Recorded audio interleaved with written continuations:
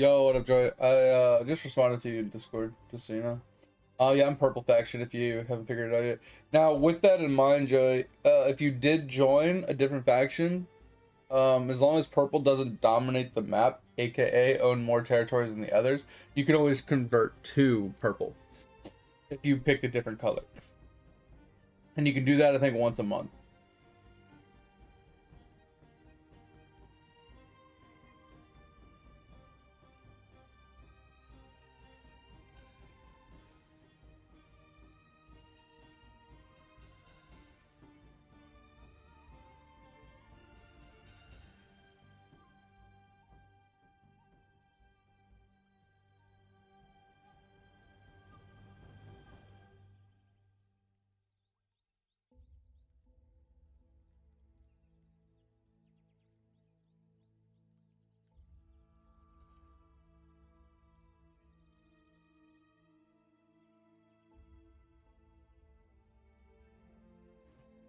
Later, okay. I think I'm pretty much caught up on everything, and I just gotta eat a little bit. All right, sweet. Yeah, so the thing is with those quests too, is they give you all of them and you cannot remove them from your quest log. You can unpin them so they stop popping up, but they're always going to be on your map and they're always going to be in your inventory. And the reason for that is since you can do the quest line at any time to change factions, right? So they're always available, they're always there. As long as, you know, if you do the purple one, the purple one won't show up as a quest, but the other ones will still be a quest in your quest log, you know. So you can convert it anytime you want. Though it is a little annoying for someone that doesn't like having anything in their quest log. But you know, that's just the nature at which it works.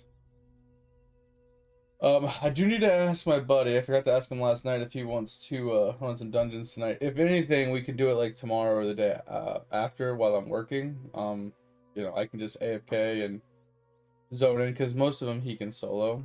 And when he does need help, I can always help with like the boss fights.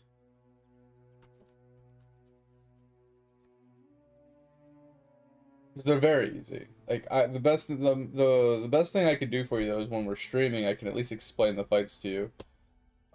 That way you know how the boss fights go and like how they like the mechanics of the fights. Because thing is like I don't run a lot of them. Oh, there's Edge. I don't run a lot of them like muted, right? And there are some details that I might forget or whatever, but at least knowing like the bare basics of the dungeon fights would help. Edge, I was gonna ask you yesterday and I forgot. Joy is on our server. He just started, fresh new player, you know. He hit 25-ish plus yesterday when I got off.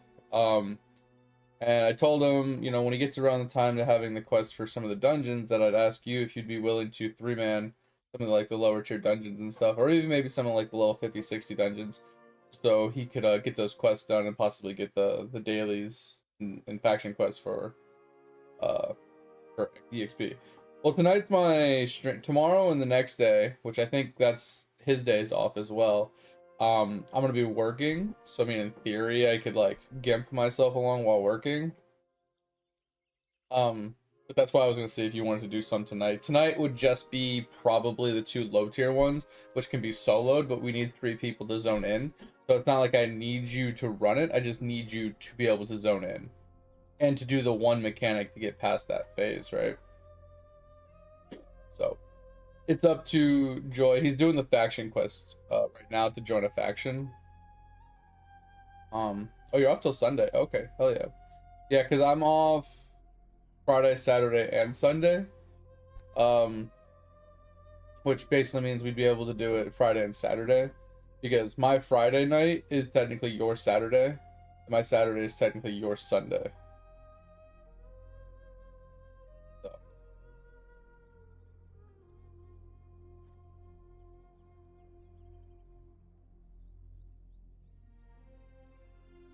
So yeah, Joy, what level are you again? I'm gonna log in really quick. I was gonna eat, but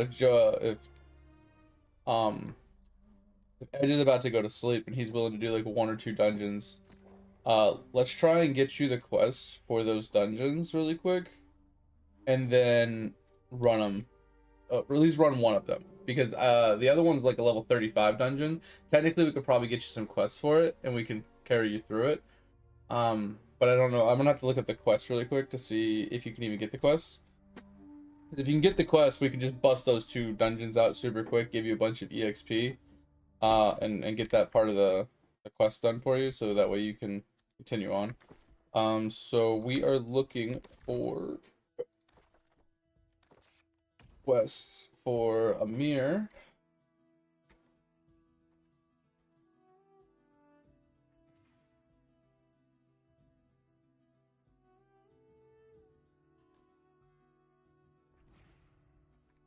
Alright.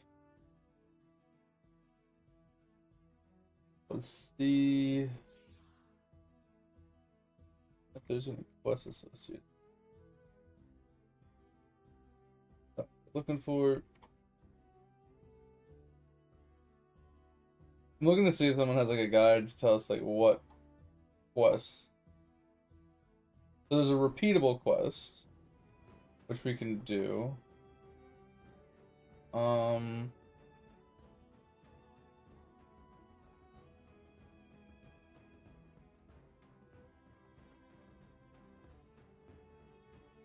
And I think there's a faction mission quest for it. So yeah, there's nothing crazy for at least the mirror one.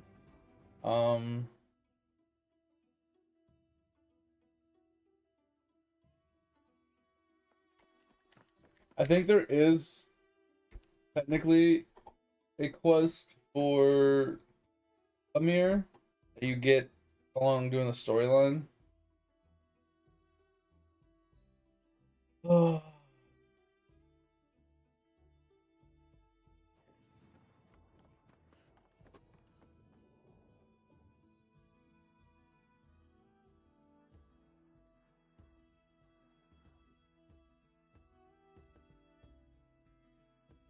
And then according to Reddit posts, the Starstone Burrows one, you can't start the quest chain until 33. So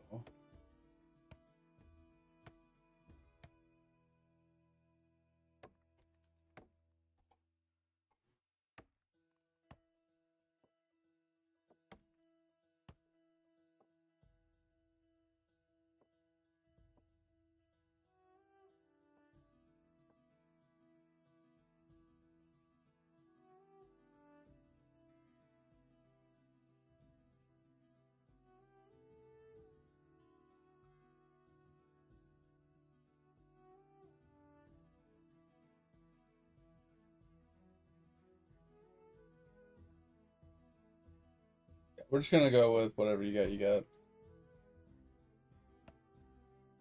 Well, it being a mirror edge, the low level dungeon, you can literally just do damage.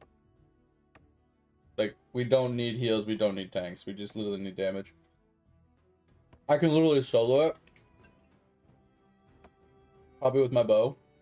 Even without gear. I just can't do the 3-man mechanic where you have to hit the 3 buttons.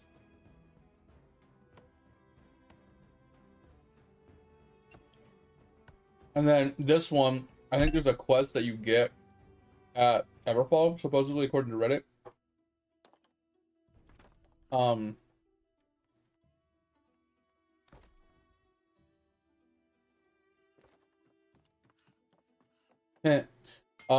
They supposedly you get in Reddit, said that you get it in Everfall at level 33, and he's only 27, so he has a few more levels before he can even do the other one. So if you just want to run this one tonight, that's fine. Maybe Friday, after he levels a bunch more, or Friday, his Saturday, we can run a few more dungeons. So, and I know you want to go to bed, so I just feel like this will take us 15 minutes to run, max. We'll just run through it really fast.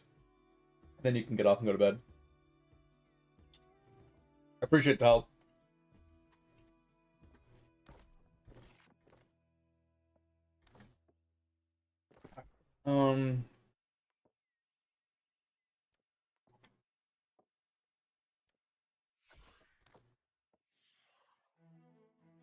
All right, Joy. Let me know when you're ready to join the dungeon.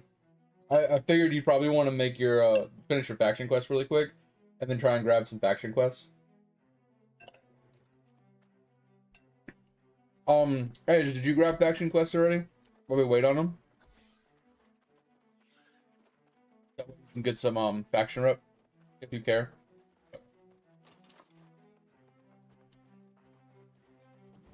Yeah, because I think I have 3. Yeah, I have 3 expedition ones. Actually, that's the wrong place. Hold on. Let me teleport. It is here. Let me double check.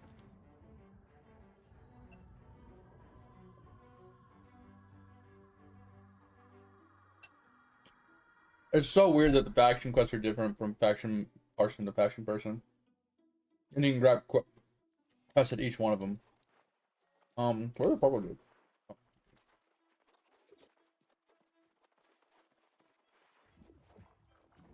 Oh. Glad to cast eyes upon you again. Have you returned for more adventures? 2 out of the 3.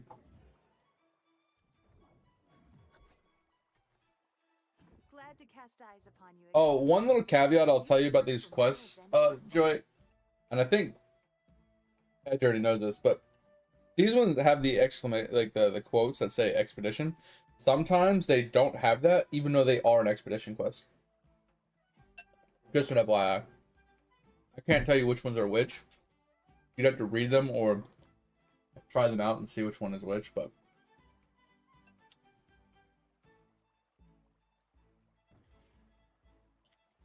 there's a few quests in the game that aren't labeled as expeditions, even though they are.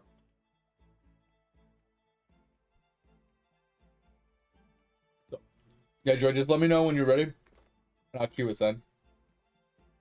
You can message in party or group if you want.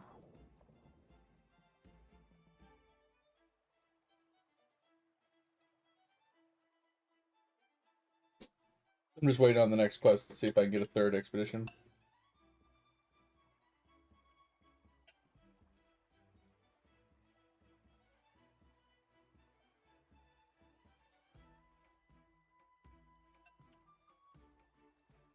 This dog that we're fostering will not stop scratching around in his cage tonight. I do not know what his deal is. Most nights he's really quiet and he just sleeps, but today he just will not stop moving. So whenever, okay, I'll just start it. I don't really care if I have 3 or not. Right.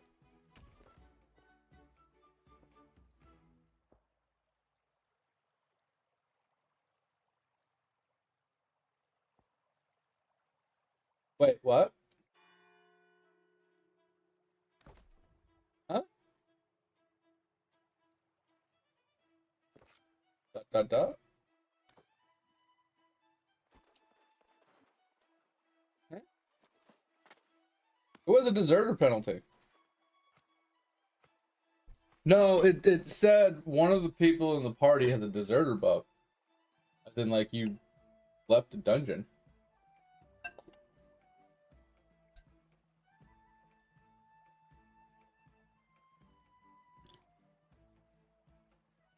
Which is not a big deal. It should just go away in, like, I don't know, 15-20 minutes. Cast eyes upon you again, friend. Or however long the buff's gonna last for. Actually, it's confusing. 'Cause I don't think I've run a dungeon in months. I think the last one I ran was with Edge.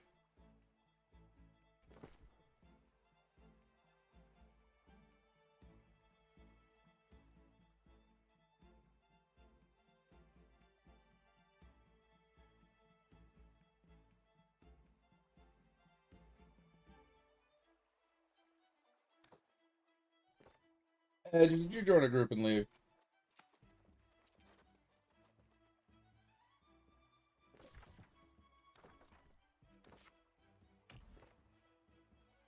Yeah, huh. At least one member of your group doesn't meet these requirements or currently under deserves penalty. Oh, do you not have your Azoth staff equipped? Joey? It's in your inventory if you have it.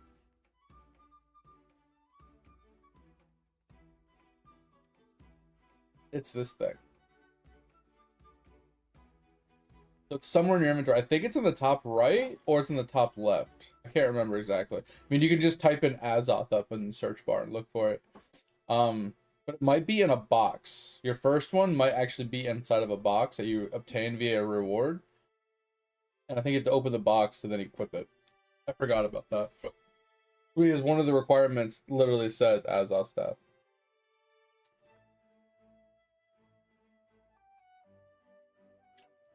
I'm thinking, I was like, there's no way we have a deserter buff.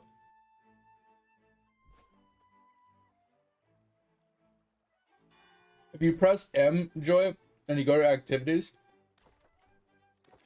and then click on expeditions, if you hover over this, it'll tell you if you have check marks, right? Level 25. Azov staff equipped. And then the last one says one of us doesn't meet these requirements.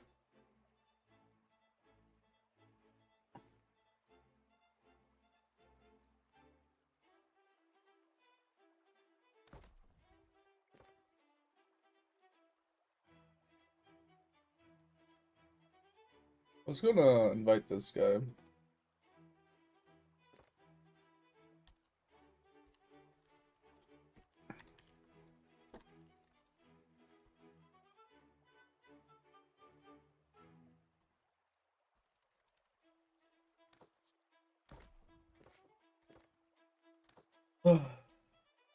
Did you find it, Joy?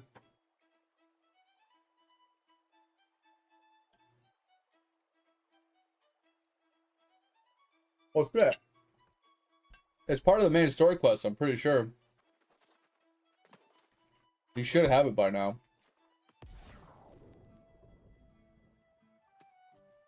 Here, let's Google it really quick.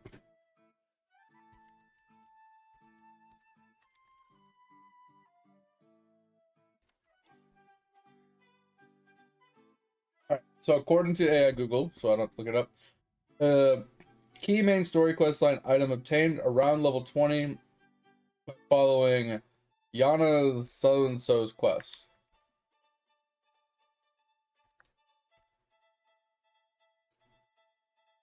Which is found...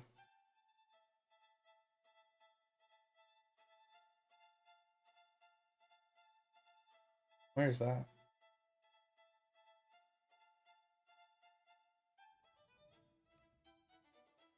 Where is that? Because this is Everfall.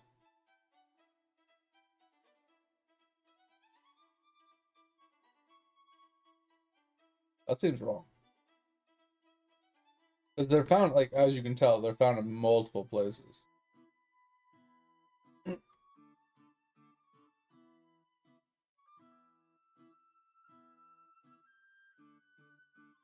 hold on.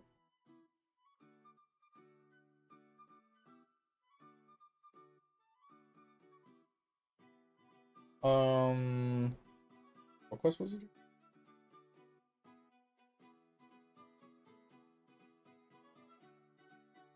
Yana's Hermit.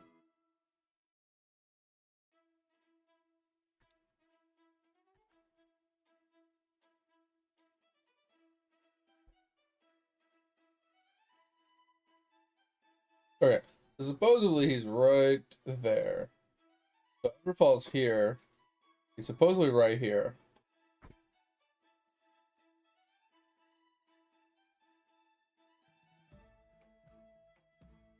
Yeah, so according to New World DB, right? The Aslo tier 1 comes from this. Which is an order such and such and such. Which is a long quest line. So which one of these quests are you on? You can't buy them. You have to do the quest for it. That's what it's asking. So which one of these quests are you on? So if you haven't done the quest yet, we can just save this for Friday. And Edge can go to bed. If you're not close to getting this done.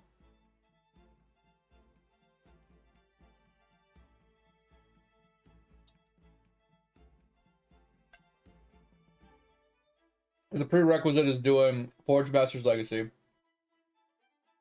And then you got to do these.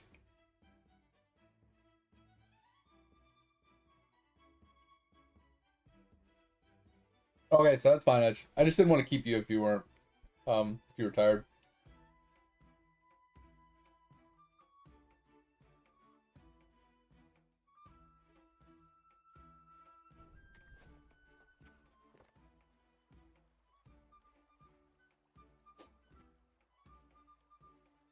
I love it when you direct message people and no one ever responds to them. Sorry, pull this back up. Let me know where you're at in this quest chain. Because like completion needed for quest below. Oh, sorry. So it's just this one. So you have to do this one. Or this one. Or this one. Sorry, we're going down the quest chain for you real quick.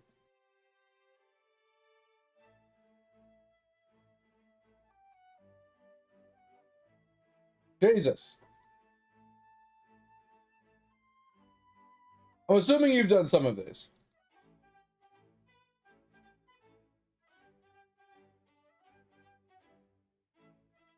One of these you're on. So what? Okay, the fastest way would be what is your main story quest called? It's the one that has like the little axes through it. Because you got to do these 4. It looks like in order to get onto the Old Stone Remembrance, which is level 17. And then if you're, I just need to know the name of your main story quest right now. And then I can figure out which one you're on. It's much faster than having you read it. Speaker of the Angry Earth. Okay, that one is right. I think this is it. Okay. Let me get rid of these. Alright, so you have to do this one. Right, Speaker of the Angry Earth. Which leads you to the Daughter White or whatever. Leads you to the Witness, which leads you to Plans of the Pestilence, then to Living Conduit, to the Warden, to the Forge Master, which then leads you to the Order of Remembrance, which is what gives you the staff. So you have 1, 2, 3, 4, 5, 6, 7, 8 quests to do. They're not hard. They don't take that long. I can help you run through them if you want. If Edge is willing to hang around for a minute.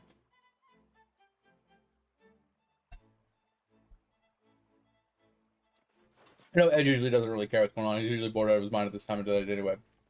But I don't like keeping him if, he doesn't have to be. So where are you at? And I'll just come and run with you. I know you're doing your faction mission. So teleport to wherever you got to go for your quest. Or ping it on the map. If you right click on the map, you can drop a pin. So just pin wherever it's at and I'll meet you there.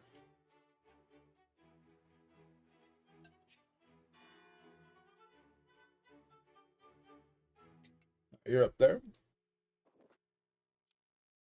I'll travel up with you. Yeah, hunting rabbits. Lucky. Bro, I'm not even kidding, Edge. I still only have 1 foot. I've killed so many fucking rabbits. The rabbits can suck it. They're ridiculous. Okay, oh, let's go. Where we going?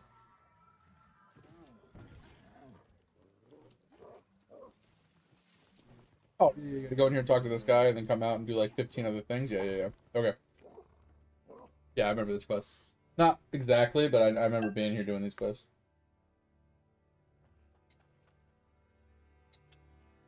I have no idea what you gotta do.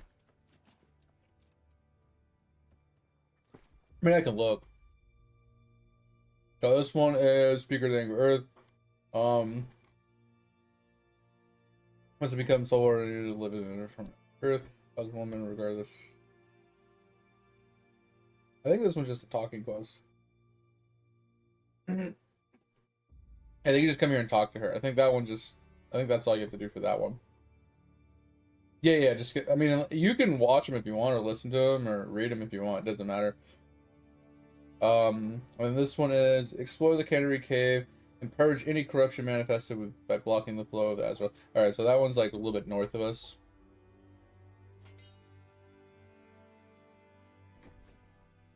I don't know. You ran off to. Assuming you're killing stuff. Oh, there you are. Yeah. All right, so is this the Cannery Cave? So I think Cannery Cave is up here, but I could be wrong. I don't know what you gotta do. So just type it in chat what you gotta do. I think you have a quest. If you're on the quest I think you're on, you have to kill like a bunch of these tentacles.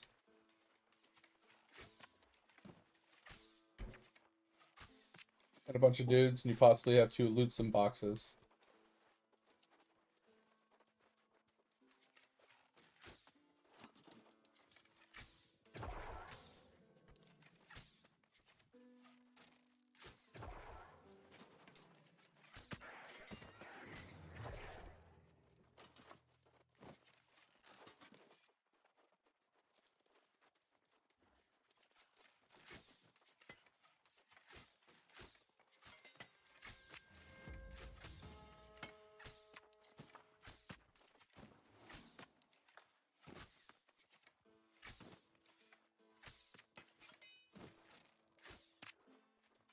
I don't know what else you gotta do. I'm pretty sure, like I said, I don't remember the quest exactly. I don't know if you had to touch something specific.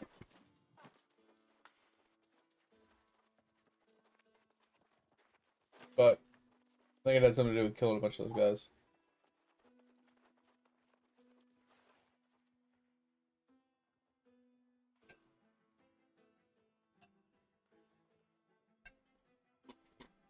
guys. Okay, Edge.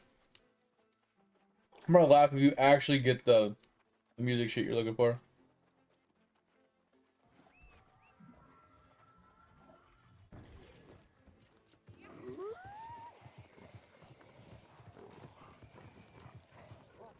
Oh, Joy, if you haven't found out yet, the equal sign is the auto run button, and if you're auto running while on a mount on a pathway, it will actually automatically keep you on the pathway without having to do anything. Oh yeah, I forgot. I would forget. I don't know if you guys have an auto run button, but we do. Yeah, I forget you're on Xbox.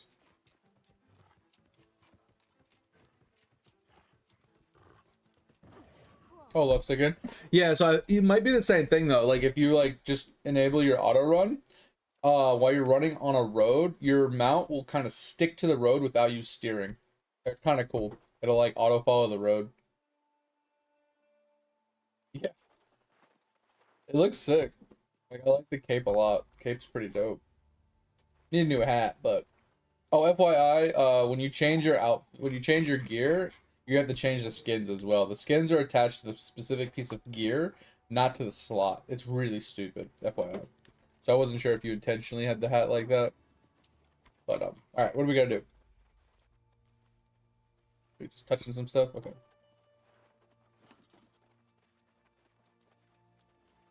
When I dip, you dip, we dip.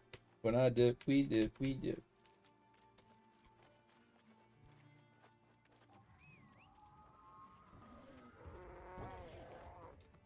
So funny, Edge. Like you've done that music run so many times. If you finally get the music sheet, and then the game shuts down, like God damn it. I think it would be even more funny if you still don't get the music sheet by the time the game shuts down, but still ridiculous.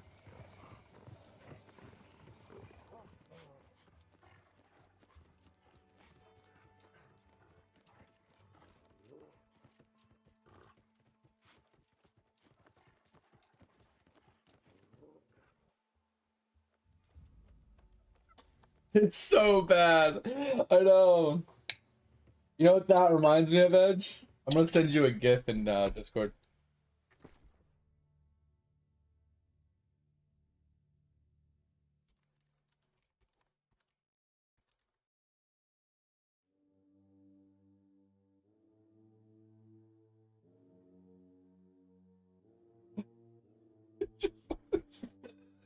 It's literally what it reminded me of when you said that. It's so good. All right, where we go?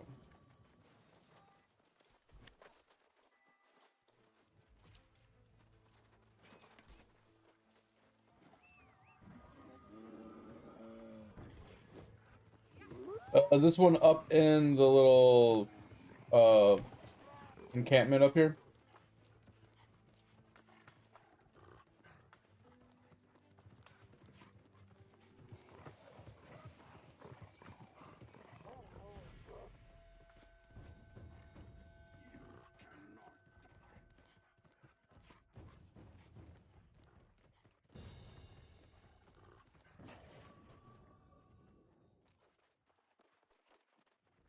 Alright, I don't know. I think there's a loot chest quest up here. You can loot chests. So there's like a chest right here.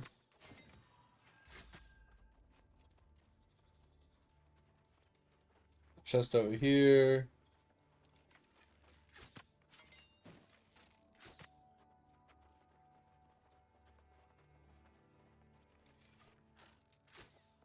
The chest in here. There's a page right there. Weapon box. What's this? Oh, dog shit. Got it. Alright, there's also a cave over here. That normally, I don't know if you're on the quest yet, or that's usually a quest to go into this cave and kill a dude. And I'm standing on another piece of paper.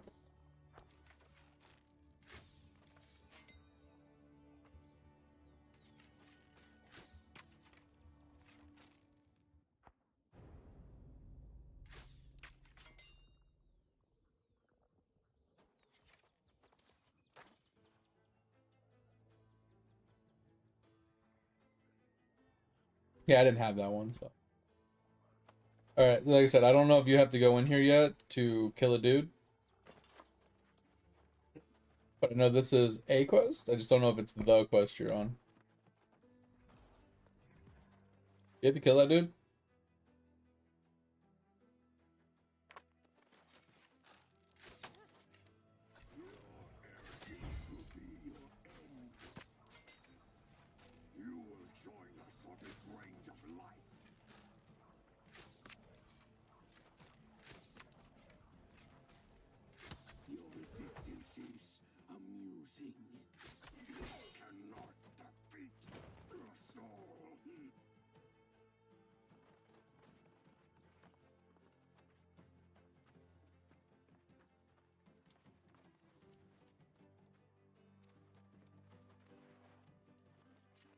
Yeah, these quests truly aren't that hard.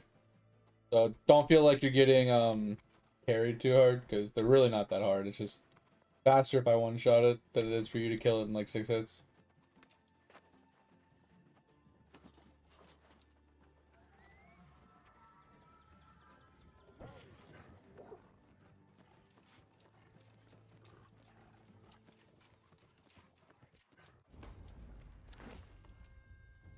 But you got more to do here?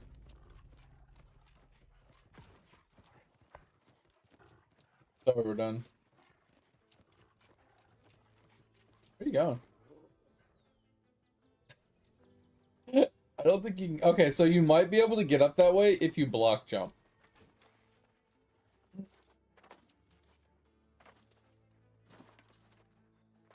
So there used to be a little trick where if you blocked while jumping, you could like land on certain ledges and it wouldn't you wouldn't slide. So you could literally block jump up like anything you wanted in the game pretty much.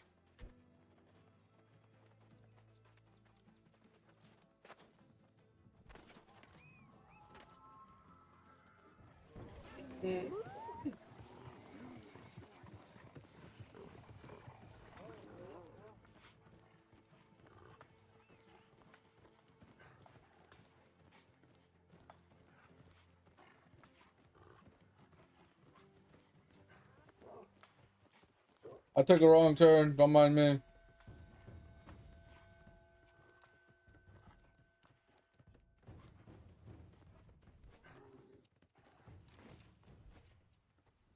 Pain, lots and lots of pain. Flog you until your insides become your outsides, and your outsides become your insides, and pain, lots and lots of pain.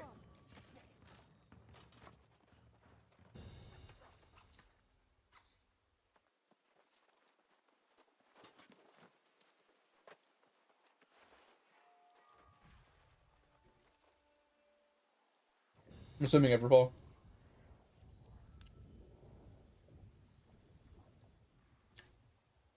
Or further. What up, mate? How was work? How's your day been? Hopefully you got a nap in. Oh, cover that.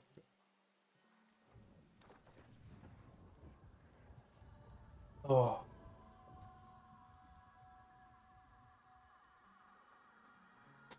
Oh man. I don't know why, but when I'm sitting on my computer chair, it's like habit, I guess. To hit 29, hell yeah. It's like a habit to like cross one leg over the other and just sit like that. And then like I get a little tired of that leg, so I switch legs. But bro, I don't know why, but my hip has been killing me for months. And it like comes and goes on and off. Just my right hip. But I can't stop sitting like this. And it doesn't hurt like from sitting. It's just like I tweak it from like walking or like stepping over a dog gate or something, you know? Or like I go to lean over to pick something up and I like tweak, right? And I like bend in like wrong motion and then I'm just like I'm hurting for days. And then picking that right leg up in that motion to like put it on top of the other leg to like cross leg a little bit. Like it's kind of painful. What are we doing, Joey? What are we doing? Oh, new piece of chest gear. Let's go. You fancy. You fancy. Look how fancy you are. You fancy. That hat though. That hat needs to go. I mean, I can't say much. I got goggles on, so I'll put on I'll put on some cosmetics. I'll put on my go-to fit. Still put on my go-to fit. Let's apply this. And then we'll put on our footwear. And then we'll put on our headpiece. I'm ready to go.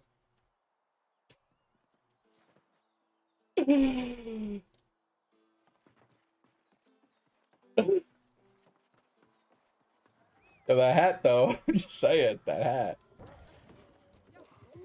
Ain't nothing beating my hat, I'm just saying. Got some furry action going up in here. Ooh, piece of iron.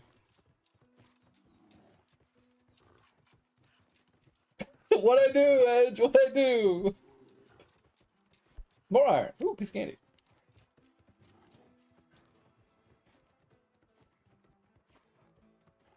But yeah, Joy, do you see how much faster I am than you? It's because my riding skill is higher level.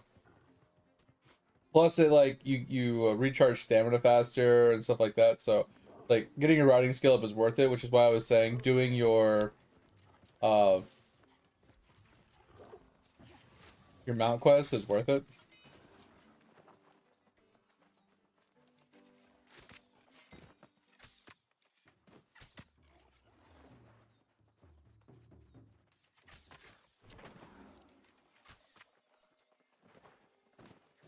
That one's gonna come back to.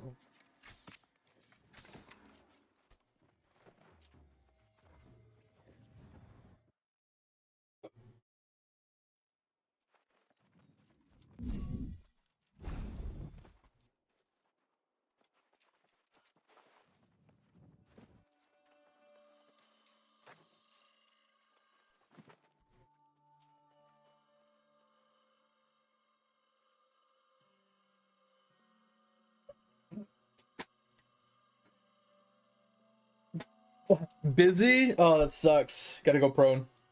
For us is Z. I don't know what it is for you.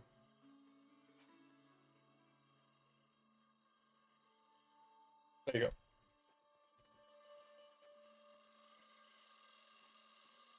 And once you get to the end, what you can do is you can hit your dodge button and you can roll out of it. But you gotta wait for these laser beams. When they start to flash, that means they're about to laser, right? And then you go afterwards. Good job. Technically, this won't kill you, but it's best to just do it for real. That. And that's that quest. Oh, it's all good, mate. I figured that's what you were waiting for. Because it's like, why send a message while you earn an ad? Because you're not gonna be able to see the answer, you know? I hate that. I went to Edge's stream the other night and I made a comment to him, and then the second I sent the message, the ad popped up. I was like, damn it, now I'm not gonna be able to hear it. And then another message I went to send him, I had a pop-up come up and it accidentally muted his stream, and I didn't realize his stream got muted. So I sent him the message, and then I was like, after 20 seconds, I was like, I don't hear any game sound. I didn't hear his little like quack go off when I sent him the message.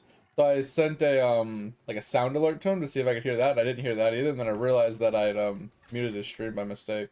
So I didn't hear that response either. It was a little sad.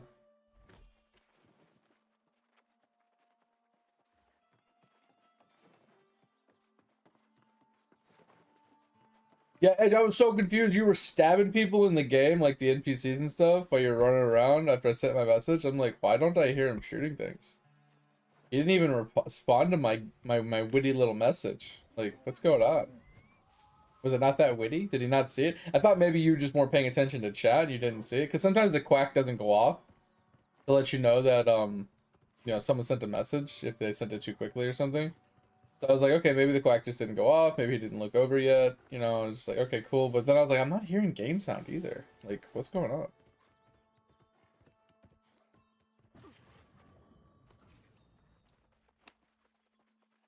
Oh, if this is the thing I think it is, I'll have to help you.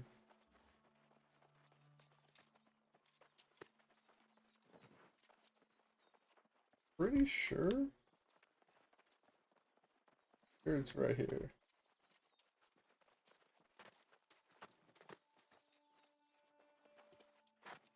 So you stay there. I have you okay, so you see these little these?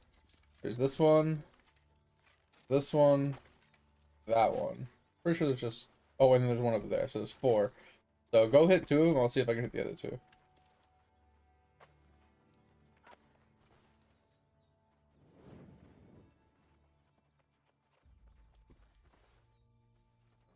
There's usually mobs here, but I don't know where they are.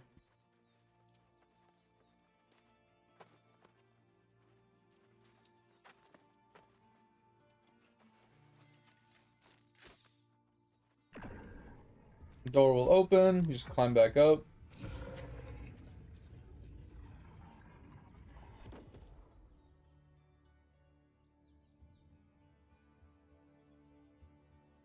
You know, I'm not gonna lie, you steer pretty well on the controller.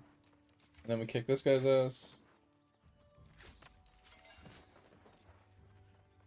Alright. Then you gotta do your thingy over here. I'm gonna grab this piece of paper because I never grabbed it last time.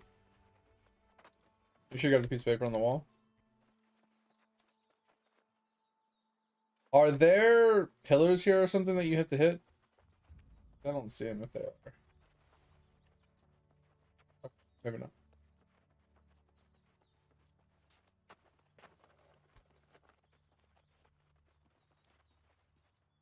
Oh, dad joke. Oh, dad joke. Dad joke for the day. 5 ants rented an apartment with 5 more ants. Now they're tenants? Oh, 10 ants. 10. Got it. That's actually okay. That's good. It's a little hard for me to see that one right off the bat, but that's actually good. Yeah, I like that. Now they're 10 ants. Pretty funny. Oh, I'm gonna give you a heads up, Joy. Anytime you come across a rabbit, you kill it and you skin it. Every time. Every time. It never fails. You never not kill a rabbit and skin it. Rabbits are the most sought out for mob in the game.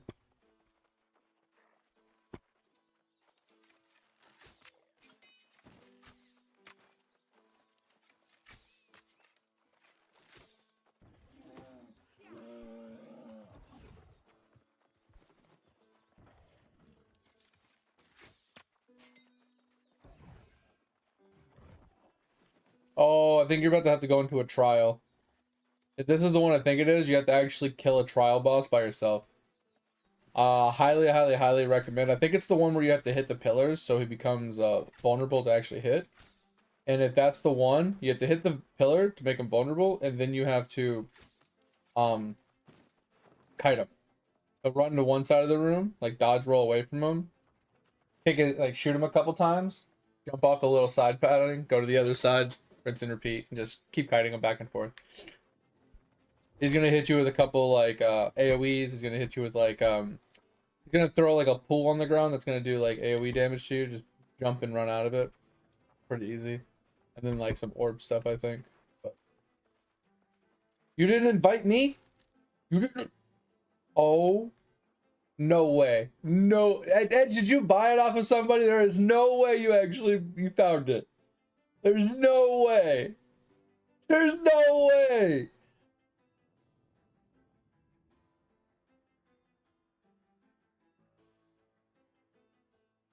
There's no shot, bro.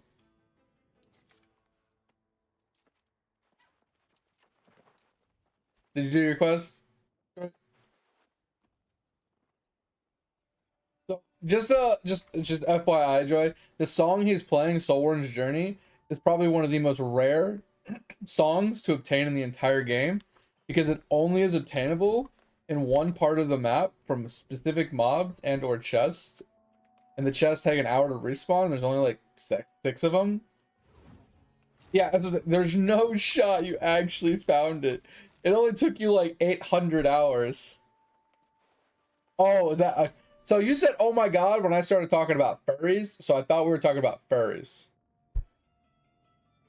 So I think between me doing it, Edge doing it, and our buddy Crispy doing it, we probably have over 500-600 hours of farming that piece of paper, and he finally found it. It's ridiculous.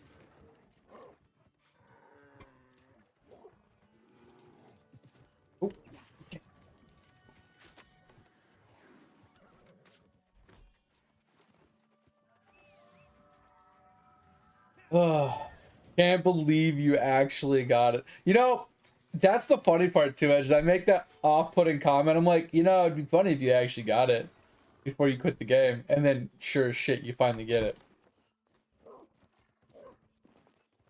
Like, what are the fucking odds, bro?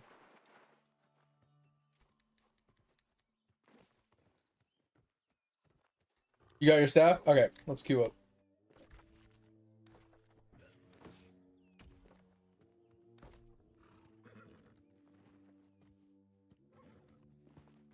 I can view lobbies really quick. Yeah, this guy's still. Oh, they have 3 people in their lobby. Why don't they just go? All right. Back, and then we'll just enter the group. This will be really quick. It'll be really easy.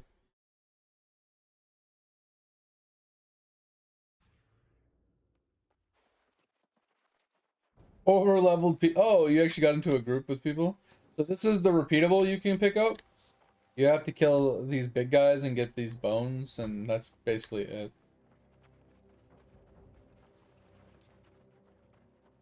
All right.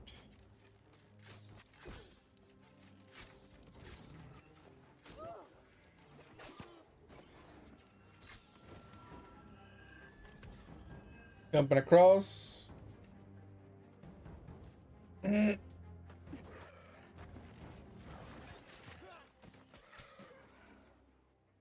You can jump across that if you run across the beam. Oh, that's pretty close. That's scary.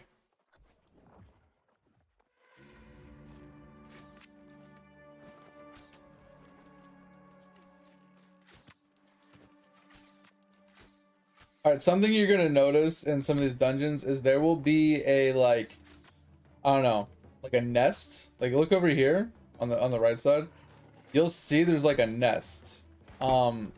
And basically what that nest means is mobs will continuously spawn there until you kill the nest. But it's unnecessary to kill in this situation because those mobs never pull and they're not required to kill.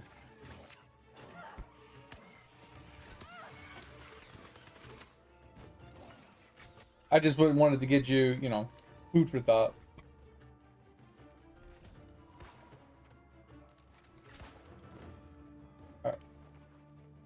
And then click on the door and use your Azoth stuff, basically.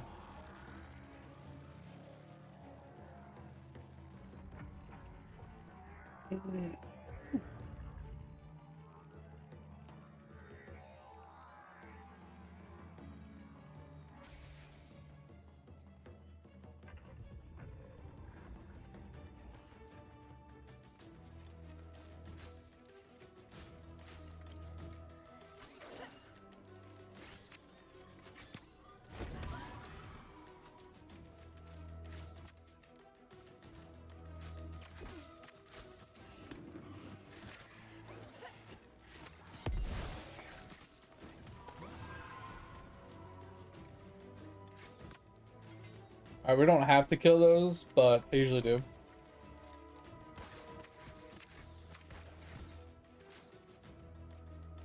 Alright, this is one of the big guys for your repeatable.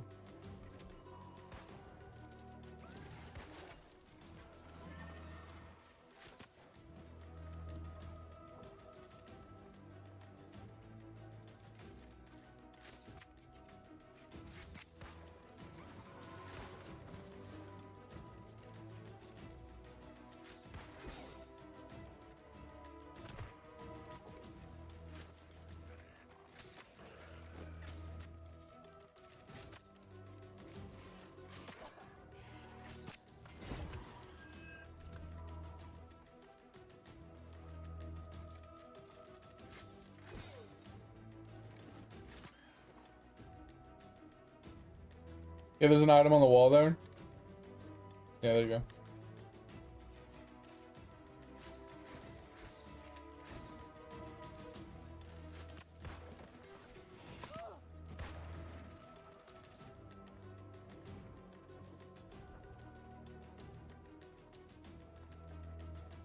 I'm just gonna jump across edge.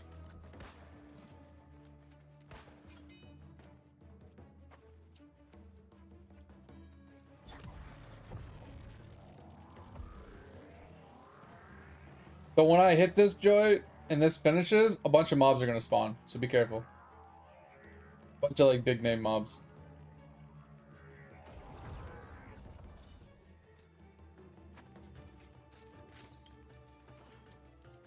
It tends to wipe groups that don't know the dungeon. Because they'll be like standing somewhere and then a big guy will spawn and they'll pull multiples and then...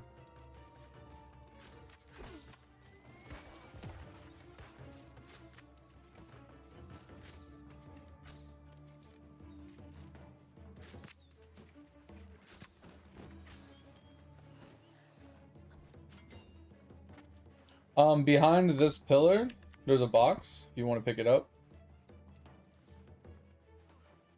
Right here.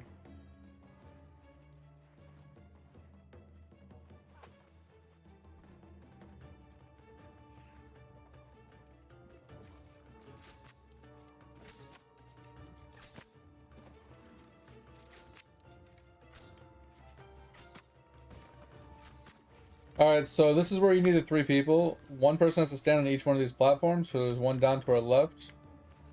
There's one down to our right, and then there's this one. So Edge is going to go down to that one. You stand right here. I'm going to go get this one. There's going to be mobs that are going to spawn once we click these.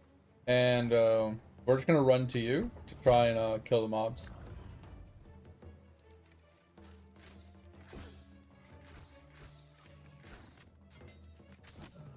Alright. I killed a big guy underneath you if you need to pick it up for his bone.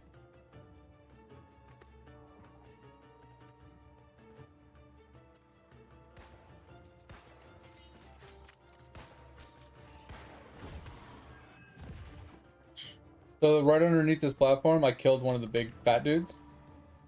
Yeah, he's right below you. There's a bag right below you. If you jump down, if you need the bone, like you jump down, you can pick it up. And there's another one right here on the bridge.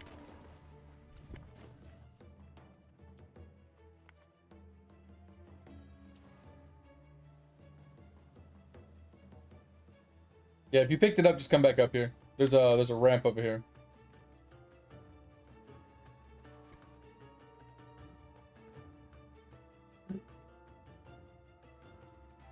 And then there was another bag, yeah, like right here. That we killed another one. So if you're, I think there's only 3 bones you need, so you might have it done already. If not, there's one more guy up here too. All right, pick that up.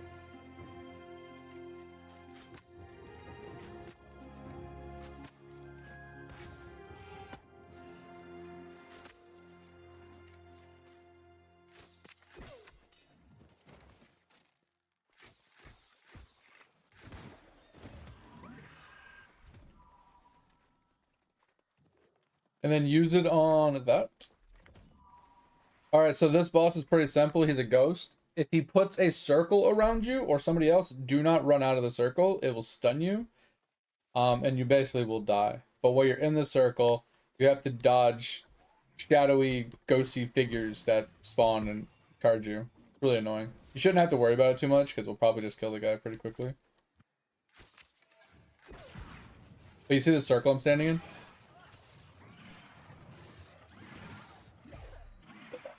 Yeah. So I rolled out of it and it just broke. If you roll out of it, you cause the stun to happen. But at the same time, those ghosty figures that he spawns can like absolutely kill you. That's pain in the ass. Alright, so there's a chest over here.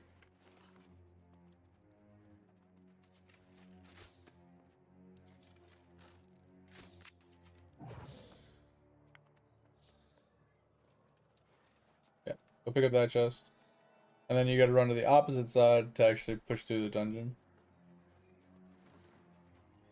Yeah, so when it comes to that ghost, basically what happens is whoever's stuck inside it just gets healed by the healer, and then everybody else just avoids getting killed by the ghosts, pretty much.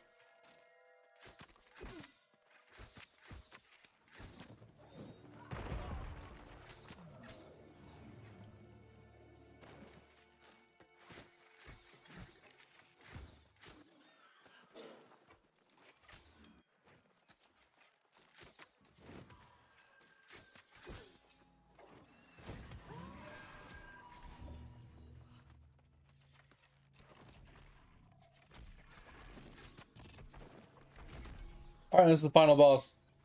Boss isn't too hard. There's a couple of ads in the room really fast that you kill before you start the boss fight. But long story short, with this guy, he breathes like acid, spewy throw up on the tank, and he spawns a few ads, and he slams. That's pretty much it. It's basically a tank and spank. So if you're DPS, you just stand out behind him or over in distance, and you just shoot him a lot. Come in the room so we can start this. He'll die really fast, so it's not a big deal. This is like literally the easiest boss to fight. It's literally a tank and spank, but since we don't have a tank, we're just gonna kill him really fast.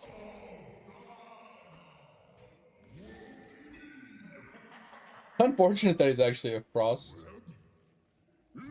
I guess. Come on. Where are you standing? Oh, you're back there. I thought I was gonna move.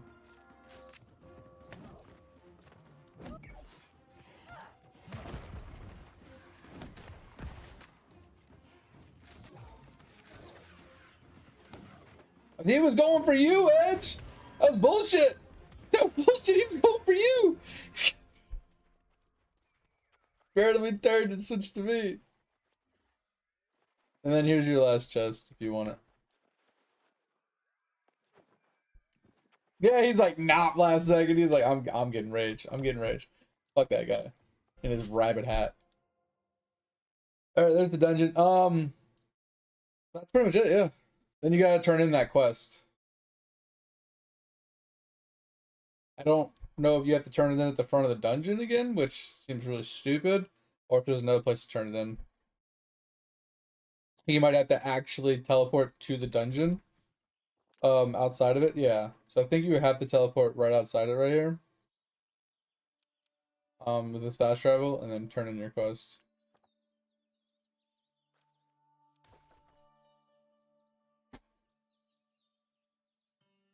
But I could be wrong. I can't believe you got that, Edge. That's ridiculous. I'm so sad about it, but also happy for you. The fact that it took this many years for you to obtain it is just ridiculous.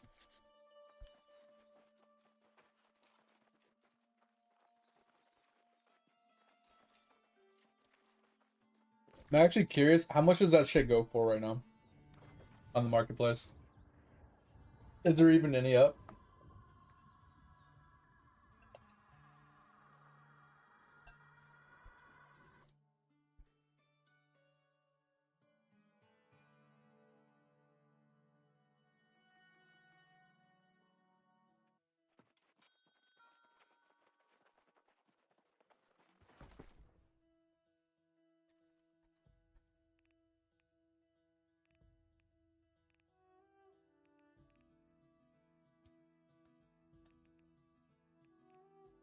Um, Lower Orange Journey music sheet. There isn't any available. I mean, it's not. There's not many people playing, so it makes sense, but it's still funny.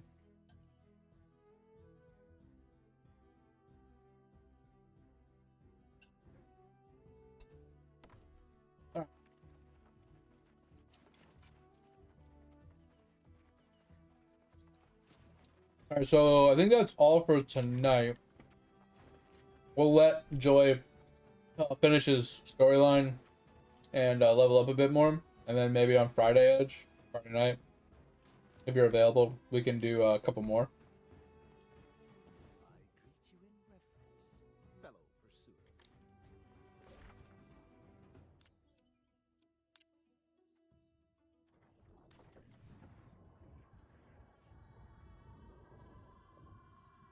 Are you even gonna be able to sleep now that you finally got your music sheet?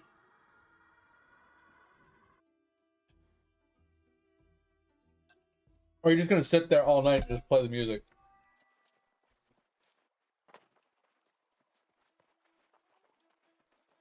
Glad to cast eyes upon you again, friend. Have you returned for more adventure? Yeah, that's just ridiculous.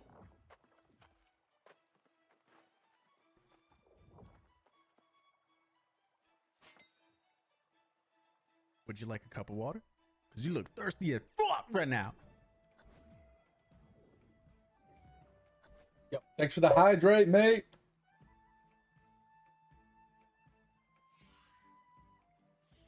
Oh. Glad to cast eyes upon you again, friend. Have you? Are we Glad to cast eyes upon you again, friend. I'm not Have you returned for quite more adventure? not quite there. I needed one more quest to be able to get to tier 3. I haven't done like any faction quests. It's to be expected.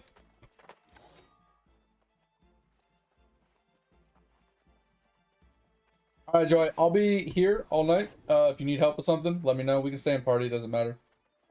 Edge, I don't want to keep you, but if you want to hang out, you can. I'm just gonna be running engineering stuff.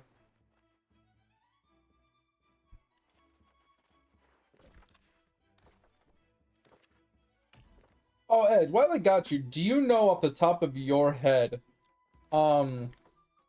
why I don't see certain crafts in my engineering table, even though I'm supposedly unlocked them already? That's a forge. They're the named crafts from the dungeons. I'll just pull it up this way. I was gonna show it to you via like that I don't have them. Engineering. So there's a 160 engineering. These. So we got the Empyrean, the Lazarus, the Garden. You know, we got all these from those dungeons that I don't have, and then the 180 ones, which is the corrupted ones. I don't have these either. And I'm thinking it's because I have not run the level 60 dungeons. That's what I'm saying. Since I haven't run them and I haven't picked up the material, aka like these little pieces of paper like we just got. That's what I'm thinking, but I wasn't 100% sure.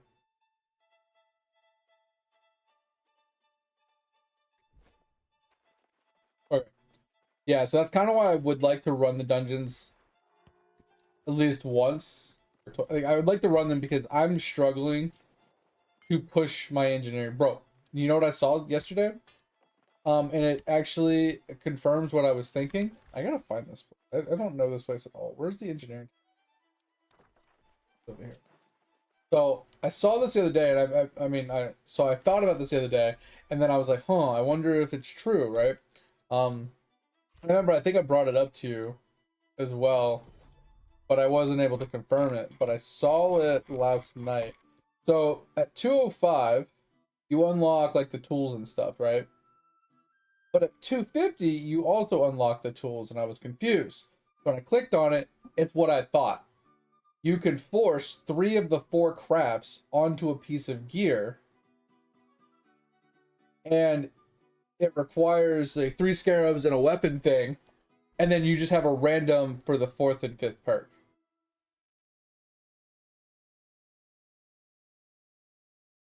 So you guarantee get 3 of the 5 mods you want. And obviously you can't guarantee any mod, but it's at least efficiency, skinning, and yield, like or luck and yield, which is the 3 you want. Because you don't want Azoth, you don't want Electry, you don't want recovery, discipline is whatever. So you want these 3. So you guarantee to get these 3, and your last 2 roll. It could be any of these, or it could be the moats as well. So this is how you would go about doing it, but obviously you want to have the ingots. So 10 ingots, 2 pieces of wood, 1 hide. You need the weapon matrix, and then you need the 3 crafting mats, and then you would obviously throw in whatever you can to juice it out even further, right? What's weird is it had 5 perks, and now it only shows 4.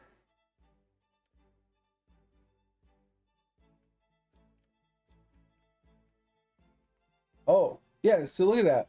Like, the 5th perk goes away. Is that weird? That's weird, right?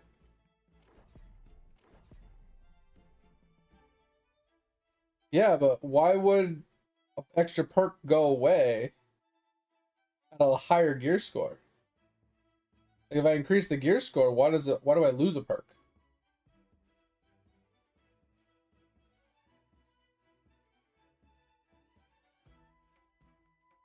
Shouldn't it be the other way around?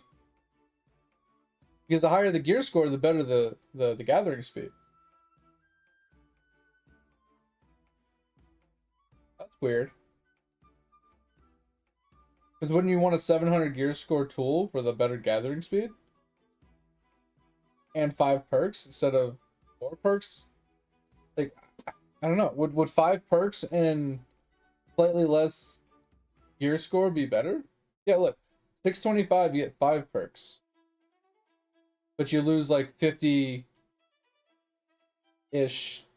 I mean, you lose a lot. Like, look at this. At 625, you 950. And at 645, you have almost 1,000. So you gain 30, almost 40 gathering speed. So fucking Joy, you didn't need to do that. Edge is a boy. He's one of our boys. You didn't need to do that. I appreciate it. I'm assuming Edge appreciates that too. That's insane. I appreciate it. Thank you. Thank you. So yeah, I'm confused about that. I think I'd rather have the extra gathering speed for the higher gear score than the extra perk, but the extra perk also gives you another chance at moats.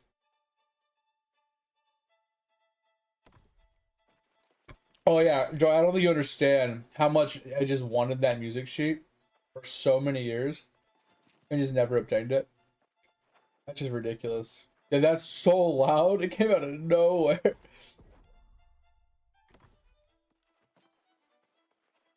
Yeah, that's what I'm saying. I think 5 perks. Like, do you think 5 perks is better than 4 perks and higher gear score? Because 4 perks with higher gear score means more gathering speed. Your gathering speed is much higher on a higher gear score with 4 perks. Ugh, but you're giving up an entire perk for a little bit of gathering speed. So I don't know. I'm torn.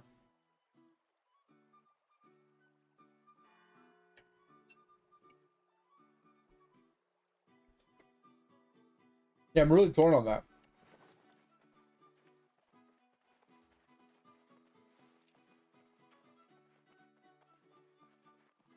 Well, in theory, Edge, in theory, if you had a BIS crafted tool and you force 3 perks, you could force gathering speed, gathering yield, and gathering luck.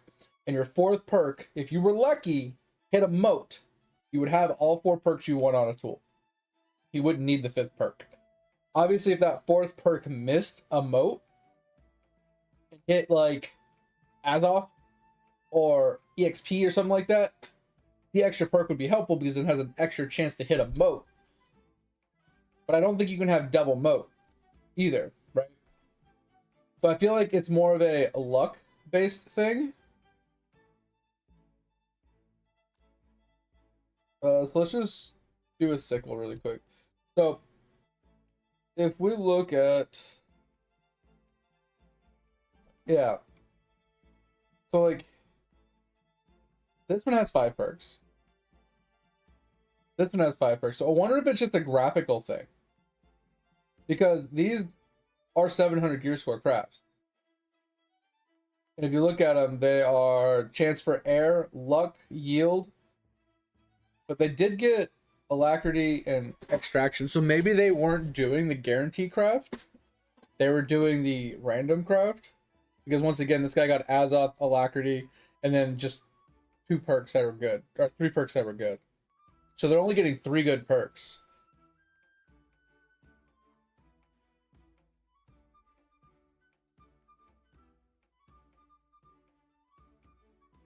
Like this one's a 4 perk. This one's pretty good. I'm surprised this one's as cheap with 4 perks. And this one being moats, luck, yield, and efficiency. The 4 perker as well. 3 perk. 3 perk. Actually, that's a 4 perk. Yeah, I don't know. I don't know. There's a lot of them up.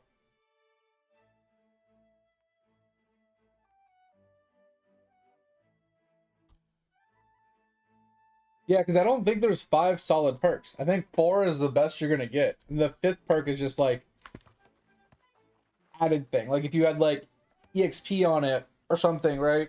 It would be kind of a nice additive 5th perk, but you need the other 4 more than anything. Yo, hit me with the 3 streak. Let's go. Alright. Let us head back to Everfall and start our grind. Oh, before we leave, let's try and get a couple more faction quests for that dungeon.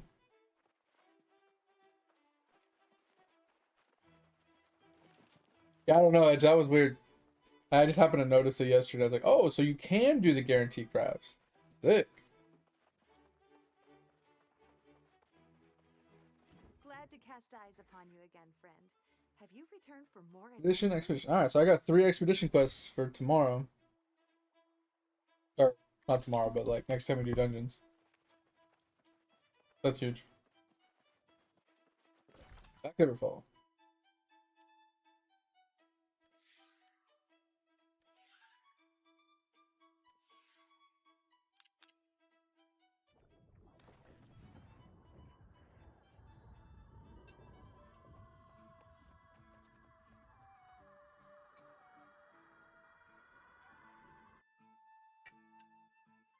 I'm thinking about helping out those people trying to find a group for the dungeon.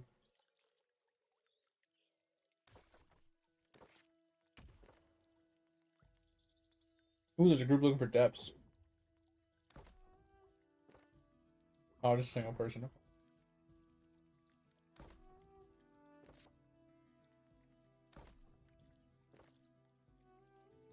Single person.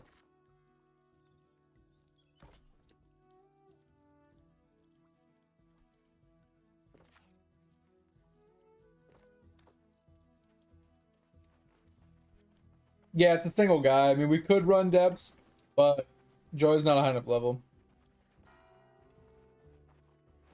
I mean, we could, but there's like the thing is like helping somebody else out is fine, but I usually I'll do it sometimes. If there's like at least two people in the party, I'll join it just so they can run the dungeon. But I literally get nothing out of it other than helping somebody.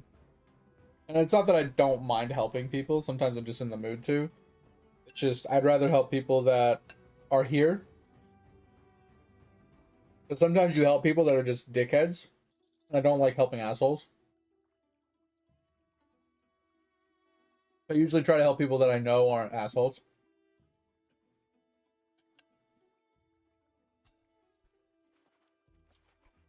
Alright.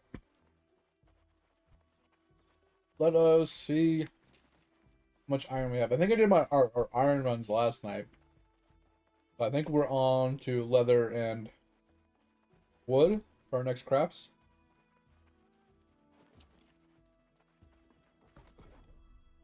Okay, we have 2K. That's good enough.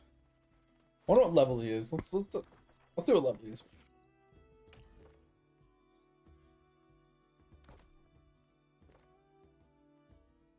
Level 44. Yeah, and he's got 2 people in there. So I feel like he's over leveled for it, so he doesn't need to run it.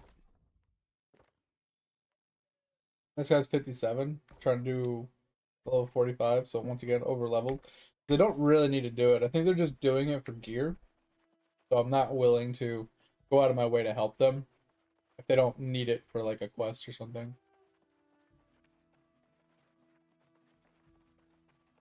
Because if that 57 actually wanted to level, they'd be queuing for Dynasty instead. Doing the repeatable with faction quest rather than doing a 45.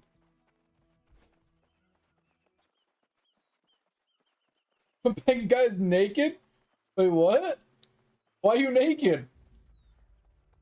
It could be a glitch. I didn't see you naked. So?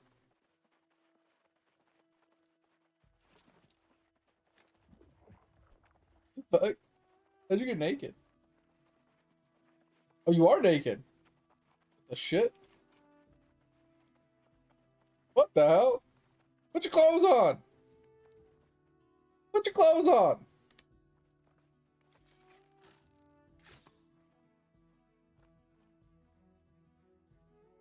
I wonder if a dev is like screwing with you for some reason.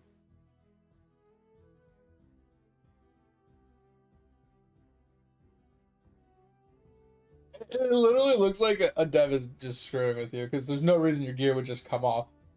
I mean, could have changed the gear set. It's possible.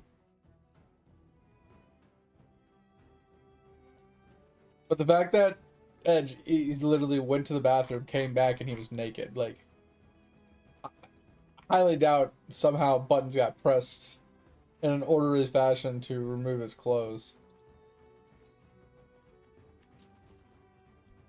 That's just weird.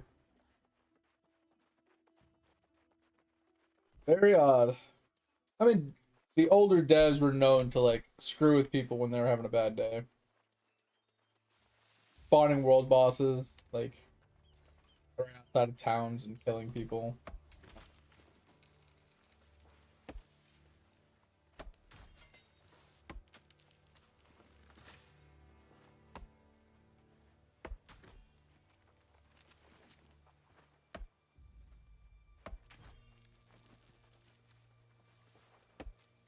Yeah, it's so weird.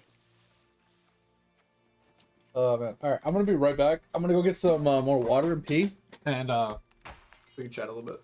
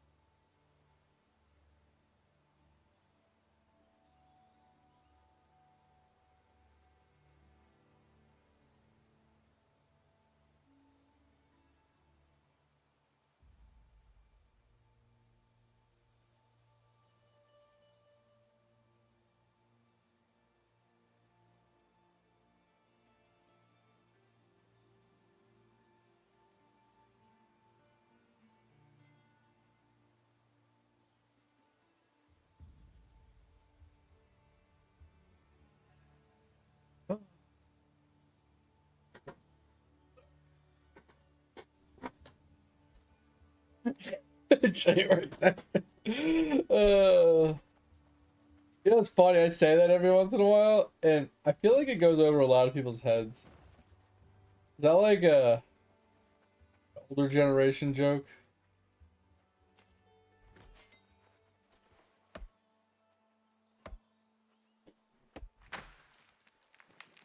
Like, I know my older viewers know that joke. Like, they've heard it before. But I feel like I have, like, a few younger generation people that are just like, huh? Why is this guy being weird again?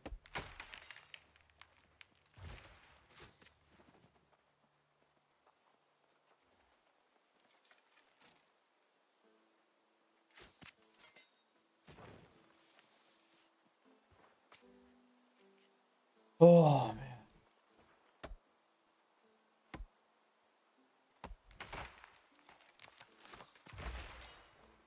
I'm getting there, Edge. I'm getting there. I'm at 181.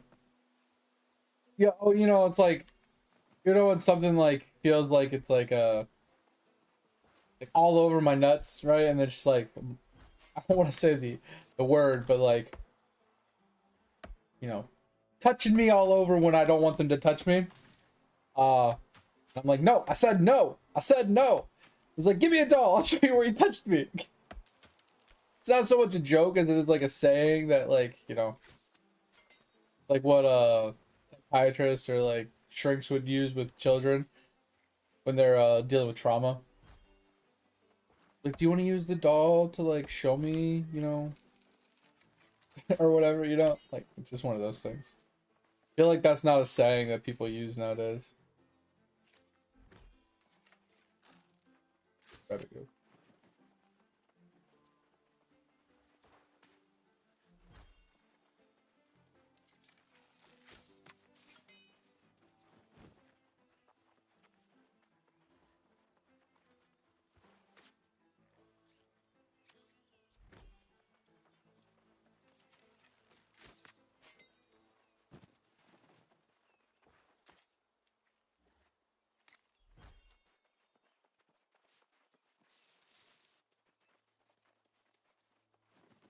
Oh, Edge, did you know if you're looking for shadow fur, did you know that the armadillos and brimstone are a guaranteed drop every time you kill one?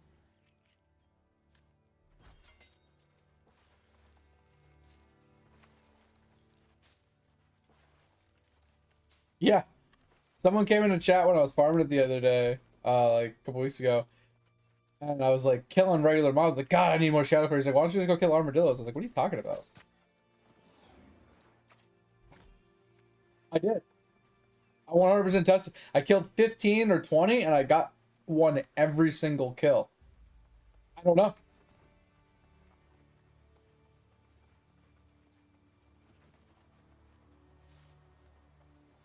So I farmed out my shadow fur there.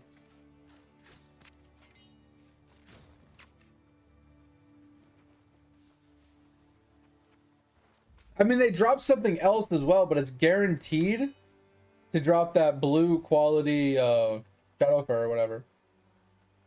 And then it drops something else too. I don't know what the other thing is. I think it's like meat or something. I don't remember exactly. But guaranteed to drop it every single time. And the best way to kill them, Edge, is try to attack them like from distance, because before they start rolling. Because if they start rolling, you have to break their stand bar first, and then you have to kill them. So if you shoot them before they start roly polying, you just one shot them. But yeah, that shit was crazy. I didn't know that. Granted, it's only one every time you kill one, but there is an area that's like full of them. They're like everywhere.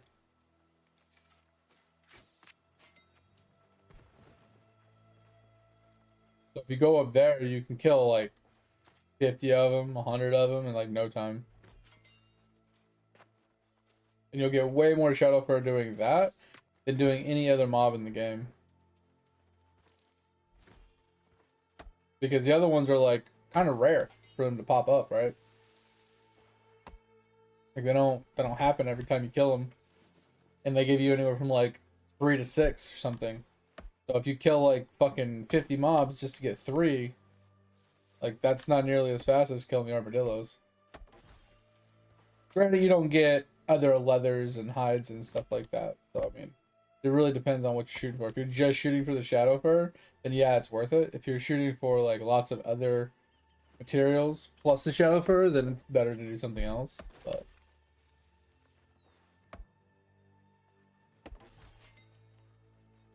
yeah, I thought that was kind of crazy. I'm curious if other mobs in the game have a similar aspect where if like the guaranteed drop, but it drops it at like a small quantity, or if it's just shadow fur that has that capability. Because if you can do that with some of the other furs or hides or whatever, that would be kind of nice.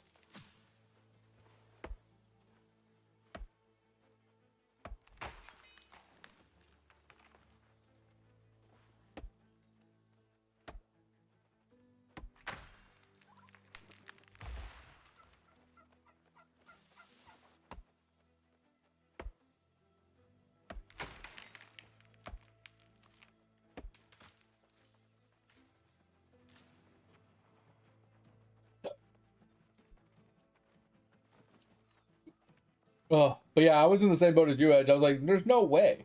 Like, I've killed so many armadillos before and I've never gotten one from them. They're like, I don't know what to tell you. They do. So I went up there and tested. I was like, sure as shit, they do. And it even shows in the New World DV that they are a possible drop. But it doesn't say guarantee. It just shows that they can drop it. So I thought that was kind of wild.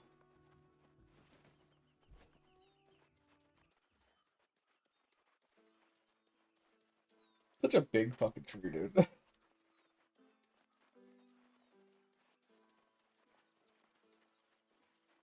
They're cutting trees down. Who's that? It was like Castaway or something like that.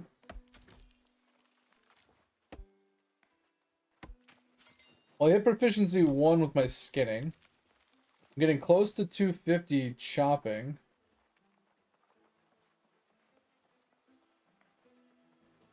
I'm like proficiency 7 in mining.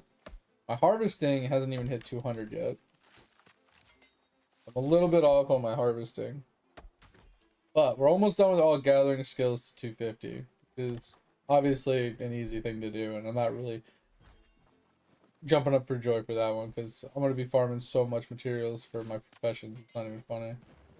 So I'm going to hella over level them regardless.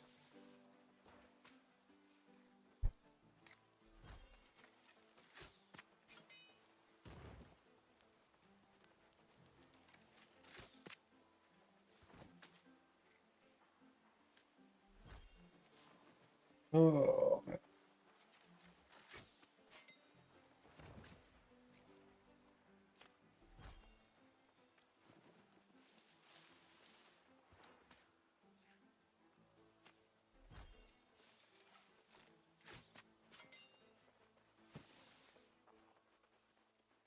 Oh.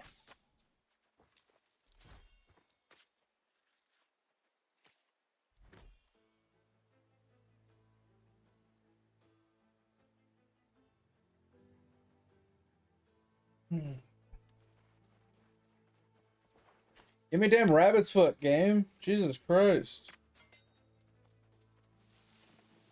I need 3 of them. Oh yeah, Joy, I was saying this earlier. It's like anytime you see a rabbit, you want to kill and skin it no matter what. The reason why is because there is what's called a luck trophy in the game, which increases your luck. Just your organic luck for like gear drops and stuff, and you need that. But they drop what's called a lucky rabbit's foot. It's pretty rare. And eventually you need 3 of them. Like once you have 3 of them, you don't have to kill rabbits anymore. Unless you really want to. But that's how you get the first craftable piece for that trophy. Is you need 1 rabbit foot for each piece, or for each trophy. So you need 3 of them in total. It also has a rare drop to drop 1 rabbit chest. And that rabbit chest is a not cosmetic. It's a furnishable item that you could put inside of your house, and it's one of the largest chests in the game to increase your storage capacity. So if you get one of those, hold on to it until you make a house, and then just plop it in your house. But you can only get one of those on your character, period. And then you can get as many rabbit's feet as you can eventually find, but you need, like I said, 3 rabbit's feet.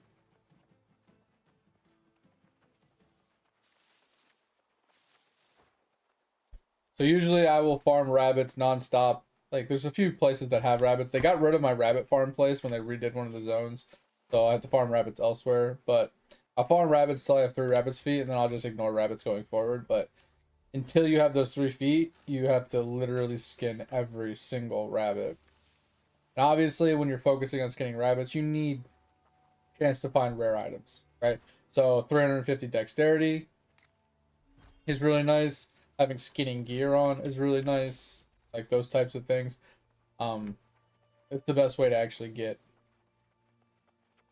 the rabbit's feet, because the higher your luck chances, the more odds you have at actually pulling the rare items. But you can pull it without any of that as well. It's just pretty rare. But you have really good RNG.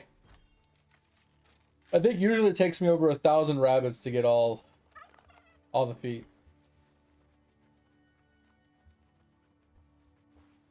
Somewhere around 1,000 rabbits.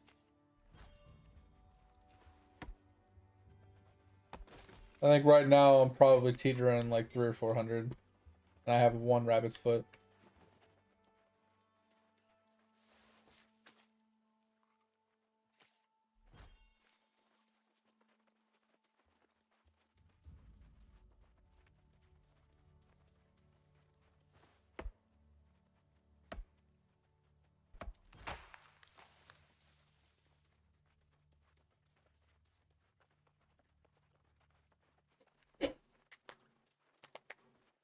Oh. Oh my god. Oh, stretchy, man. You going to bed? All right, I appreciate you. Have a good one. Thanks for helping out. I'm glad you were able to get something out of it. But I'll talk to you later, Edge. I'll be working the next 2 days, so if you want to chat or something, let me know. See, got your flute? I mean, are you going to be playing your skin flute? Like, what's going on here? What?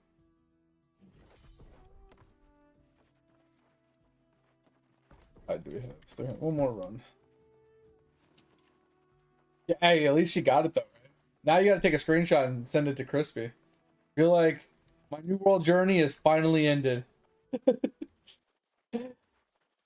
I can now retire.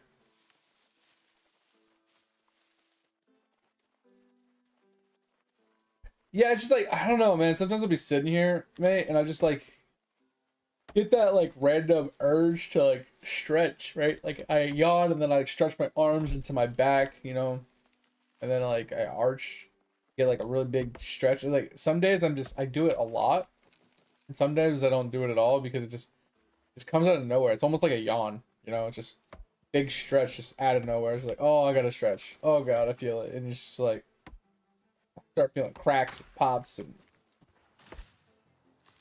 tense muscles. Freaking stretching so hard.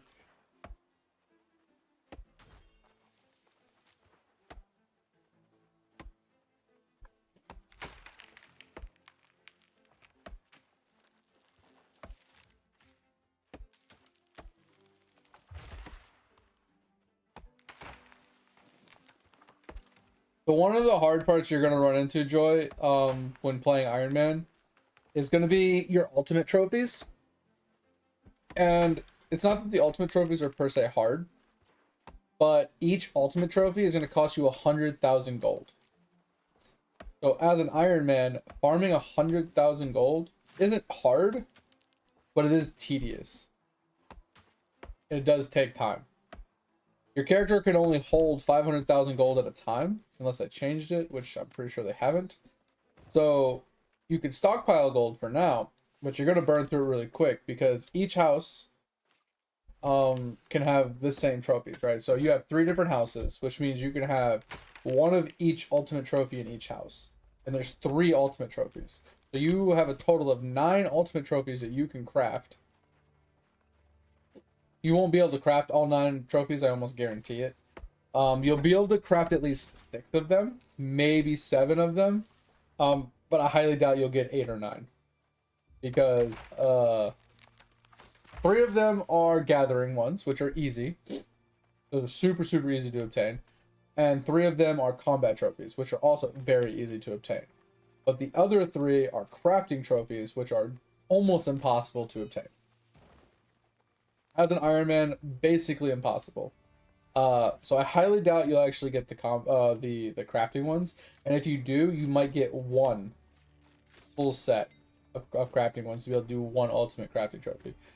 But that, even with that in mind, that's 600,000 gold you would need to farm just for the trophies, let alone all the crafting fees for leveling up your professions to level 250 across the board, and all the processing and refinery fees and stuff like that from processing and refining like ores and logs and stuff like that, and doing your daily processes for the highest tier resources in the game, which is like those prismatic bars and planks and stuff I was just showing earlier.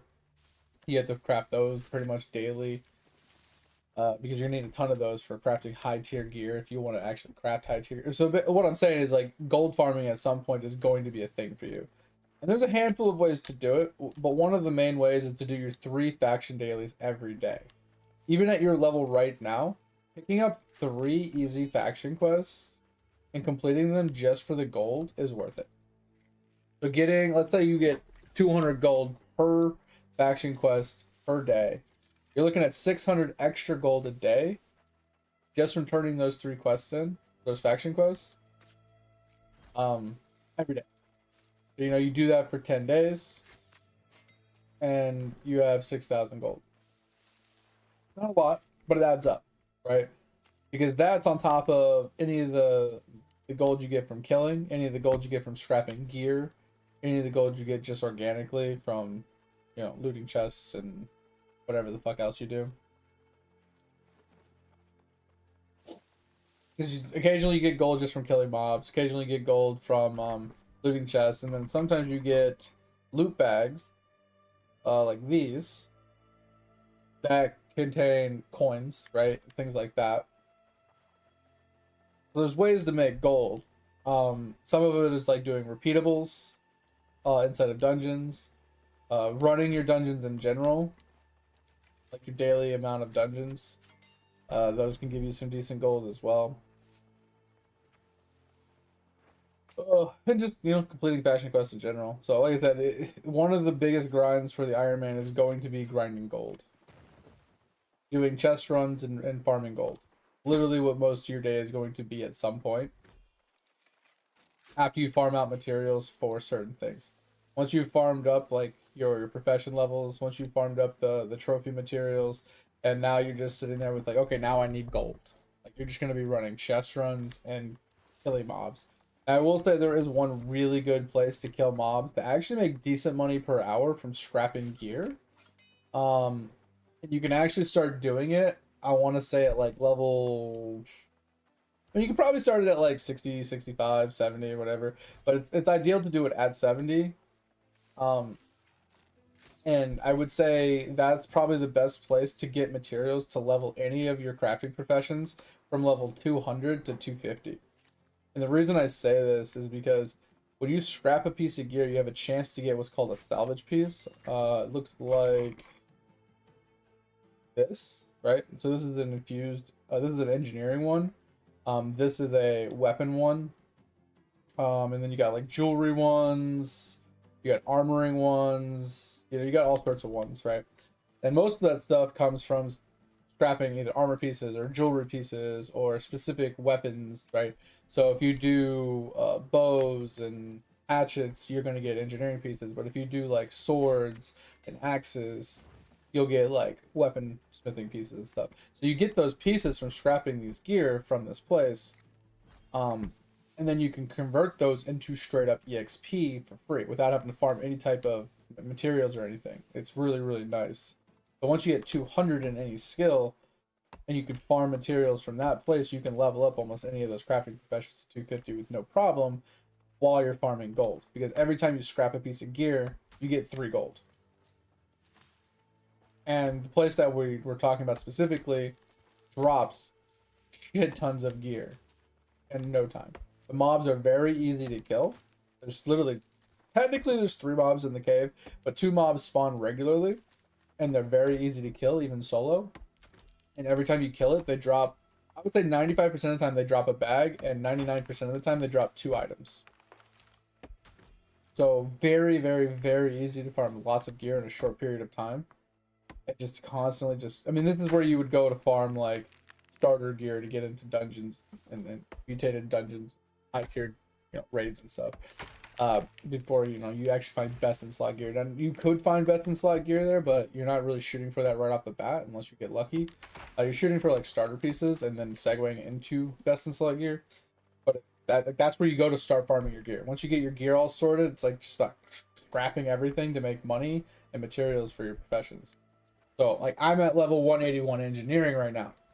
I'm shooting for 200. Once I hit 200, I can convert all those fragments I have into EXP, and then I can make I can make a huge chunk of EXP towards my 250, right?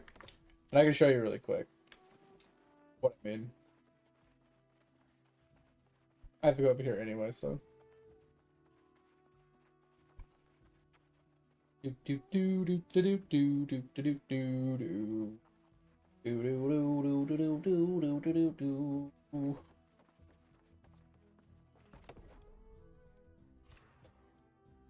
So first thing is, like, these guys, when you're cutting down trees, you get these strange resins. It's kind of the same thing. How you convert it straight to EXP. Right? It's the same philosophy. But it's for, like, this one's for engineering specifically. I don't think I have any on hand to show you per se, but like this right here. See how I have this? So if you get these, like, random legendary items and patterns, you can convert those into EXP. And do the music sheets, right? The extra music sheets, you can convert those into EXP. But at 200, I'll show you in here. You get this. So you get one at 100, you get one at 150, and you get one at 200. I think you get one at 50 as well. But it's 10 of these infused engineering fragments, and then it gives you like 58,000 XP. Right? First time craft obviously gives a little bit more or whatever, but this is like, you get 10 of these, and like I said, they're pretty easy to farm. And then you convert it to 58,000 XP while you're getting gold. So you farm these up by just sitting in that cave. And then you could grind from 200 all the way to 250 just by sitting in that cave, scrapping gear. And the way you could target focus that, it's kind of like I was saying before, is whatever you're wearing is what typically drops 95% of the time. So if you want to drop engineering pieces, or you want items to drop that will give you engineering pieces, you put on engineering weapons. So you put on a bow and you put on a spear. And you just kill mobs there. So every time a bow and a spear drops, which is 95% of the time when a weapon does drop, you scrap it and you have a 1 in 10 chance to get one of those fragments. So after, an hour or so, and you've scrapped a couple hundred spears, bows, and whatnot, then you have a handful of fragments. I'm not saying that farm is faster than just farming materials like I am right now, because let's say it takes you an hour, or let's say since you need 10 fragments, right? You get 1 fragment per craft, and I would say you could probably get like 1 fragment every 5 minutes. So you probably get like 20 an hour. It's 2 crafts, like 100,000 XP an hour. It's probably more than that, but that's just like a lowball guesstimate. You could probably farm more than 100,000 XP in an hour doing what I'm doing.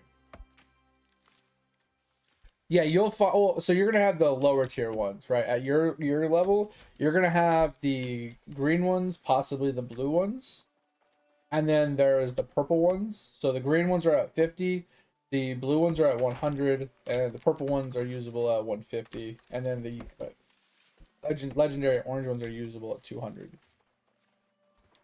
Um, there's no real good place to farm any of the other colors, only for the legendary one.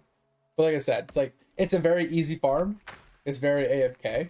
You literally sit in the cave and you kill mobs. I mean, it's not, I wouldn't say AFK per se, because you do have to like constantly kill these mobs that are spawning like every 20 seconds. And there's loot like everywhere, and you have to constantly be scrapping it. So it is kind of high actions per minute, but it's really easy, especially if there's a group there farming. And you can just get, like I said, it's basically free XP. You're getting money, and you're getting EXP for free by just sitting there doing nothing. And you don't have to run around and chop thousands of trees and then process it into wood, and then process that into a piece of gear, and then scrap all that gear and get all those EXP that way. Like I said, it's more XP per hour doing what I'm doing. Because if you think about it, I get 400 XP per craft. Yo, thanks for the hydrate as well.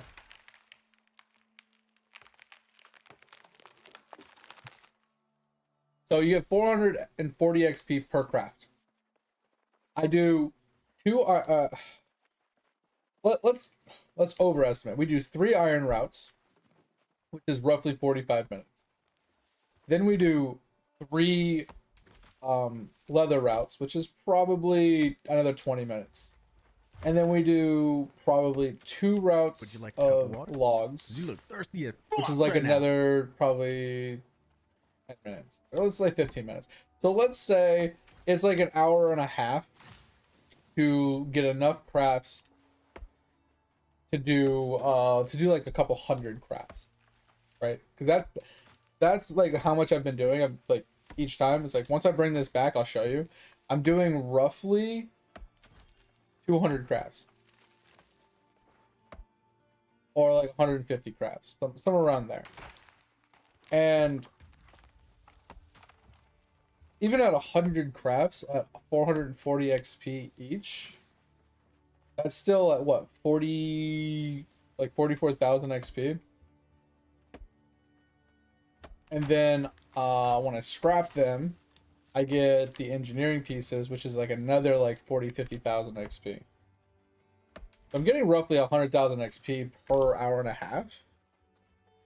So it's not quite as much XP as what the cave could be, but it's also more interactive. You're running around, you're doing stuff. You're not just sitting in a cave killing mobs. But you have to get to the 200 mark before you can even take advantage of it. That's the big problem.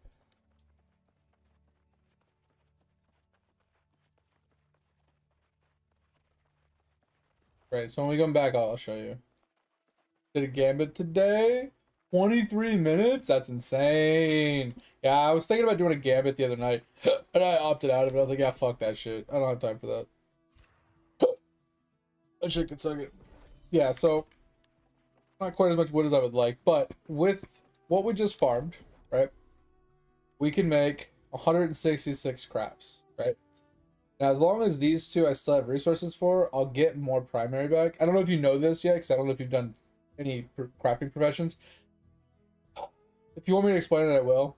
But there's some details inside of the crafting menu that could be beneficial while you're spam crafting.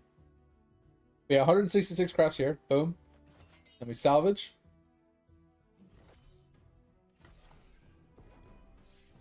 And then we get another 26 crafts, because we got some materials back. So 26 plus 160, so it's like 80. It's like 190 something, 192 crafts. Scrap all that. And then we got, yeah, we're done. So I got almost 200 crafts, which is roughly 80-something thousand XP. And we're able to do 70 of these, which is another 20,000. That's over 100,000 XP. But like I said, it did take me roughly an hour and a half to do. But we now officially have hit level 182.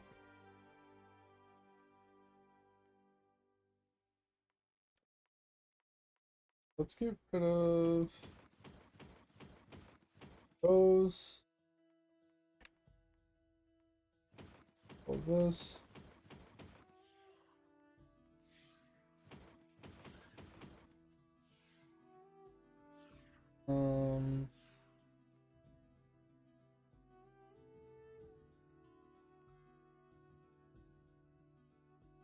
I think we're good.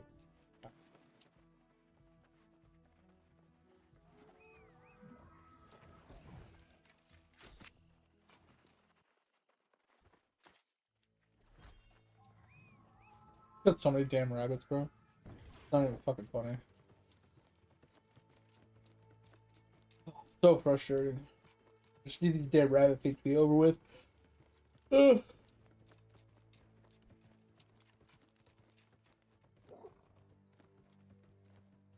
I wonder where Topher is today. Did Topher come in earlier today and I just didn't see his message, or I forgot about it?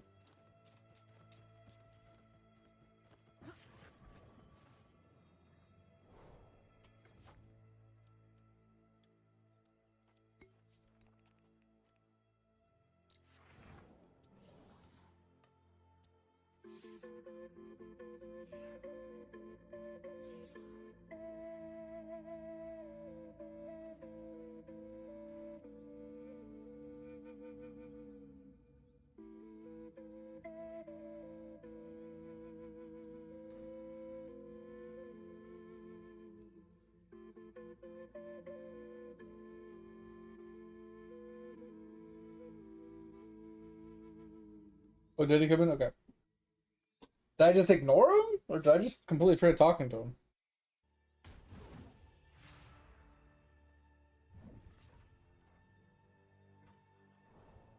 Alright. Oh, he is here. Okay. Oh, did I ignore you earlier, or did I just forget talking to you?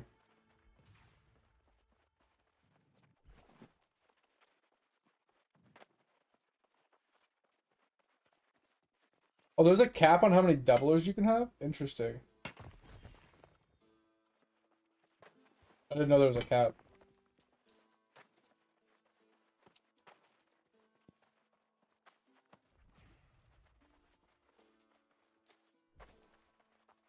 Yeah, Dover, I was sitting here, I was like, did Topher come in today?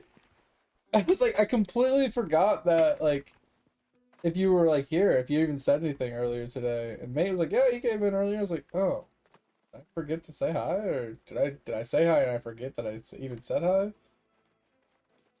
Oh, my brain is in a fog today. That's fine. I for some reason, like, the only reason I kind of brought it up is because I was just remembering that I saw your messages when I logged in Discord. I think I messaged back or something. I don't remember. But I was like, oh yeah, wonder how that's going on Minecraft shit. Because I was thinking about the plasma you were talking about the finishing up the tank, and I was like, oh, that's so much plasma, bro. That's so much fucking plasma. Uh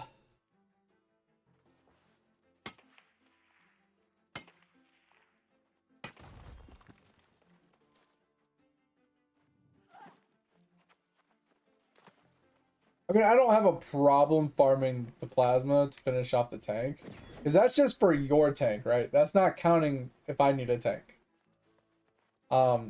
It's, bro, plasma just is so fucking rare. And I still have to 4 and 5 hit the mobs. Like, I don't know what more I can do to get that damage up higher using the Mastiff. Without, like, really digging into the game to get more magic find. Or more magic power.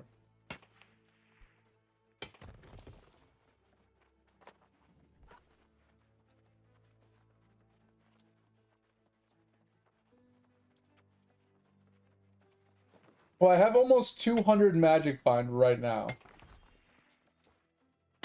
And I don't know how to get even more HP. Like, I feel like my character is, like, kind of, like, my gear and my weapon and everything is already juiced as far as it's going to be able to juice. I just feel like the only way to juice my character further is to get magic power for more artifacts. I think that's the only way I'm going to get much more out of the character. I don't think it's gemmed yet, no.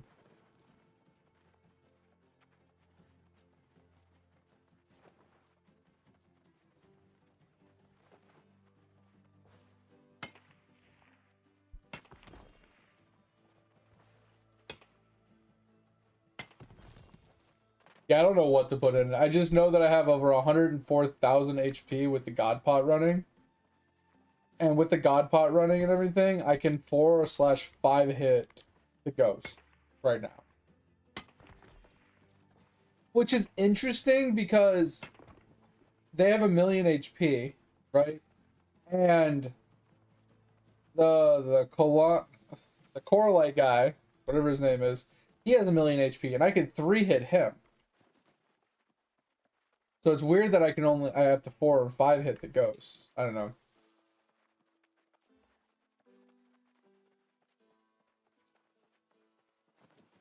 Yeah, I have no idea, Tober. I just know that, like, I don't feel like there's much more room for the gear to expand to get better. I think most of the expansion is going to come from literally magic power from artifacts. And that's it. I mean, maybe combat level, obviously, as I'm killing, I'll get more combat level, which is more crit chance. And raw damage. But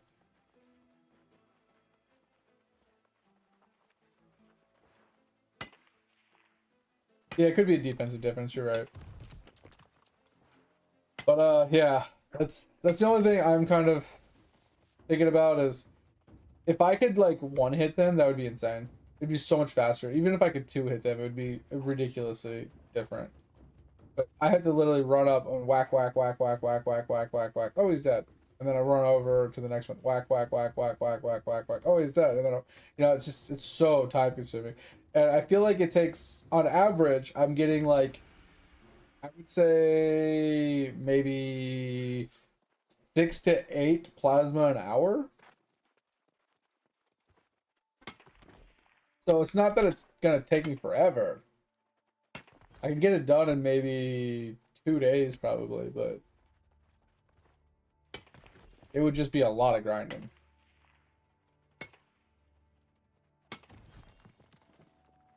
Yeah, I mean, that's the thing. I wish I could do the floor 3. If I could do the floor 3 for you, it'd be easy.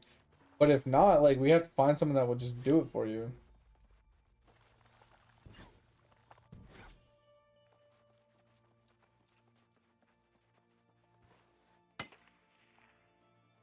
What'd you do solo? The floors? Or the actual plasma grind?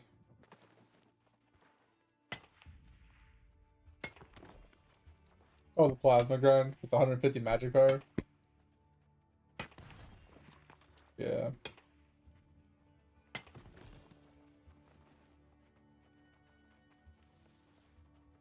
$22. Oh, yeah, it sounds awful. I mean, not that it's hard. Like I said, it's just you run around in circles and you kill ghosts. Mindless. But you know me, when it comes to mindless grinds, if it's combat mindless, I fall asleep. Why I have to do it in small spurts.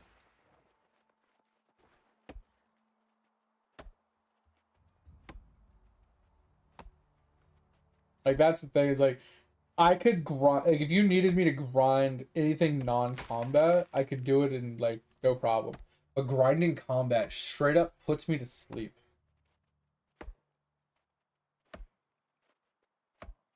Like, I literally fucking fall asleep during combat. I don't know what it is. It's not... It's more engaging on my brain, but my brain hates it. Bro, even with music, I can literally be watching anime and, like, overloading myself with, like, sounds and stuff to do and not paying attention to the combat at all, and I could still fucking fall asleep. But if I was to be farming, like, any type of resource, material, trees, or whatever, while watching anime or whatever, I'll be perfectly fine.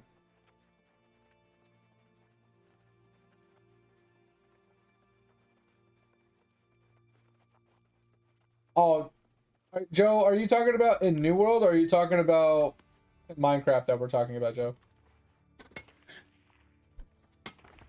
I think he's talking about New World. Oh.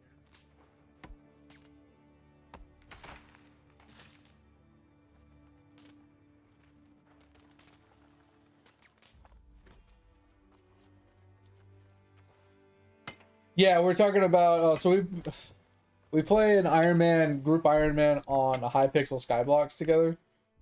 I haven't been playing it for a good hot minute. So we were talking about doing. He was talking about doing dungeons in that.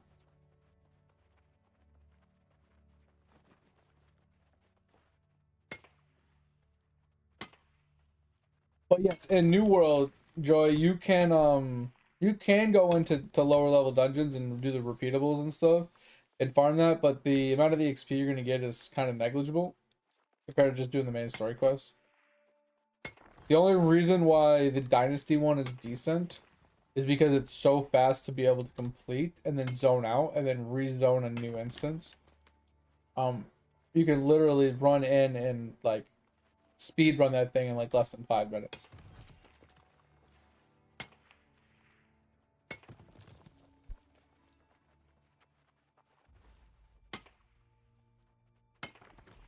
Well, your laptop can't run it? Really?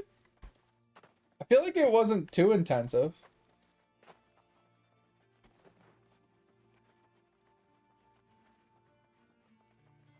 It's actually really fire. Like I had a blast playing it and learning it. I just got bored of doing the same thing every day. So, no reason why I stopped playing it.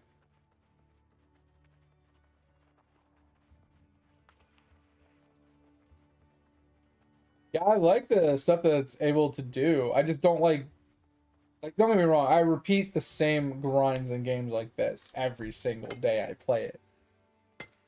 But I feel like the grind in this is nowhere near the daily grind in like a Hypixel. There's a reason why I don't play Black Desert Online very often, right? Because the grind in Black Desert Online is even more than Hypixel. And it's like a daily grind that you do that's way more intense than Hypixel, and it's so mind-blowing. It literally burns like a hole in my soul when I play that game, but I love it.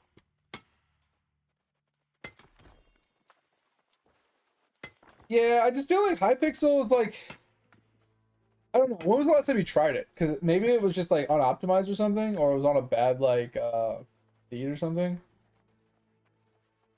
I just feel like Hypixel isn't too intensive. You could turn down a lot of the graphics pretty low, even on like bad computers. Like not load a lot of chunks and stuff like that. I'm just thinking like you could probably run it. Because they did a new update recently. They're running on like a more like a higher version of Minecraft now.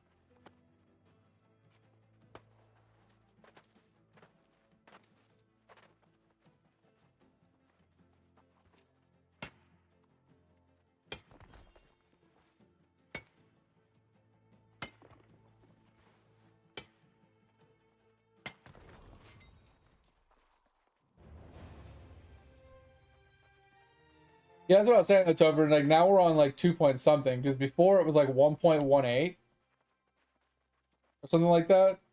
And my computer did not like running on 1.18. It hated it. But on 2.1, it actually plays pretty well.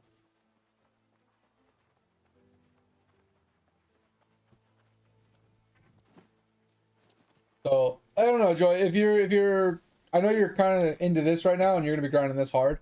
But if you did want to jump in and learn some things on Hypixel, we could show you around and teach you some stuff.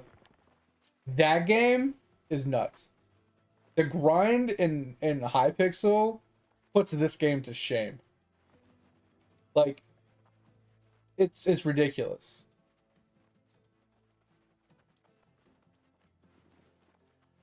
Absolutely ridiculous. Like there's certain like grind things that you grind for, right? So you have to grind certain XPs for certain levels and certain tasks, right? And then you have to grind like certain materials and mass quantities, like millions upon like hundreds of millions of materials for like one upgrade.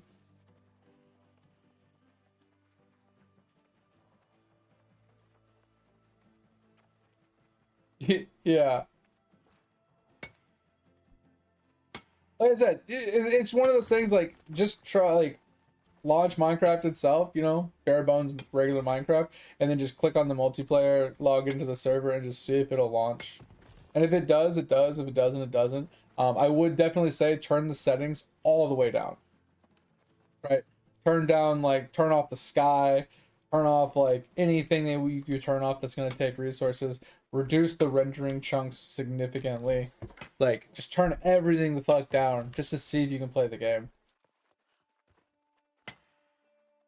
Because you don't need all that extra nonsensical, like huge render distance or anything to play the game. The map is always a set map, except for when you're doing catacomb dungeons.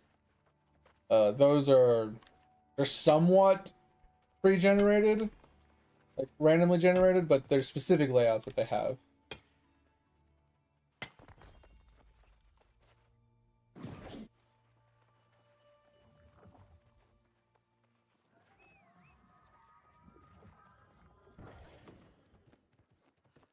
Really?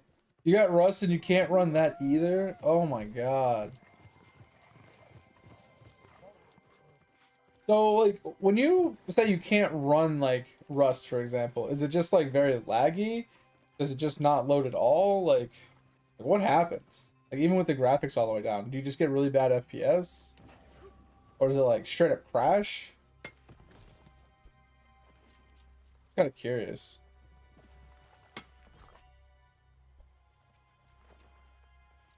I mean, obviously, you know, if your computer's bad, your computer's bad. I'm just trying to think. Like, there's certain games in this world that, like, they can literally run on a potato. And there's other games that, like, they can't even run on the most, like, next-gen freaking piece of hardware. Lags and freezes. Yeah, I mean, that does sound like a resource bottleneck. But I will say, in a game like Rust, you're playing on like a multiplayer server usually, and there's like lots of rendering going on. So, I mean, it could be a rendering thing. That's just one of the reasons why I said, like, in Minecraft, turn down the render distance and the chunk loads as low as possible. That way it's only loading like what's in like right in front of you basically, so you can play.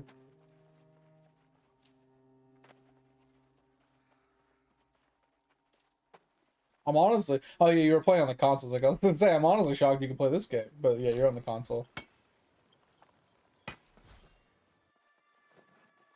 Yeah, it blows that you bought a game that you can't even play. You know what that means, Joy? You might need to buy a new computer.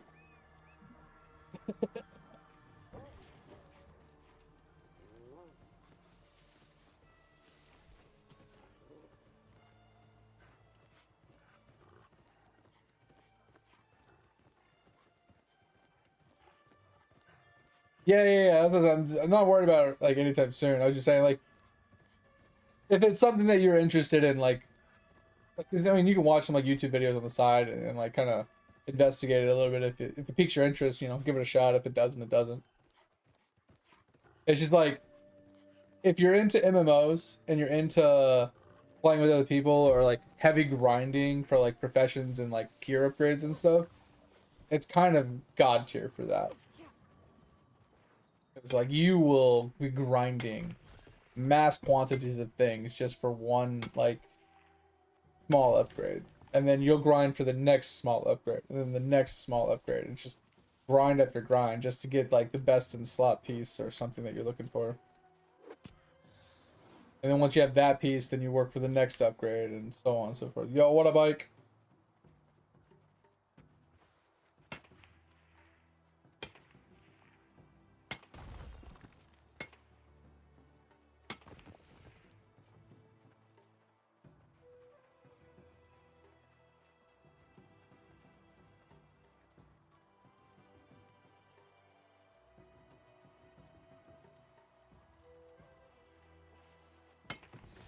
Oh yeah, building computers is actually really easy, Joey.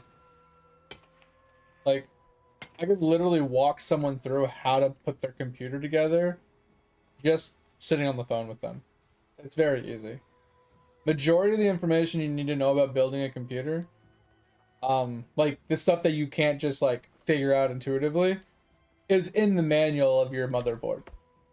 Because the manual of your motherboard literally tells you what goes into what socket. That's literally the hardest part. Because like certain power plugs go into certain ports on your motherboard, and that's literally the hardest part of putting a computer together. Obviously, knowing how much pressure to put on your RAM, where to push, you know, those types of things. Because if you just push in a random spot, you could technically push too hard and break it. If you like go at a weird angle and you actually slip or something, it's possible. So you got to be careful when you're pushing, but it does take quite a bit of pressure to actually push and snap them into place, especially if you have it incorrectly seated. And then putting your like your CPU in, obviously there's like a little image, there's like a little triangle. It says, hey, this triangle goes into that triangle. You plop it in where the two triangles match and you close the lid. And then the next hardest part is literally putting the thermal paste on correctly. So you don't want to gloop it on too thick and you don't want it too thin, but you do want an even spreaded layer across it. So when you put the heatsink on and you snap it down, there's not goop like pouring out the sides, but there's nice coating between the two devices so they actually can disperse the heat. Like, it's not hard, it's just doing it. And then like making sure someone can like explain to you what you need to do so you know, right? It's very easy. Very, very, very, very, very, very easy. I think I've built like 10 to 15 computers myself. But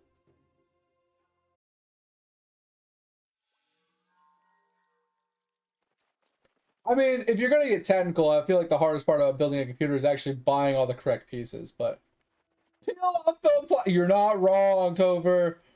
Bro, I can't tell you how many people have told me they've had heat problems, and I'm like, did you pull the plastic off of the heatsink? And they're like, there's plastic on the heatsink. Or not the heatsink, but the CPU. And I'm just like, bro, are you kidding me? There's also one on the heatsink too, but oh my god, I can't tell you how many people forget to do that. That's so funny. I forgot about that. I figured that's like common sense, you know?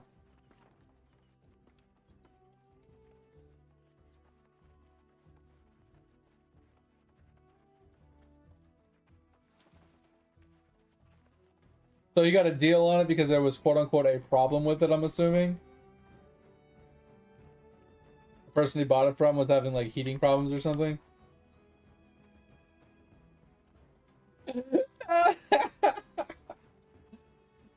So he got a pretty decent computer for relatively cheap. Yep. Oh god, dude. Bro, yeah, you peel the sticker off, you put on real, actual good thermal paste, like the Grizzly shit, and then you're good. You just peel it off, put that shit on, you'll never have heating problems, I promise you. Crazy. But yeah, Joy, like I said, obviously first time you build a computer, it's good to do it with somebody that's done it before so they can teach you the ropes and show you how it's done and like, you know, answer any questions and make sure you're doing it right. It's always good to do that. Or if you're just not comfortable doing it, having someone do it for you is always better. But yeah, it's not cheap. That's the problem. I mean, you can build a computer for cheap, don't get me wrong. But if you want a cheap computer, you're better off buying a pre-build for cheap. And then slightly upgrading it yourself later down the road with upgradable parts. That's your better bet.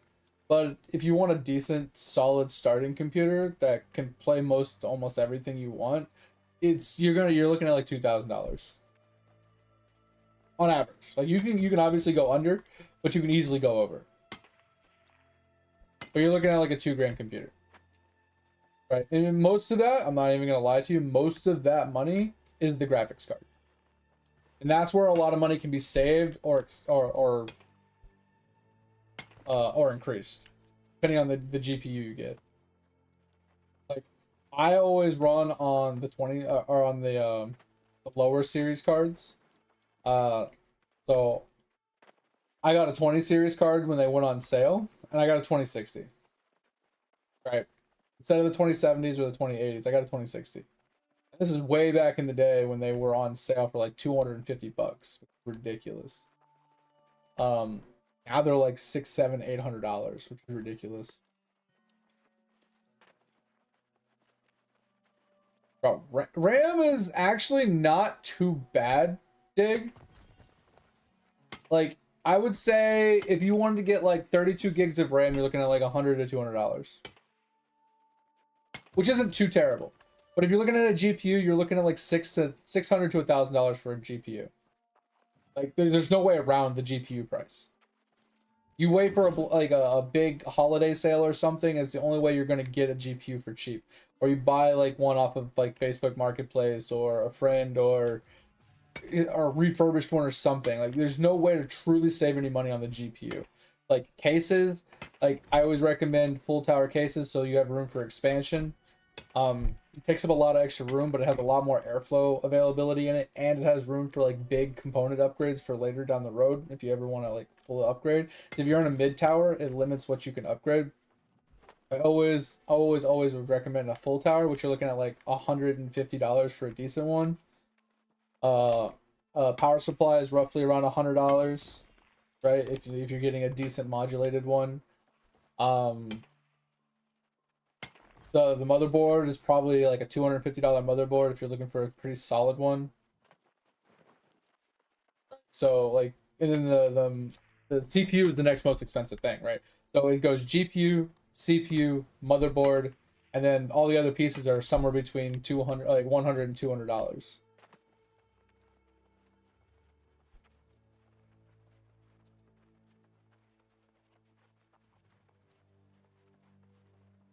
I see it. I see it. PC part picker. Yeah, I know about that website. I don't use it, but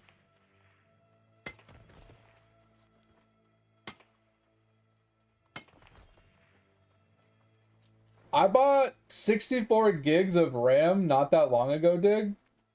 Like last year, and I only spent like $175 on it. And it was like really good. I'm not gonna say it was like best in slot, but I'm gonna say it was not bottom of the barrel, it was mid pack. What did it jack up in price in the last year?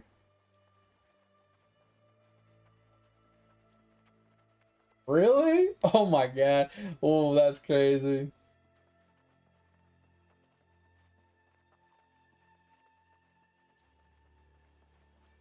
Wow, that's ridiculous. Wait, who stopped making RAM?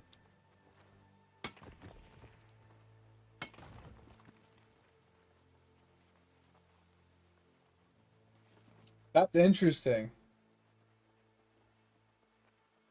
Well, I knew there was one graphics card company that was gonna stop making Nvidia cards because they were tired of catering to Nvidia's criteria.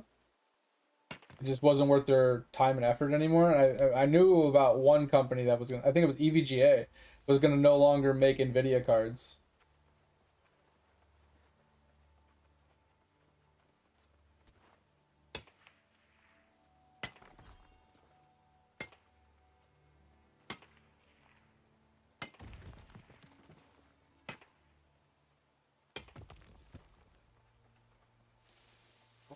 Crazy.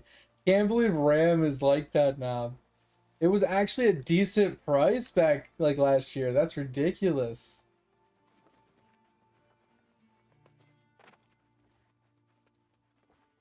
All right, well, knowing that fact, Joy, you're looking at $2,500 for a decent computer now.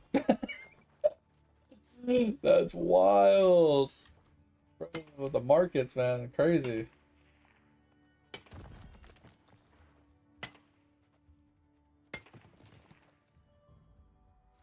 Wait, so Micron, I have no idea who the hell that even is, but like I feel like the main RAM makers were always like Corsair. Um, yeah, Corsair was like the only one I ever used, but like it was like the main normal computer brands.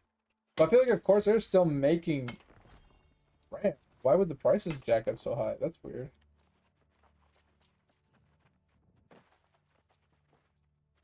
Oh, I'm curious now. Yeah, I would say 2 to 2,500 is what you're probably going to end up spending for a solid good computer. But now I'm super curious. Go to Newegg. Let's look up components. Core components, memory, desktop memory. Yeah, so these are the ones that I'm thinking of, right? I'm thinking of like G-Skill, Corsair, Crucial's even on the list, Kingston, right? Most of these I don't even fucking know, but those are like the main ones, like AS Rock, right? Like that's another brand. I would never use them for RAM, but you know, Asus makes RAM. There's a lot of like normal people on here, but mostly like G Skill and Corsair are the ones that I would use. Like I use Corsair Vengeance usually, right? Jesus Christ. That's fucking, that's insane. That's insane. I have no idea. But that's insane. So, it's like I got DDR5. I don't remember what pen I got or speed I got. But like I got a 64 module set, right? Let's just apply this. What the actual fuck? Okay, actually, so I didn't get that. Hold on. That's not what I got. I got this. This is what I got. Holy shit. What the bro, are you kidding me? Are you guys high?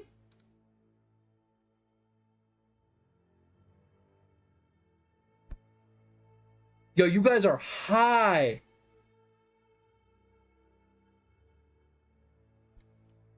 Bro, I'm rich. I'm just gonna sell my RAM. The fuck? What the actual fuck?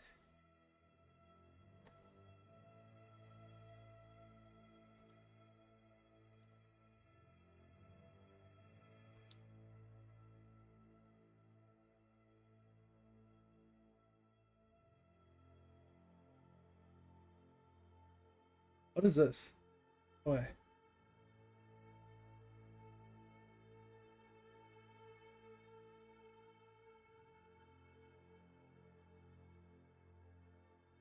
It doesn't even tell me my RAM. Doesn't even tell me my RAM type. It just tells me how much RAM I have. Which is crazy. 64 gigs of RAM.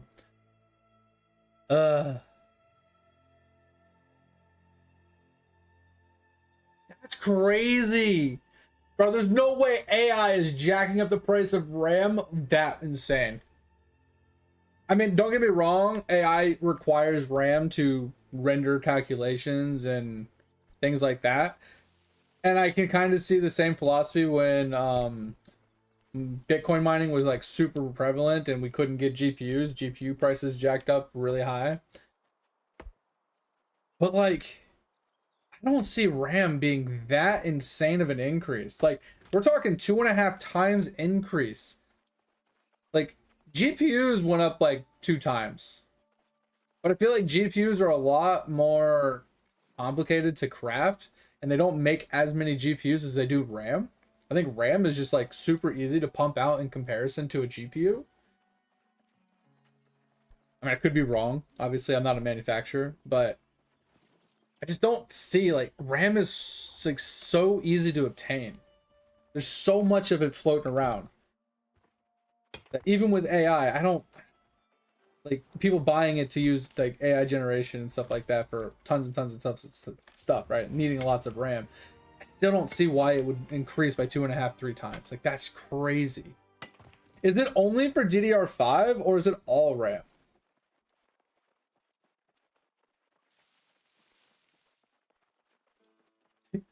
Sell their RAM to buy a house? I wouldn't doubt it, man. Shit's crazy. It's all RAM? Jesus. That doesn't make any sense. Like, I think you're right, Ike. Like, I'll definitely concede and say that it's probably due to that, but I never would have saw that coming. Like, even knowing AI is being more, you know, widely used and it's more prevalent and whatnot, I would never have seen the prices of RAM skyrocketing like that just because AI is being more widely used. That's wild.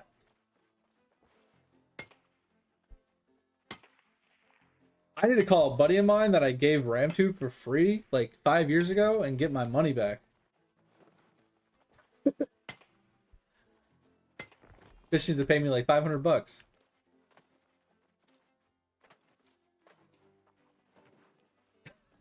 Jesus Christ. Hey, remember that RAM I let you borrow? Well, yeah, now I need it back. Oh, you gotta pay me $500.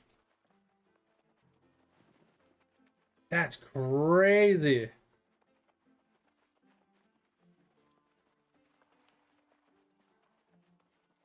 Yeah, and that's what I'm like not understanding, Dig, is like why is it gonna continue to raise, right? Like I said, I kind of concede to like what Ike said is most likely the cause. Bro, there has to be a limit. Like, I know some people don't care about price. Like, price means nothing to them and they will buy it no matter what the price is. But some people have brains and logic, and there has to be some sort of cutoff, right? You can't just indefinitely jack the prices up day after day after day and keep jacking them up until people stop buying it and be like, oh, well, people finally stop buying it. Maybe that's finally the limit that people won't buy it at. Oh, it costs $2 million for 1 gig of RAM? Shit, I wonder why people won't buy it. Like, you fucking stupid? Like, the whole world could be burning down around you because no one can purchase RAM, and you don't care as long as people are still buying your expensive-ass RAM.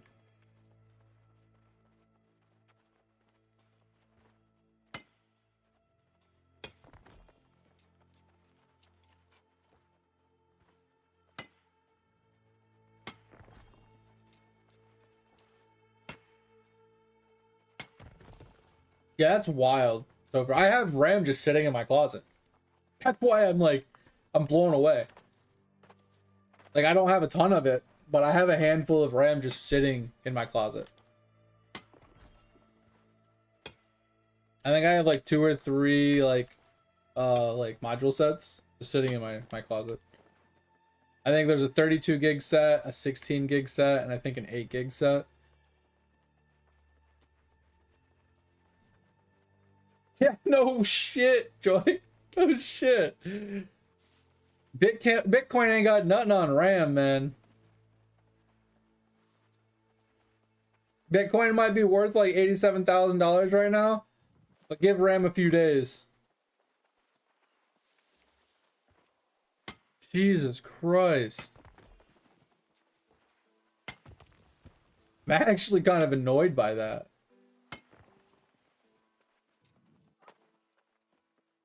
And at the same time, like, with RAM being that expensive, knowing computers are going to be going up in price, I could see pre-built computers being more sought out for. Not even exaggerating. I was at Walmart the other day, and this is before I knew about the whole RAM thing, obviously. The freaking new Walmart, and I saw a computer. It was like $2,000 for this decent computer, and it had a massive GPU in it.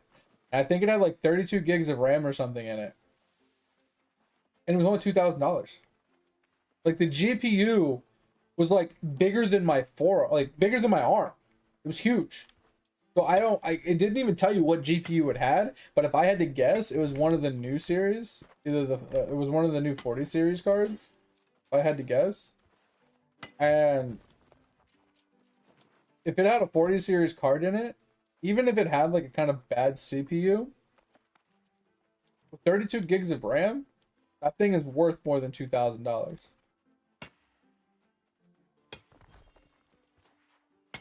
Like, just counting the price of the case, price of the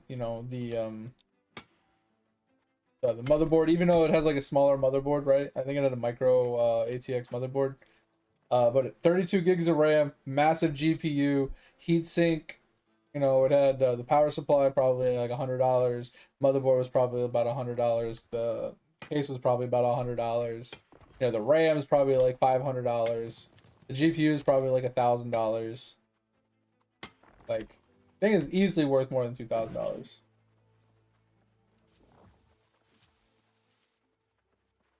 That's just crazy. I'm actually just kind of pissed about it. I'm kind of curious if I went to like iBuyPower right now, like their website, and I clicked on a pre-build for like a mediocre computer, how much it would be. Like, are they increasing their prices because RAM is so much more expensive as of lately? Or their price is still around the same price and they're cutting corners somewhere else, or are they still getting RAM for like a reasonable price? Because I know buying it off of like Newegg and places like that, sometimes they do jack the prices up based off of, you know, supply and demand of stuff, but they still, like, manufacturers still sell wholesale to certain companies, and so the companies still get them at regular cost instead of the inflated cost. But that's usually only if they have like a deal in place or something.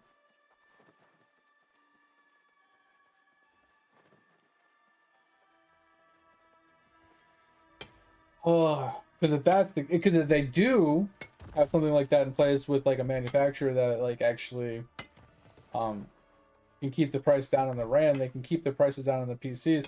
You can actually buy a pretty solid computer from a pre-build that, you know, maybe you save some money on the pre-build by getting like a bad GPU and then buying like a better GPU later, or, you know, maybe getting like cutting corners either on the case or the power supply or something, right? Cutting corners somewhere to save yourself some money on the pre-build, and then manually upgrading those parts later when you get them for like an on-sale price or something, and upgrading it to like a slightly better like heatsink or a slightly better power supply or case or something. I do know that they overcharge for like stupid things like optical drives, extra hard drives, and things like that.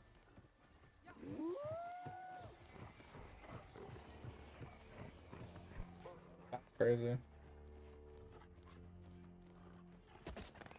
Yeah, I would say the only thing I would give as my own 2 cents when building a PC is the one thing that I always recommend every single person to always do is always get a third-party heatsink and always get good thermal paste.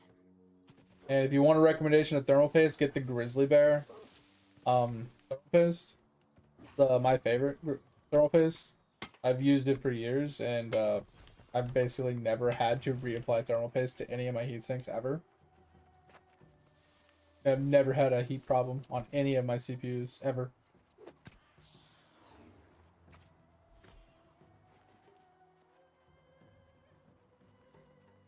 And if you want to see what it looks like, I can pull it up really quick so you can kind of get an idea. Like, if you want to look for it, you know what you're looking for, so you don't pull up the wrong thing.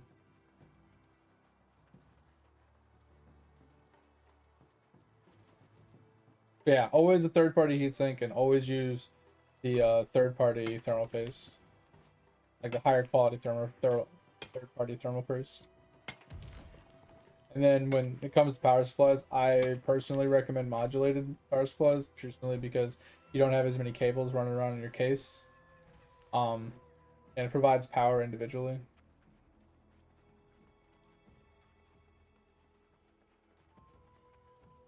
But everything else is, oh, obviously, yeah, full tower as well. So those are like the only few recommendations I truly have about building computers, because it leaves room for expansion, and it leaves room for like good airflow, heat compensations and stuff like that. So you don't have to worry about expansions later. You don't have to worry about having like airflow restrictions, things like that.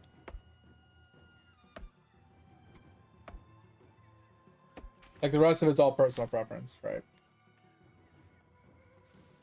How many hard drives you want, what speeds you want, what types you want, you know, what kind of third party like cards you want. Like if you want a third party sound card, things like that are perfectly, you know, do whatever you want.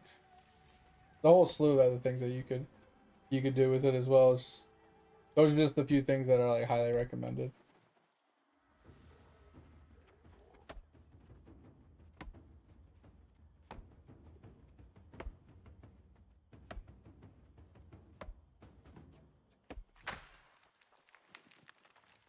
All right, put all this in.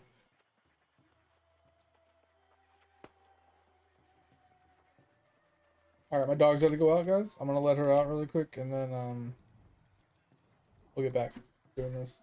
Can you teleport? Thank you. I'll be back. Give it a second.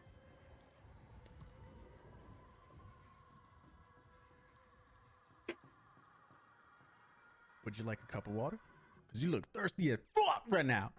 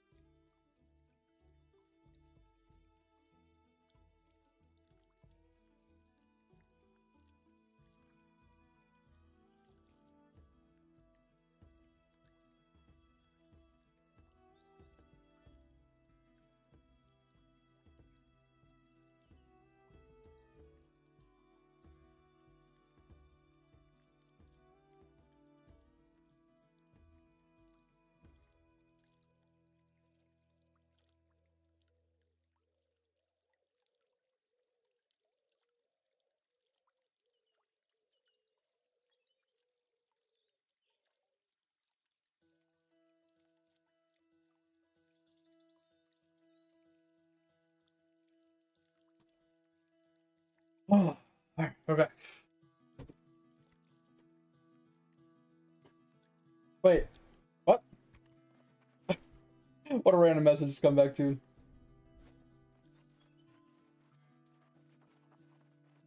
You got a crystal put in your butt. I mean, don't you normally have to pay extra for that?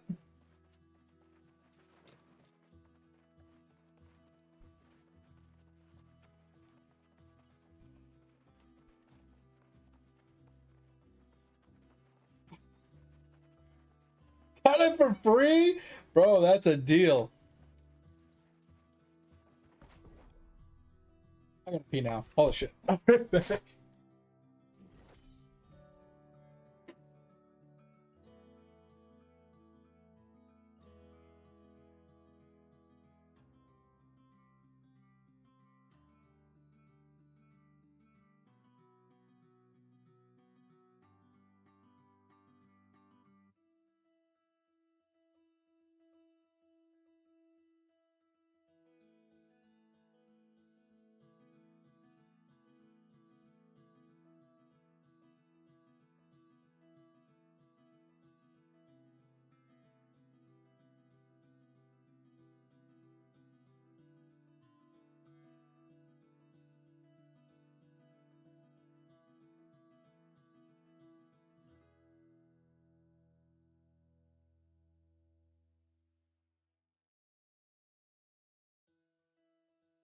Oh, alright, feel much better. Holy shit.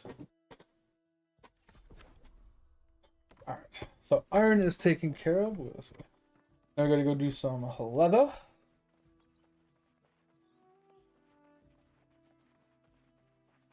What up, Tover? Oh god. Saw the word UFO. One over here. Looks like it's holding some water. Huh?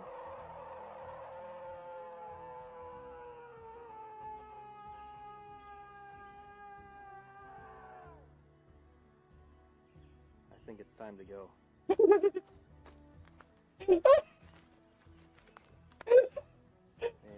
there's one over here. Looks like it's holding some water. Huh?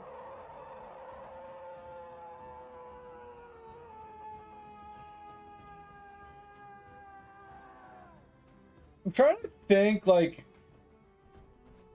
what animal would have randomly, like, yelled like that out of the blue? I'm just trying to think. Because, you know, I've been hunting a lot, right, in my life, in general.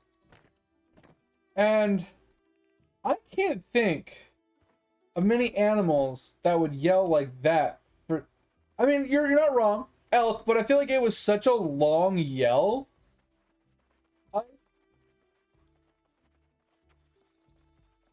I mean, the sound could have been off because of the recording, Tover, and the distance and stuff. Like, so, like, deep wise and stuff like that. I thought maybe a bear, but it's so long. I'm trying to think of why something would yell for that long. That's the only reason why I'm like, it's the length at which the yell was that really throws me off. Because, like, most things is, like, a lot shorter. It's, like, half the amount of time that they would yell for. Because they're just trying to make that noise. No, I didn't see the comments. They're just trying to make the noise to either scare something off, get someone's attention, or like show some sort of dominance. They're not doing it for a long period of time for something. That was interesting. Yeah, obviously I was expecting people to be like, it's Bigfoot! I'm like, bro, it's hard to say. Like, not saying that it doesn't exist, but I highly doubt that that's what Bigfoot would sound like.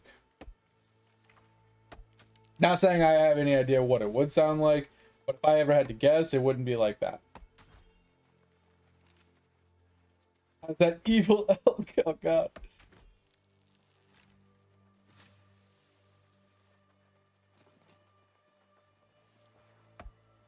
I mean, I agree with Ike. It's most likely an elk. I'm more curious on like why it would have been such an elongated cry or whatever you want to call it. But like something that long, like elongated in like length, I could see that being from like more of like a human.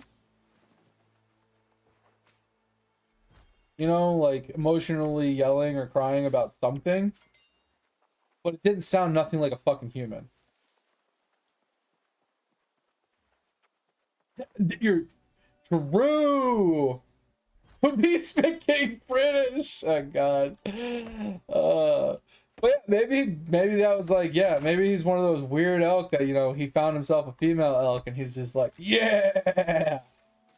Uh, yeah, he's pulling one of those things. You know, it's possible. It's possible. Totally true.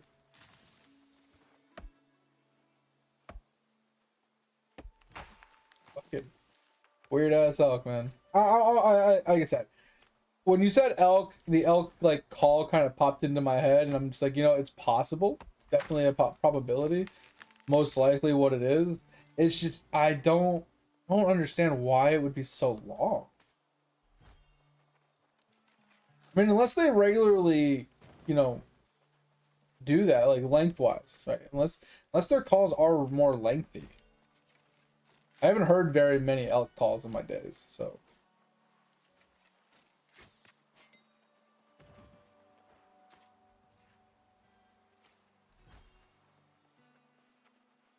Are they long? Okay, well then it's possible then, yeah. Like I said, I haven't heard very many in my days. God. Yo. Okay, was not expecting this.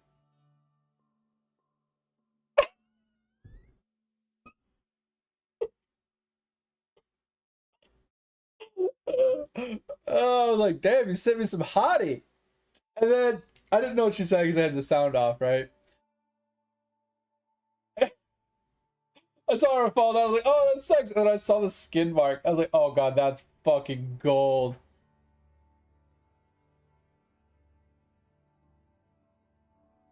That's fucking gold, dude. The skin mark.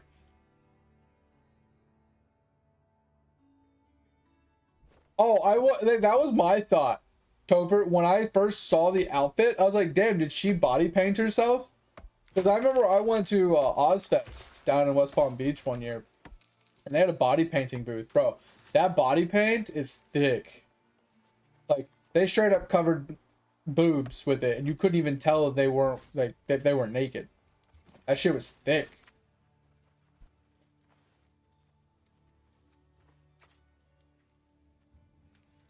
Probably one of the best 2 hours of my life, standing next to that booth, but, you know, hey, it is what it is.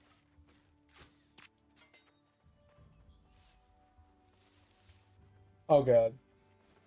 Depends. What do we mean by crazy?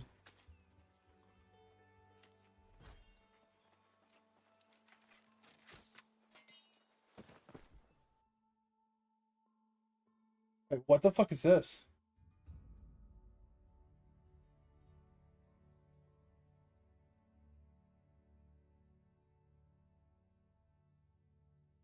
Wait, what the hell is this? These are movie stubs from like official movies over in Japan? So I'm confused. I guess I don't understand. It's over my head. I'm definitely pulling a Drax right now. What's going on?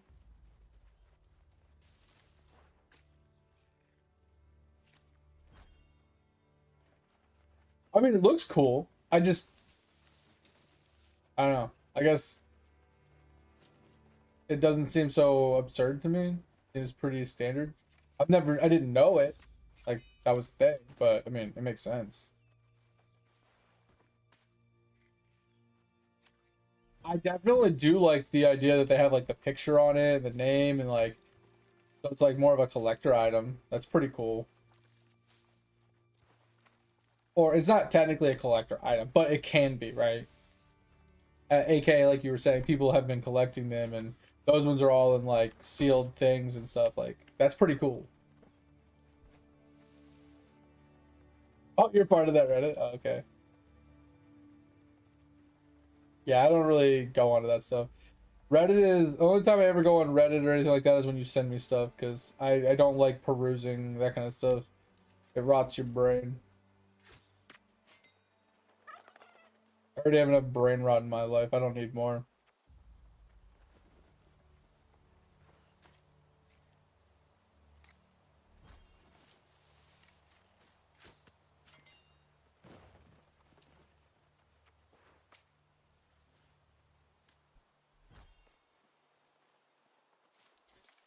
Like, there's enough brain rot in this world that you don't need to go and find more. Today we were going to grocery shopping, and we're in like, we're trying to turn left, right, onto the highway, and we're in a stoplight that has two turn lanes that turn into the same, you know, on ramp, and the on ramps are supposed to merge, right? Both lanes are supposed to merge together. The left lane, which is the lane we were in, is the main lane, and then the right lane merges in to the left lane on the on ramp.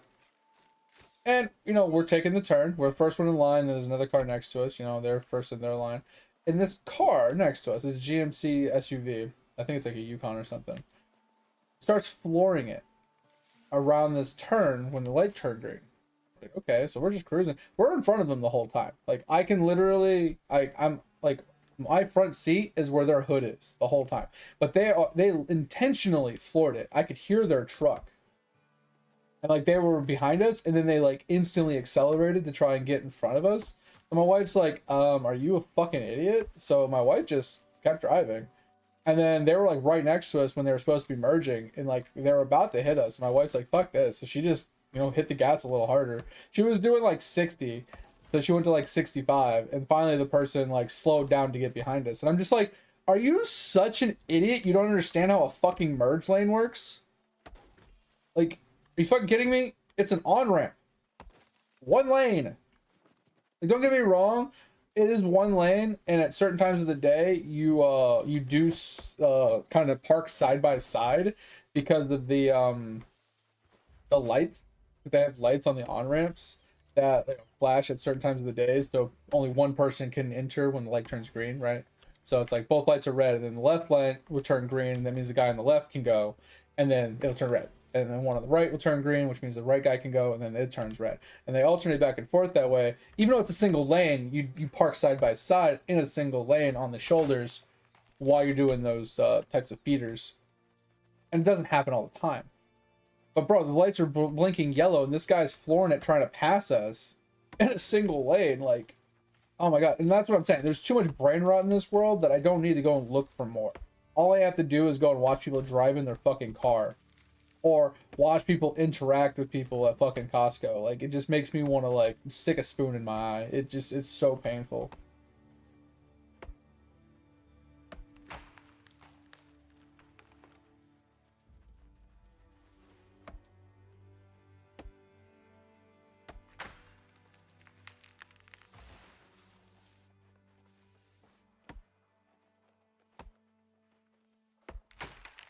$69. Oh, you're not allowed to skin anymore. It puts the lotion on the skin.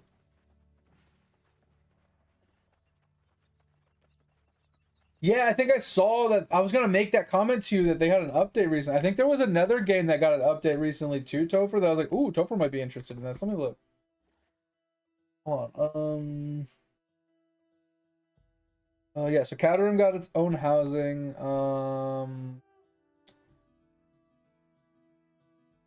Grim Dawn got an overhaul.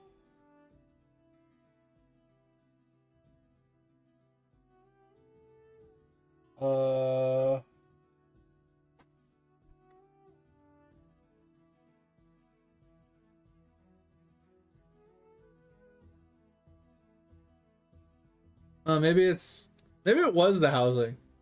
Yeah, it might have just been the housing for Caterham. I thought there was another game that we were looking at that had like some sort of update recently.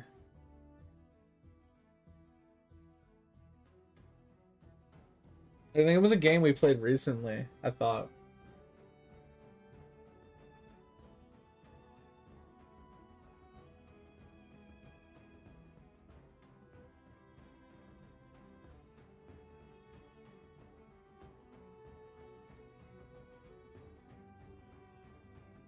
Oh, it was Key to Heaven. Key to Heaven had an update recently. Did you see that? The devlogs for January?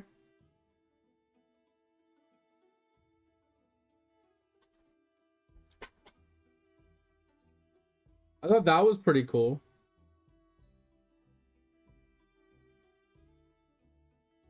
Yeah, didn't they add like they added something else? Like I think I looked at it like minusculely, right? Yeah, I think they added some new zone or something too, like a new like boss or something, like a higher tier thing. I can't remember exactly what it was, but yeah, I saw something there. I was like, oh, Topher might be interested in that.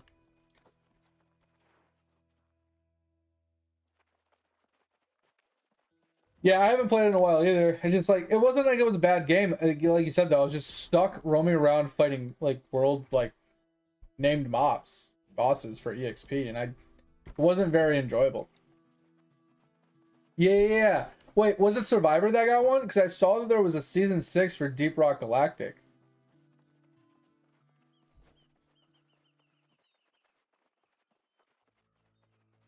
Because Deep Rock Galactic, the non-survival, I think it was, got season 6 recently as well.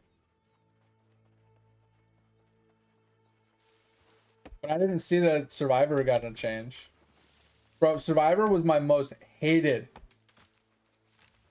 roguelite that I've ever played. I fucking hated that game. Like, all the roguelites I played, a lot of them were boring and annoying and just tedious and just didn't enjoy. I truly, in my gut, hated that one.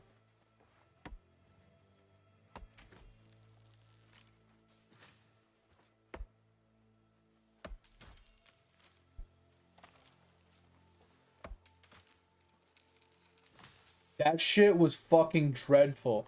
They were just like, what can we add to make this more complicated? What can we add to make this more tedious and annoying?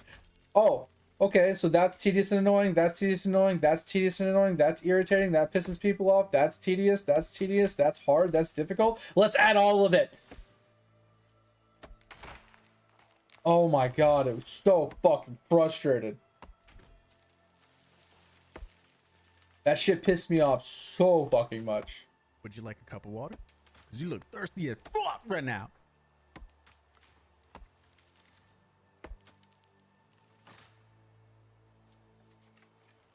So Deep Rock Galactic, so do you craft this gear? It's like a set piece of gear or something that you craft and then you upgrade it, or it upgrades over time or something like that? It's like, what? Okay. So more dungeon crawler aspect added into the roguelite.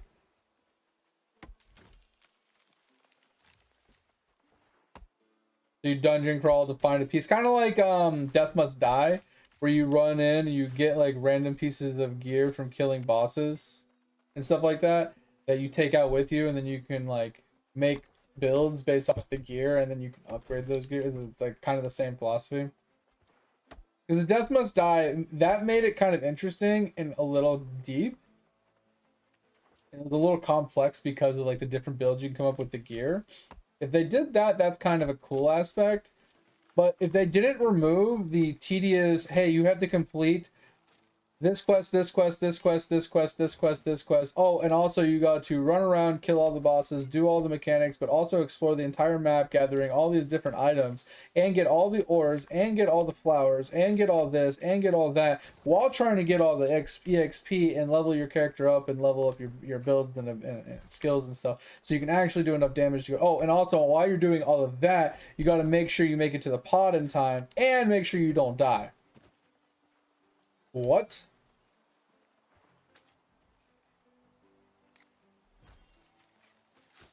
Like, they just had too many things to keep track of, too many things that you had to complete and to worry about like focusing on and getting like done and doing per floor, per level, at all at the same time. Like, it was too much to work on. Like, you had to get all the ores right on the maps, so you had ores to upgrade stuff and things like that, and then to complete like certain objectives. But if you needed to get all the ores and you were getting chased by mobs, you needed to either kill the mobs instantly so you had time to mine, or you had enough mining speed to outmine the speed at which the mobs are running at. But like, if you invested in mining speed, you weren't getting as much damage. It's just like, bro, there's too many stats, too many ways to level things up, too many different aspects you had to pay attention to, and it was too much, man. It was way too much. I fucking despised that game so much. And the music wasn't even enjoyable. Like, if I had to play any game, any roguelite over again, I would play yet another Zombie Survivor. That game was fire. And it wasn't that the game itself was like really good, but the fucking music was on point. That music was awesome. And then the game was actually relatively difficult without being difficult. It's just the mob HP scaled in a way that made it difficult without the game itself being difficult. So if you didn't scale your damage efficiently, you failed. There's no way and ifs buts about that. If you didn't have enough damage, you didn't kill them fast enough, you just got swarmed and died.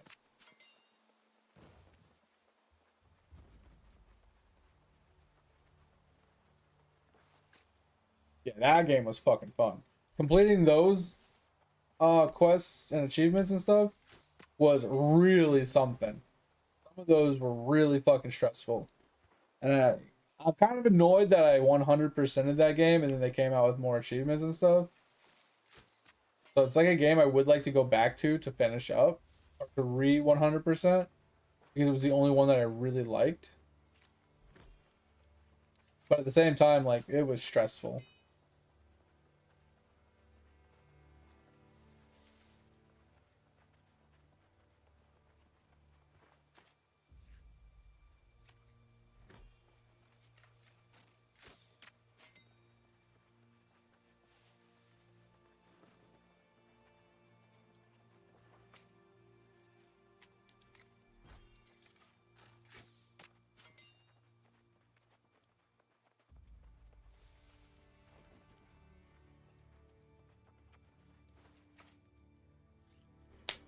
Oh man. We don't talk about Bruno, no, no. We don't talk about Bruno.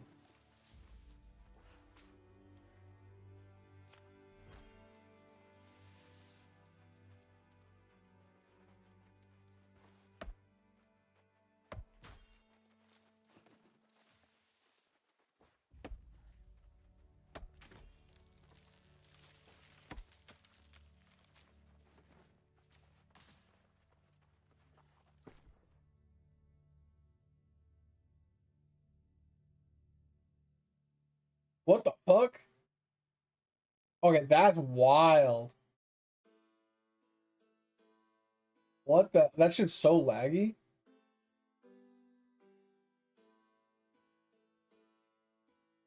What? Is the video lagging or am I lagging?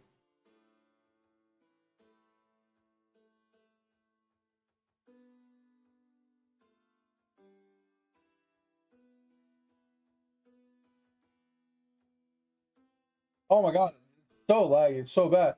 That is a wild build though. Like, what the hell is going on? Like, he obviously has the one skill that's shooting the beams around him, but it looks like he has a turret, a mine, a pistol, and something else. Okay, so no, so he has a turret, he has a drone, he has the plasma beam, and just a regular pistol. But I don't know what is going on. Like, he has so much, like, reload speed or something. Like, let's look at this. So he's got a 152% movement speed, 400 something percent damage. He has 22 fire rate, 23 reload speed, crit chance, crit damage, status effect, pickup radius is insane.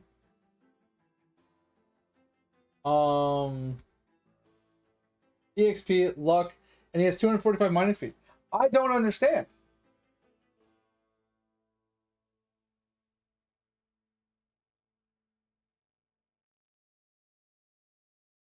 Well, I'm like just looking at his stats here, right? Right. I'm just looking at his stats, right? So max HP, life regen, like nothing here. Decent amount of armor, so he's not taking damage. Movement speed is 152. That's why he's moving so fast. He's got decent damage. He has almost no fire rate, almost no reload speed. His weapon range is reduced. He has good crit chance, good crit damage. So that's where a lot of, like, he's doing a lot of damage because of those three numbers alone, right? Status effect is only 46%. And then he scrolls down. His pickup radius is 900, which is ridiculous. EXP is huge.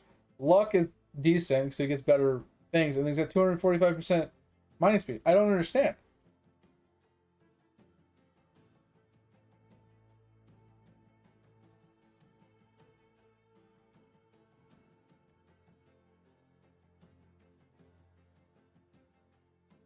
Well, what do you mean? Down here? I mean, his levels on his weapons are ridiculous.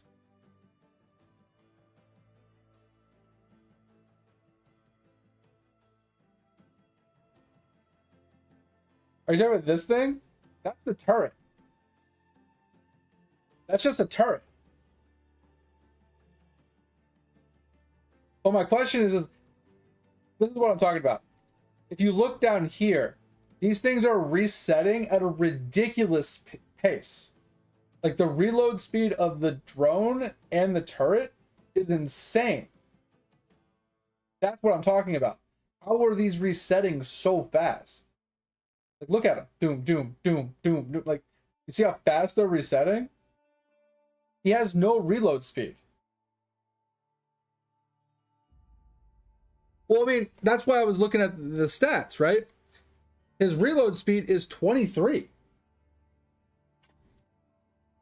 Yeah, that's what I'm saying. So I'd have to see the level ups on the weapons themselves. Yeah. That's what I was saying. The levels on the weapons are probably because like level 33, level 52, level 41, level 37. So I'm wondering, like, that's what I'm curious on. That's crazy. You said you sent me another one too? Oh, that one's sick. Is this a bomb build? Yo, is this a bomb build? It's a grenade build. It is. I love it. I've tried a bomb build before and it was nothing like that. That's crazy. All right, what we're doing again?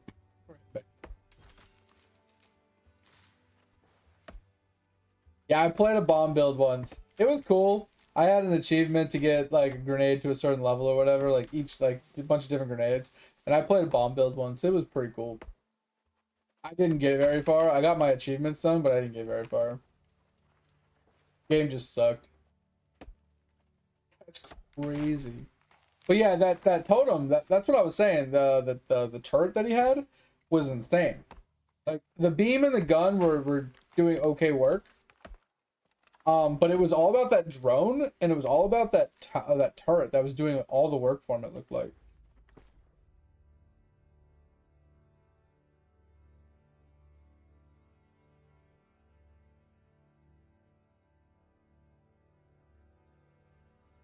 Oh, interesting. Yeah, so that's just huge luck, damage, crit, and then extra luck when upgrading things and stuff like that. Yeah, it's pretty good.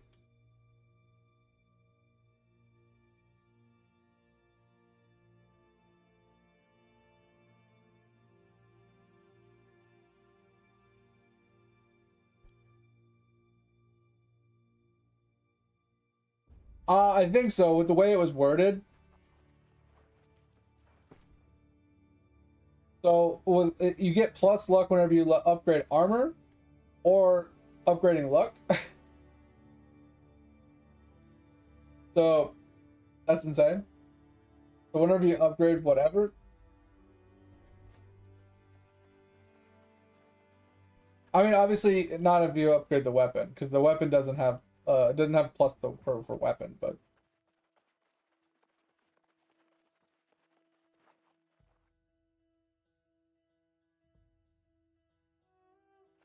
yeah, well, the luck used to not really do anything, but I think they've revamped luck so it actually works the way it's supposed to. I mean, luck worked, but it didn't work as good as it should. So I'm assuming it's working a lot better now, because if you can get guaranteed like legendaries and high tier like upgrades every time, then you can get some really massive upgrades.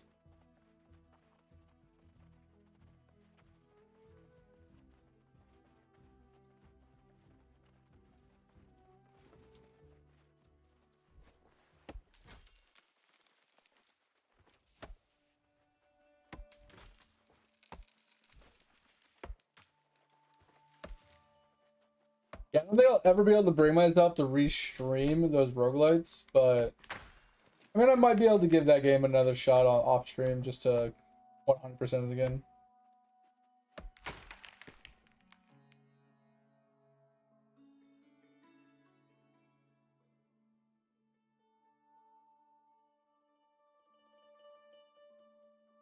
You got a lot of milestones completed. Holy shit.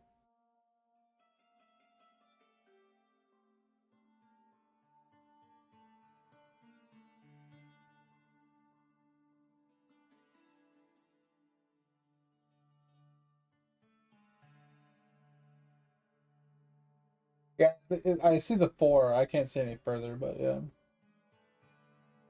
I mean, that's pretty decent damage, mostly from your main gun. What I don't understand is why does it say stacks? What does it mean by stacks? Stacks of what?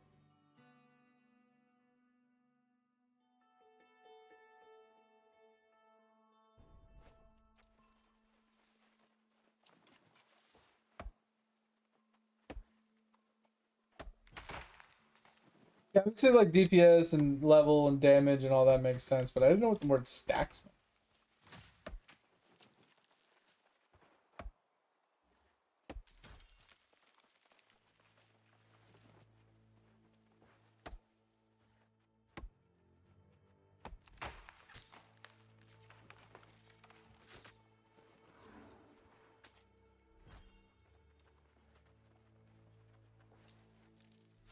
Oh man.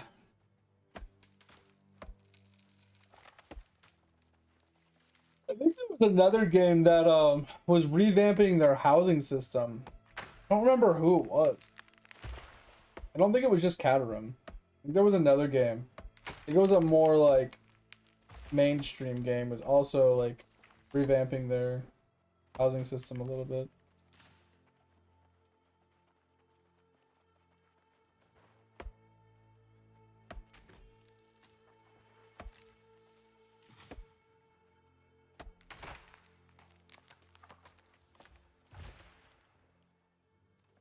Wait, what?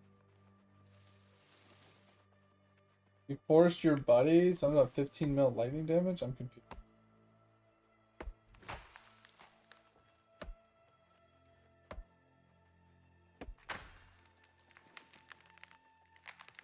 Oh, his. He was almost to the 1 billion. You had him finished up, gotcha.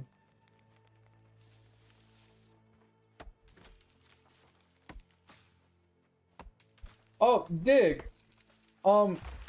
Did they ever get around to revamping the guild system in Lotro yet?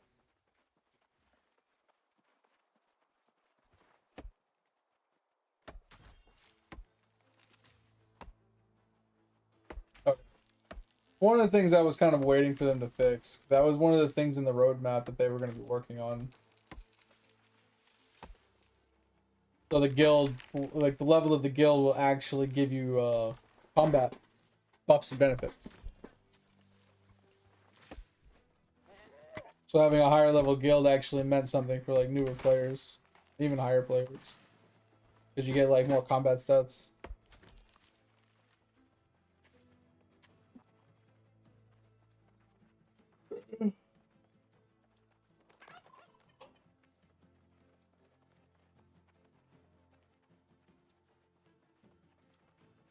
I gotta work tomorrow and I don't wanna. Gonna be dog shit. Anyway, my job isn't that hard, it's just boring. And then some days it's just like ridiculously stressful because there's just like 1,000 things going on.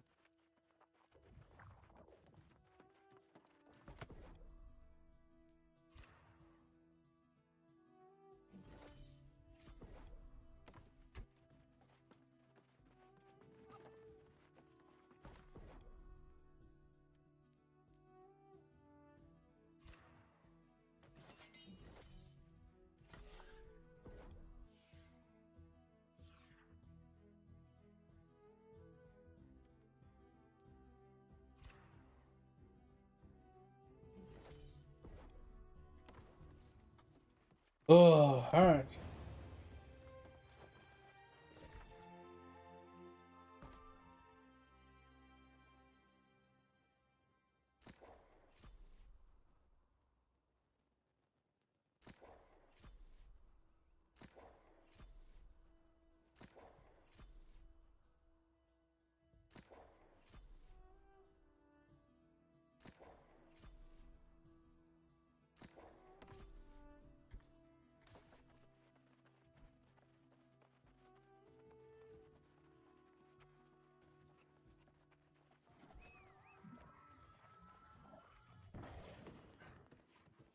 Alright. Got another couple iron routes. Alright, we're almost to 183 though.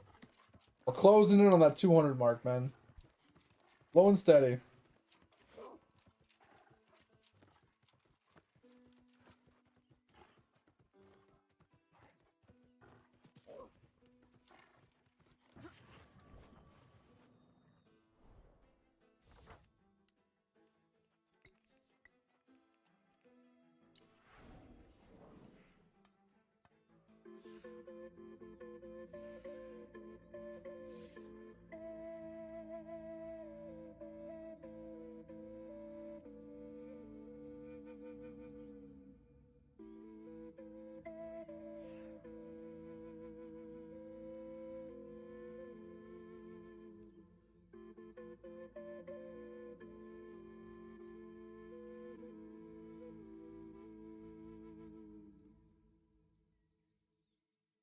Also, Tover, leveling your music in this game is much easier now that you don't even have to play music to level it.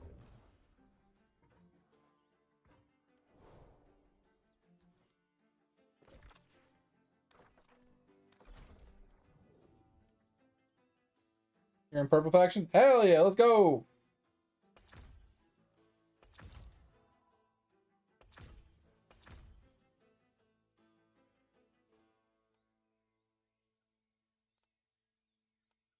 Um,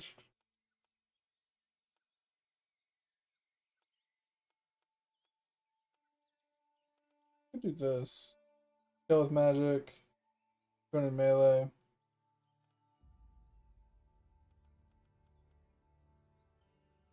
Alright, so what put on this.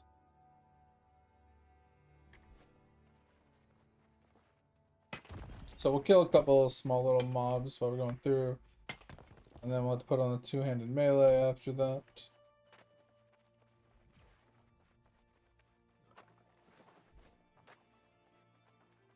Get both of those done, and then we set the card. Oh, so now, you know all those extra music sheets you get? You can convert those into music XP. So you can just scrap all those extra music sheets you find from mining and killing mobs and stuff and opening chests, and you can just convert it into EXP. So it's like you don't even have to play music to max out your music anymore. Which is nice, because I remember one of my Ironmans, I played music for 12 hours straight to max out my music. It was dreadful. My eyes were bleeding by the time I was done. Like, it was awful. And it makes sense too, because like, what's the point of having all these duplicate like recipes that you can't do anything with, like other than give to other people or sell? Like, it's, you ended up with thousands upon thousands of them. Like, there has to be a way to convert them into something.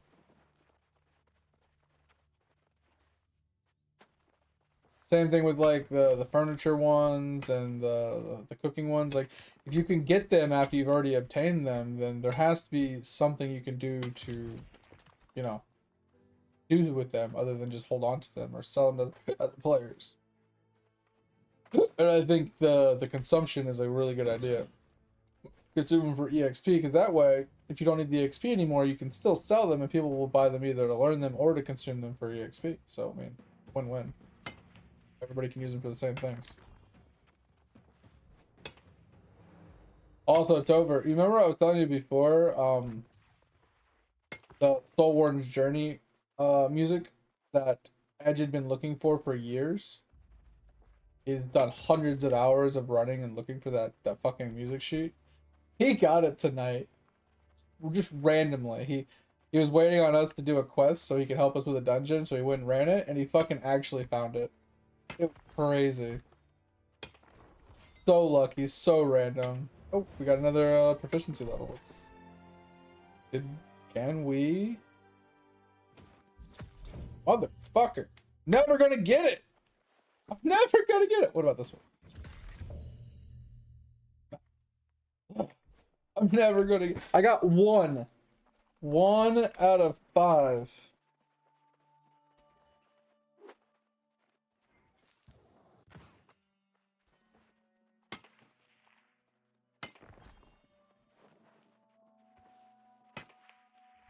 Getting my full mining outfit's gonna suck, I think.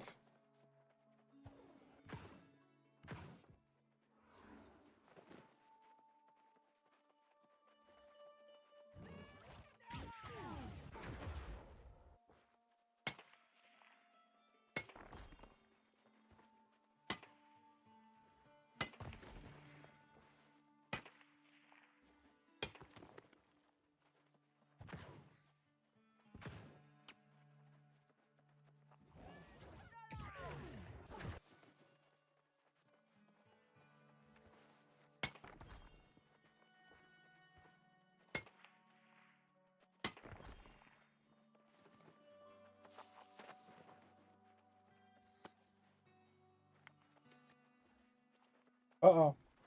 What happened?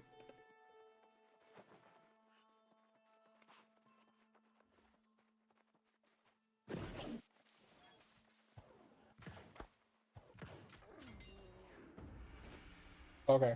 I saw the mark.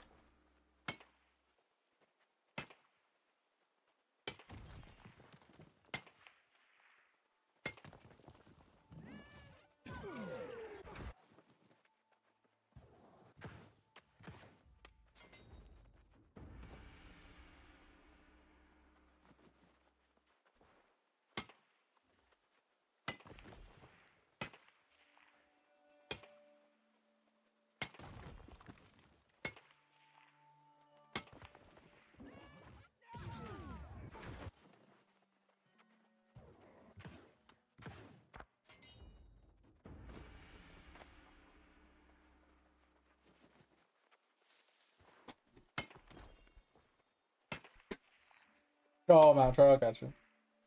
Yeah, like I said, get those done to level up your mounting. Like I said, the quests that you get done from doing those give you random attachables like new horseshoes, new bridles and things like that, so you can get different buffs and benefits. To mix and match the way you need them at the current time. You can get rid of them if you want to. Doesn't really matter. I just scrap most of mine. But it's also to give your mount XP. Technically, you can just make the vitamins, and you can feed them vitamins, X amount of them per day to like get mining or to get EXP just from doing that. So you don't technically have to do the quest if you don't want to, but the quests are just they're easy. They give a lot of XP. It just you can get pretty high level riding just from doing that. I will say though, with the added caveat, some of the mount quests, the mount trials or whatever, can be really fucking irritating when you get to the high level ones. AKA, I don't know if it still does it anymore, but there used to be one that would make you run all the way from Elysium Wilds all the way up to the top of Brimstone with no markers to tell you how to get there. It's just an FYI. Those ones are frustrating. And it's like a 25-minute run, 25-minute run. And if you don't get there in time, you have to start all over. Some of them aren't nearly as far, some of them aren't nearly as tedious or hard to figure out, but the ones in Elysium Wilds are really annoying. Those ones specifically suck.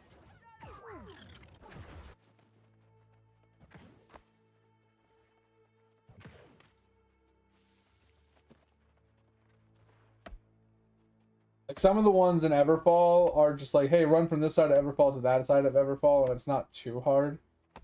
Even though they don't have like the markers. Like easy to figure out. But some of them are like, hey, I want you to run all the way from Eden Grove all the way down to Reekwater or something. And it's like, that's multiple zones you have to travel across. And you have to like navigate your like pathways yourself and stuff. It can be really tedious. Alright, so we got kills with magic. Now we gotta put on a two-hander. Put on spear maybe?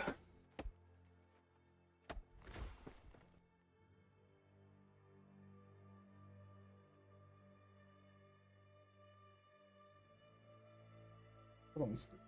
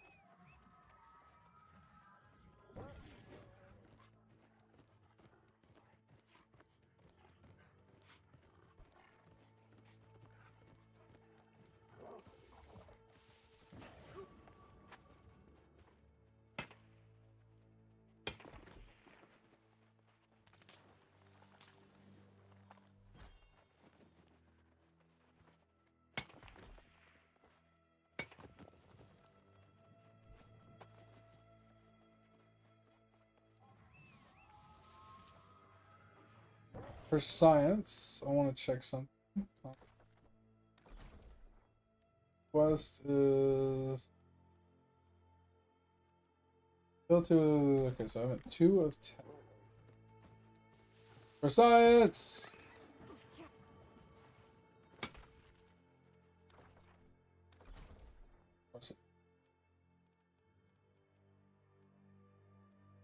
Oh, it did work. Oh, that's insane. Okay.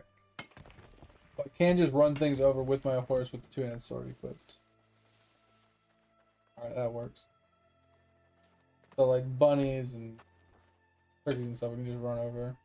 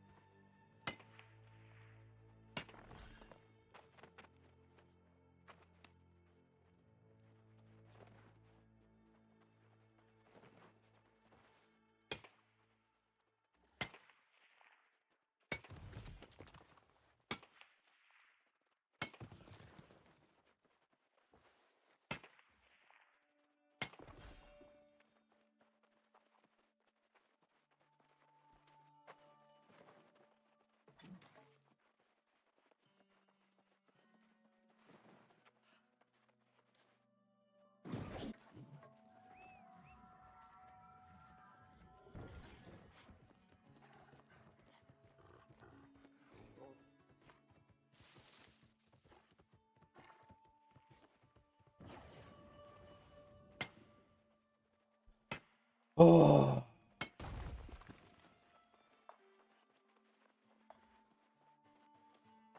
This grind is getting to me, man.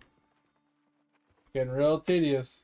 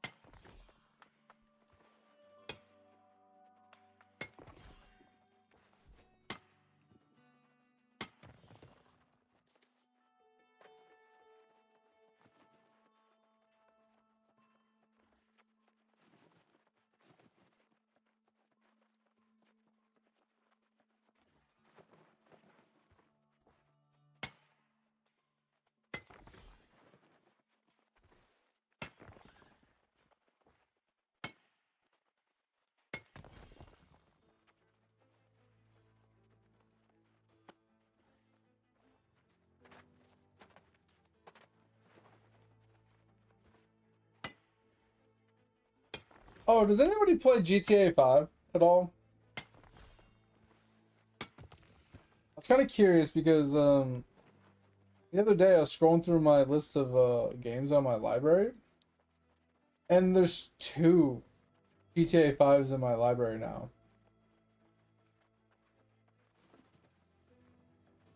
And I was kind of curious on why there's 2. Like, they're obviously labeled differently as well. I think one says like Legacy and one says something else. I was kind of curious on like what changed to make them split them into 2 separate things. No, it's not test.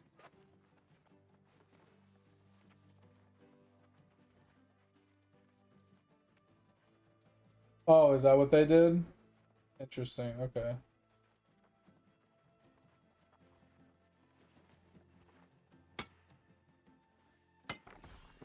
Yeah, because like it's labeled so weird. Yeah. So we got Legacy and Enhanced. Like this is Legacy. And then this is Enhanced. I don't know. I didn't know what it was.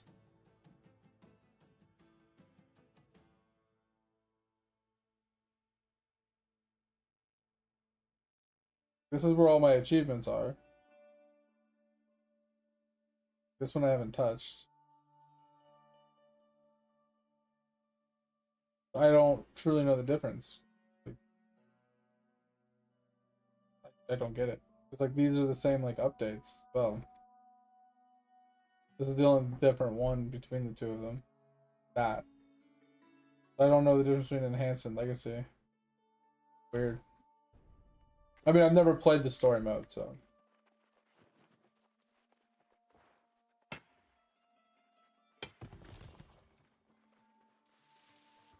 But which one's online and which one's not? Is Legacy the not online? That's really weird to label them as Legacy and Enhanced when all it is the difference between online and offline. And then even with that, if you're playing offline, can you play with friends still? Can you still like co-op?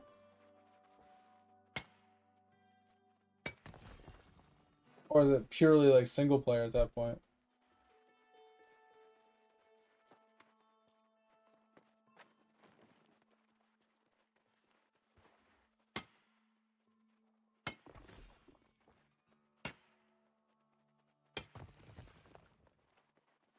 Okay.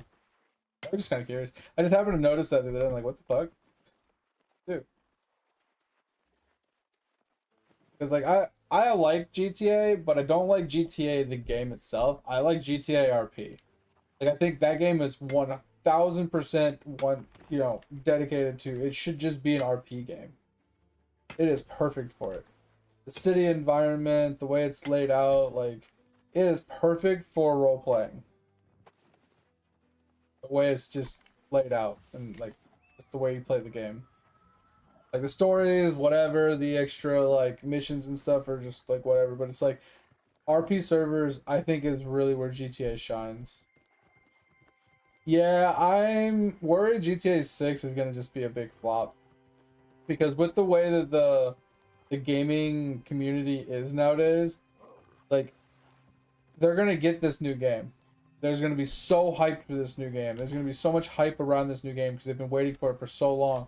And then the game is gonna literally just be GTA 5 reskinned, and they're gonna be like, well, why don't I just play GTA 5? And then they're just gonna hate GTA 6.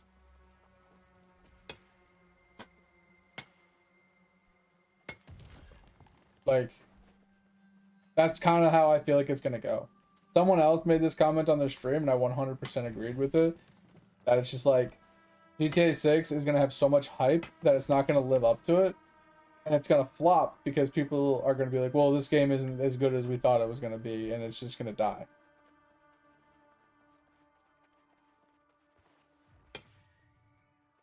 Yeah, I 100% think it's gonna flop, and not because it's not a good game. I just think there's too much hype around the game, and with the way games have been coming out and being released, how they're just not finished, they're not, you know what I mean? They're not good.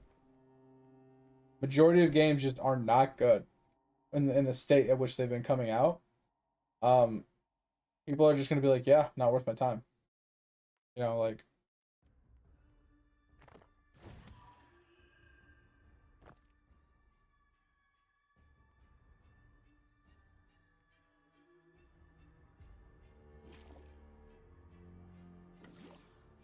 That's truly what I think it's gonna end up being.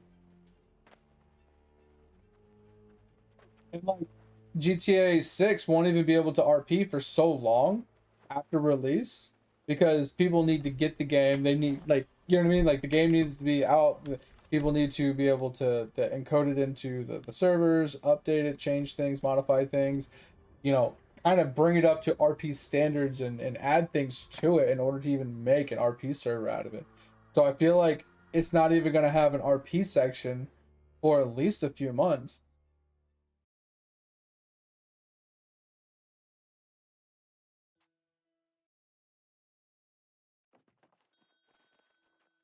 I heard good things about that. I don't know anything about the game, but I have heard good things about it.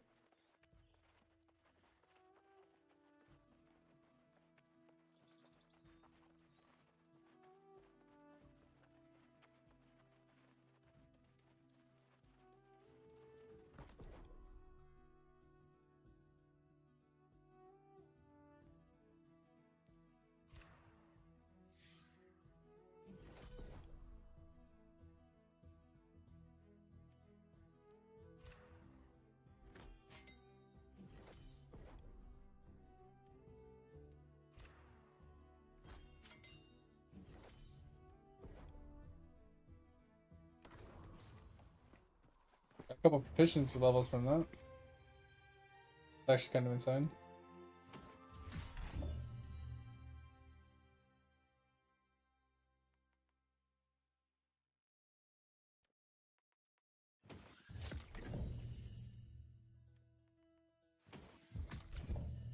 I'm still not getting the pattern. Bro, give me the fucking pattern.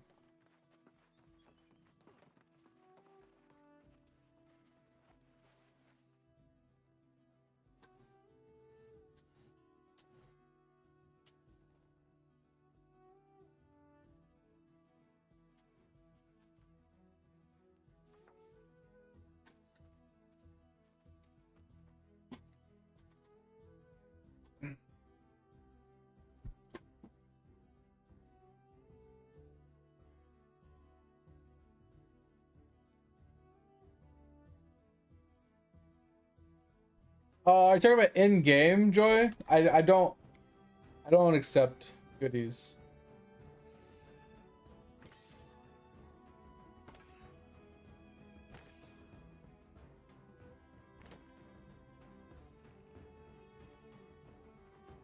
Yeah, I don't accept goodies personally. All right. Wood. Weavers? Do you have anything for weaving? Actually,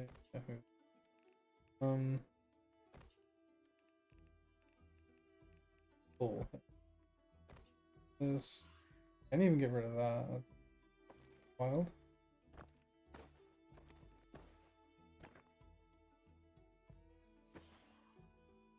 Okay, I'm just trying to get some space here.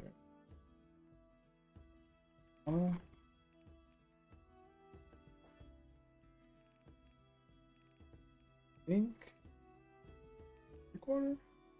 3/4 has a lot of food.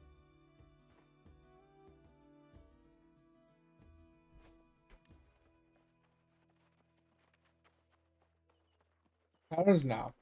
I don't need them or want them. Like I said, it's all about Iron Man, man. Getting it myself if I need it, farming it up. No, so what I'm looking for specifically is mining boots or mining patterns or mining outfit patterns that only come out of those proficiency boxes when you're over level 200 in mining. And they're rare. Like I'm proficiency level 12 now, I think. Yeah, 12. And I've opened 12 and I've gotten 1. And once again, that's one of those I want to complete it as an Iron Man, you know. I want to do it myself, get it completed. Like it's not that I'm opposed to doing like group Iron Man, but I have to go into the game with a character specifically for group Iron Man, not segue into group Iron Man to like hop out of being Iron Man. Right, like our Minecraft playthrough, right? We went into the Minecraft playthrough intentionally as a group Iron Man. So we all, like, when we started, we all started in different aspects to kind of, not cherry pick, but like, one person focused on mining while one person focused on like doing minions and the base building and stuff, while another person focused on like combat and so on and so forth. So that way we all benefited from people focusing in different aspects, but it also sped up the progress significantly instead of one person having to do all of it.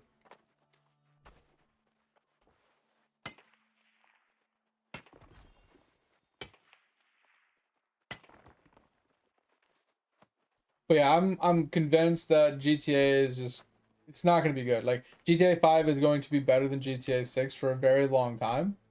And then eventually GTA 6 will live up to the hype that we were hoping for, and then people will probably start making their way over to GTA 6 a little at a time. And I did hear something like about, you know, GTA 6 working with 5M because 5M is so popular in the Grand Theft Auto like genre or in the scene of Grand Theft Auto. I just don't know what really that entails, right? I don't know if that means that they're developing the game with RP in mind, or if they're developing the game to have aspects to be able to be easily modified for RP, or like, yeah, I don't know exactly what that really means. Like, what truly is the 5M people bringing to the game? development portion, right?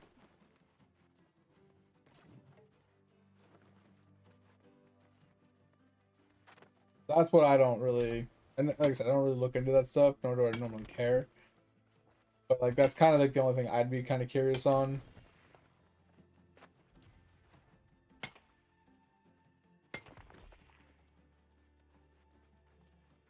Oh, so basically 5M isn't really helping the development, but they are working hand in hand with them. So it'll be ready on release day. So they don't have to play catch up after it's released. So it's not to say that they are per se in the development process of making the game itself, but they're in the process of taking the game and modifying it for RP for when it does come out. So they're like I said, they don't have to play catch up.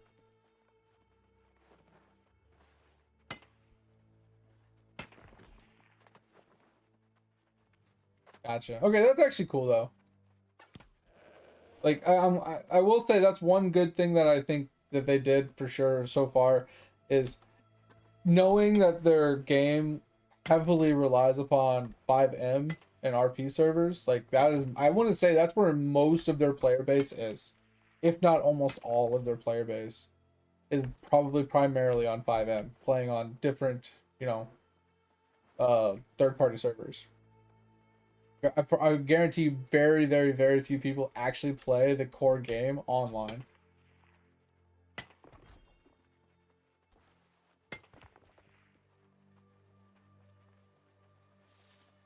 It's kind of funny that 5M would actually be able to help the fucking actual developers, like the game developers themselves. It's just funny to think that the developers of the game can't figure it out themselves. But I mean, I mean, to me, that screams 5M is mostly their QA team. So it's like they're testing and finding problems with the game and helping them fix those problems while they're working on their own stuff. That's what it kind of feels like. Like a win-win for everybody. Rockstar gets if it's still Rockstar gets like a pretty good QA team that's pretty dedicated, and the 5M get early access to be able to work on mods and stuff like that for the role playing.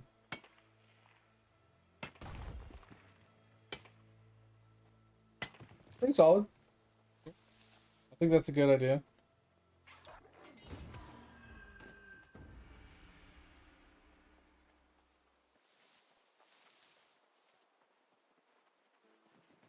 Yeah, I was saying, like, that's just what it seems like, and it's a good idea. Like, I feel like more game companies could go that route, right? You don't have to pay them as much or pay them at all if you're giving, as long as everybody's winning in the situation. Like I said, 5M is winning because they're getting access to it early, so you know they're helping with the process, and they're getting to build their servers and their mods and everything early, so it's ready on release, so they can make their money from their servers and their mods and their releases of their servers and stuff. Not saying that the company shouldn't be paying them or anything, but like I'm just saying, like, it's not saying that they're there for cheap, but everybody's watching everybody's backs, and it works out in the grand scheme of things, rather than just paying some random Joe Schmo off the street to test your game that has no care in the world about your game. There's no skin in the game for them, you know. When someone doesn't have any skin in the game for what they're doing, then they're not going to put as much effort or work into that product, right? They're just there for the paycheck. So if more games had communities that they could bring in like that, I think it would overall be a win-win for everybody.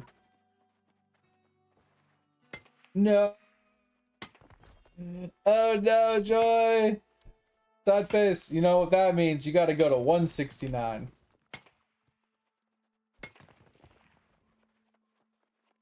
And then you got to go to 69 Paragon or Prestige. Because you're going to eventually want to hit 250. Which means you're going to eventually have to push past 250.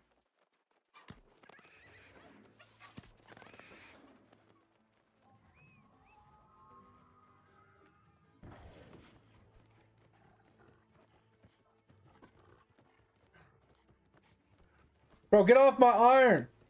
You son of a bitch!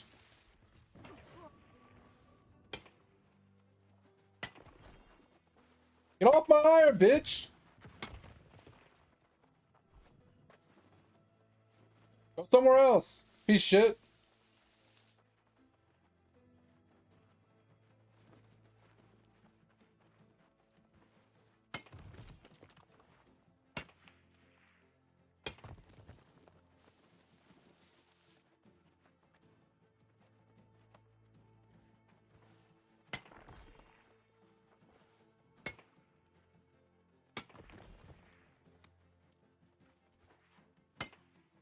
Damn dick face. My iron.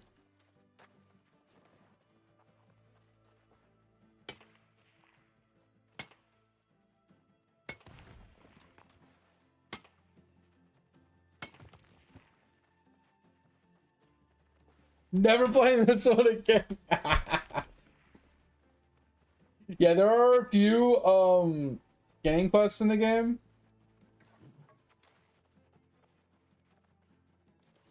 So you have to be like a certain skinning level to skin a mob for a certain resource to then convert, you know, to bring it to somebody. So I think at one point you need to have like 150 skinning to do one of the skinning quests.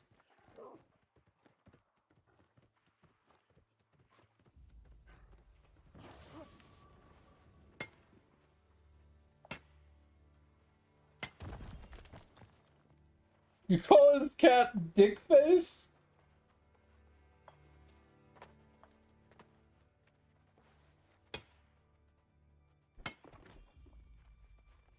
Bro, that is so unfortunate, Toby. Like, was it like something that the cat obtained just genetically, or was it like something environmental?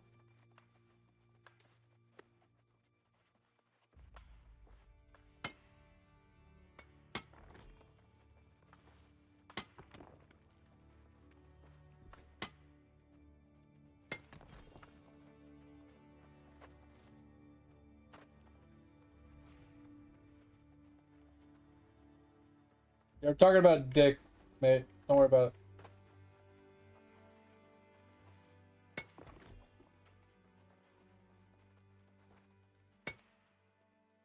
it. Ah, yeah. I mean, it sucks. Definitely sucks.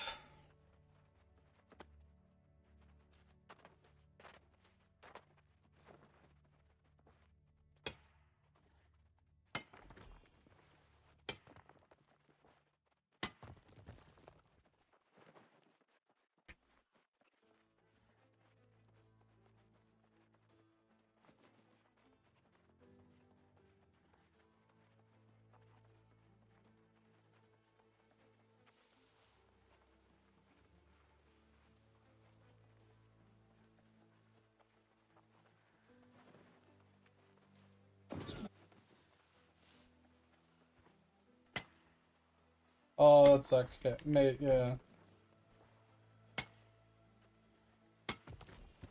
The fucking worst, man. I'm honestly, that's like one of my biggest fears is like, I'm gonna go to the doctor and like, you got 1 month to live. And I'm like, what? How the fuck?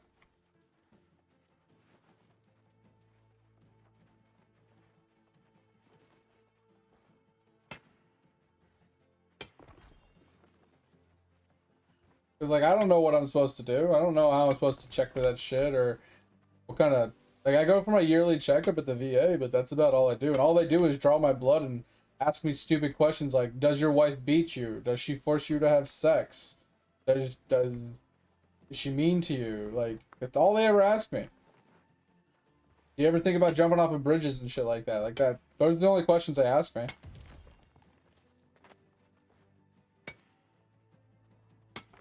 Last time, they're like, does your wife force you to have sex? I was like, that if only. And the lady just laughed.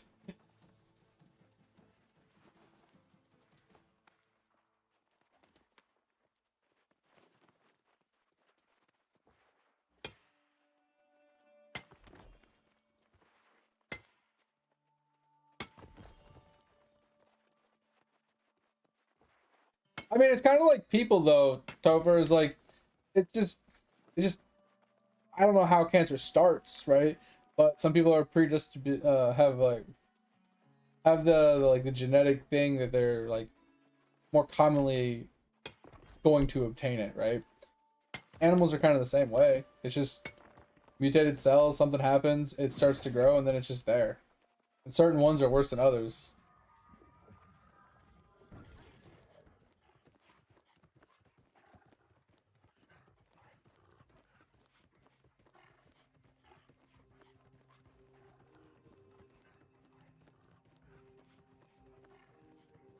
Yeah, it's really ridiculous. One of the worst things in like health right now, or just in general, like it's always been one of the worst things.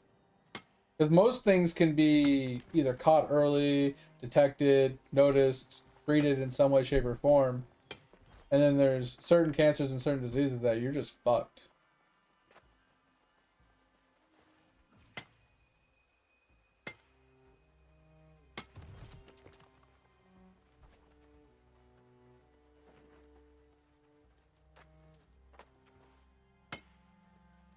And then like one of the other questions was like, does your wife yell at you? I was like, no, she gives me the silent treatment. It's really fucking annoying.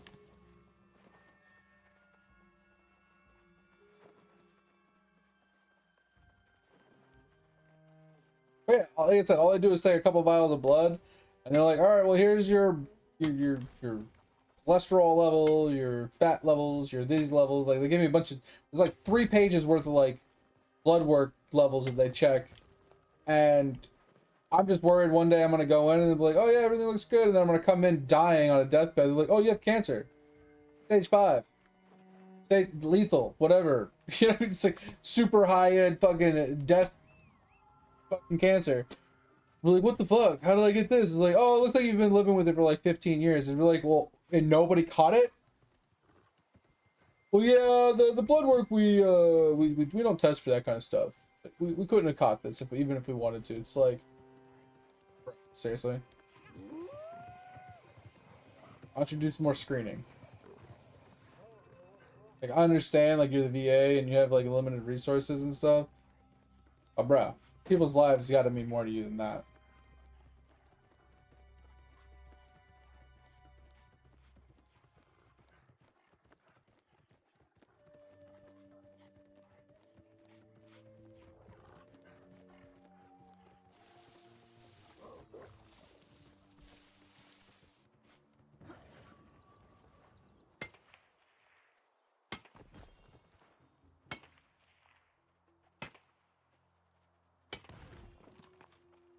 Yeah, but I feel like at that point, Topher, you've already gotten cancer to like a high level,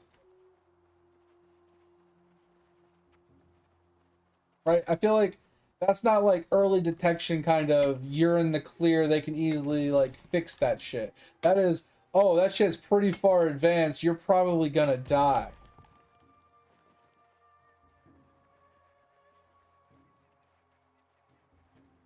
Really? Interesting.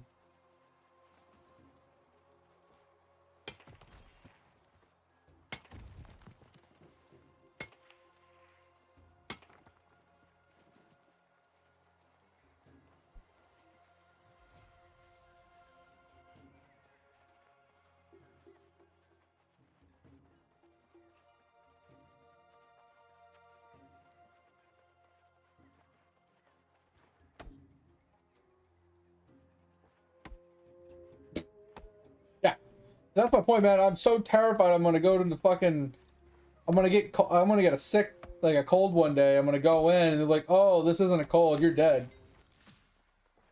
You know, like, that's what I'm expecting to happen one day. Okay, this is the second message of the word hookers I've gotten tonight, and I'm kind of curious on why I keep getting the word hooker popping up.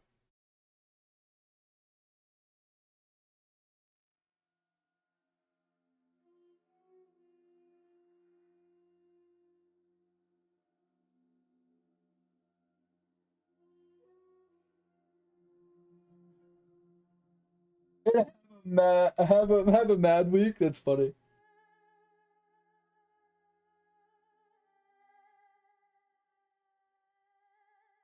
They aren't messaging me.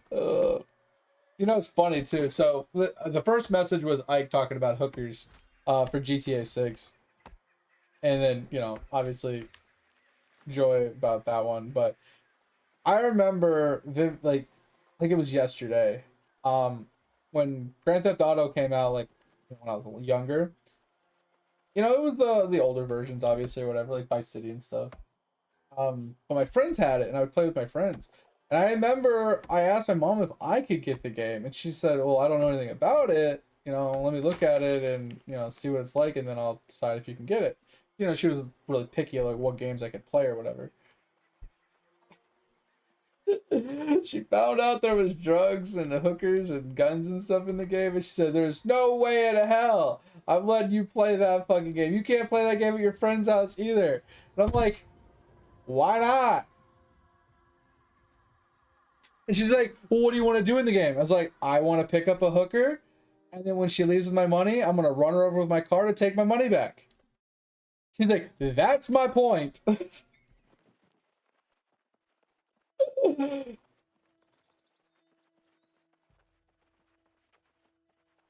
Like, she was so pissed when I said that. She's like, "And that's why I won't let you get it." I was like, "What's wrong with running over the hooker that I just paid? At least it was free." And then I was like, "Here, Mom, look." And I was taking a sniper rifle and I was shooting the people in the head and watching their heads like pop off. I was like, "Look, it's like a dandelion." And she's like, "You're not allowed to play this game." I was like, "Come on."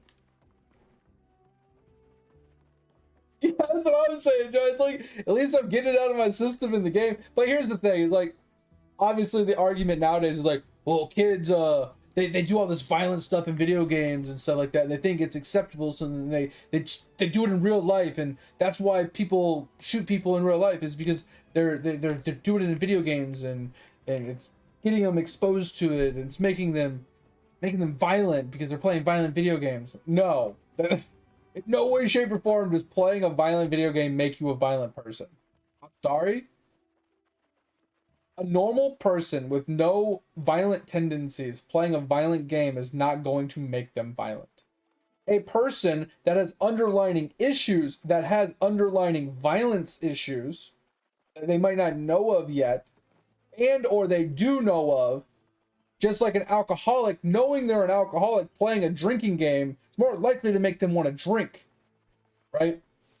You can't sit there and tell me playing Counter-Strike is going to make someone want to go and shoot up a school, right? It's not going to make someone want to go and shoot people out on the street. You know, that's not how it works. Normal people have brain cells to understand the difference between a video game and reality. They know right from wrong. And they play the video game knowing it's a game for enjoyment. These people we're talking about don't play the game for enjoyment. They play the game for the sadistic ideal that they're fantasizing about actual people in the video game. That's where the problem comes in.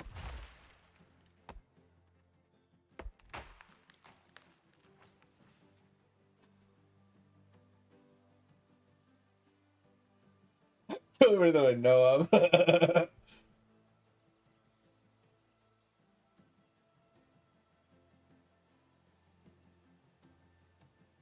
And that's the thing, man. Is like, I don't care if there's a study that says it does or a study that doesn't say You this. look thirsty as I fuck can right tell now. you from experience of playing video games for over 20 years as a normal human being with none of those tendencies to begin with, it has never once made me a violent person.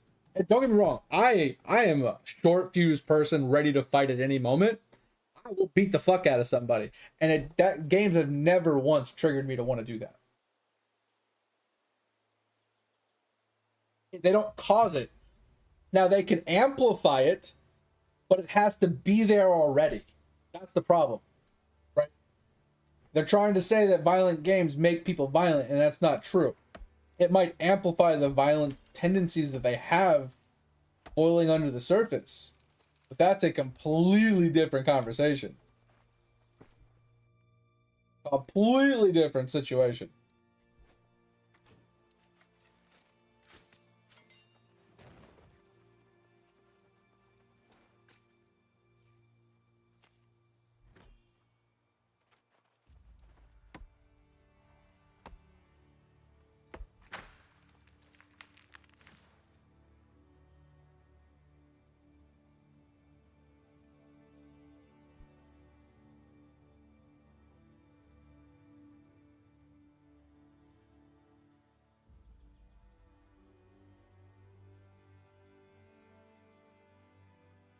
Yeah, like the news doesn't help in any way, shape, or form.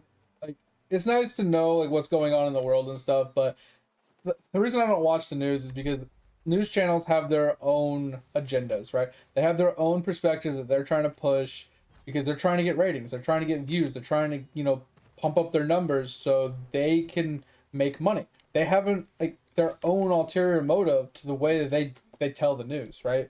And then some information is just not necessary for the public to know, right? That's why there's top secret stuff that no one knows about in the world, because if people knew about it, all hell would break loose. Like that's just the nature of society, of human beings, right? We don't need to know everything. And I would say there are certain people in the world that if they don't see it happening elsewhere, then they're less likely to want to do it. They see, oh, someone did it here. Oh, someone did it there. Oh, I can learn from this person. I can learn from that person. That's a good idea. Oh, I like that idea. And they start then their fantasies start taking over, and then they are more likely to want to do something that they've seen done by other people, right? And then these people that are going to jail for it, if they're still alive or whatever, now they're idolizing these people, following them. Like, you know what I mean? Like, there's just so many other problems that go in with this, with like media coverage and social media and the internet and stuff. It's just wild, man. Have you played League of Legends? Okay, that game, I'm not gonna lie, that game makes me angry. That game actually makes me want to punch like holes in walls. Like I hate that game. And it's not even the game that I hate. I hate the community. It's so the game itself isn't what makes me violent, it's the community that makes me violent. The people in that fucking game make me so angry.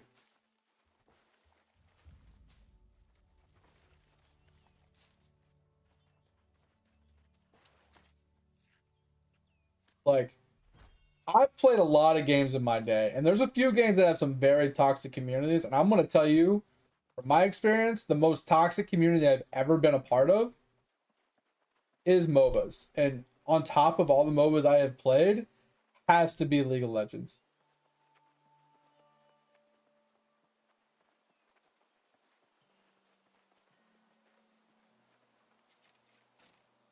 I mean, some games can be very frustrating and make you angry. It's true. But that's just because they're usually difficult or whatever. But there's a difference between the game pissing you off and the people in the game that you're playing with just being absolute tools and douchebags, setting you off way further than the game is already setting you off, right? That's League of Legends.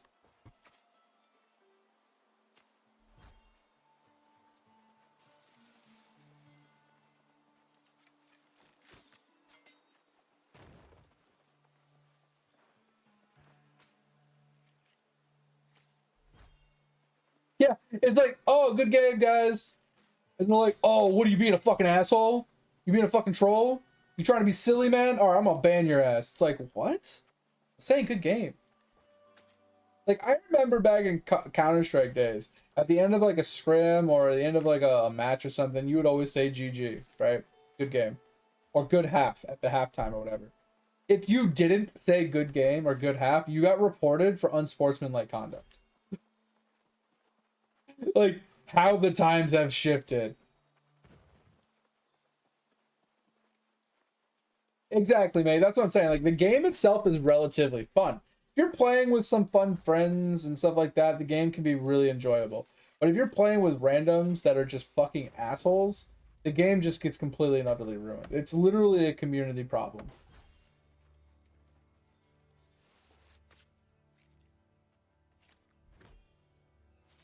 How many turns have tabled? Oh no!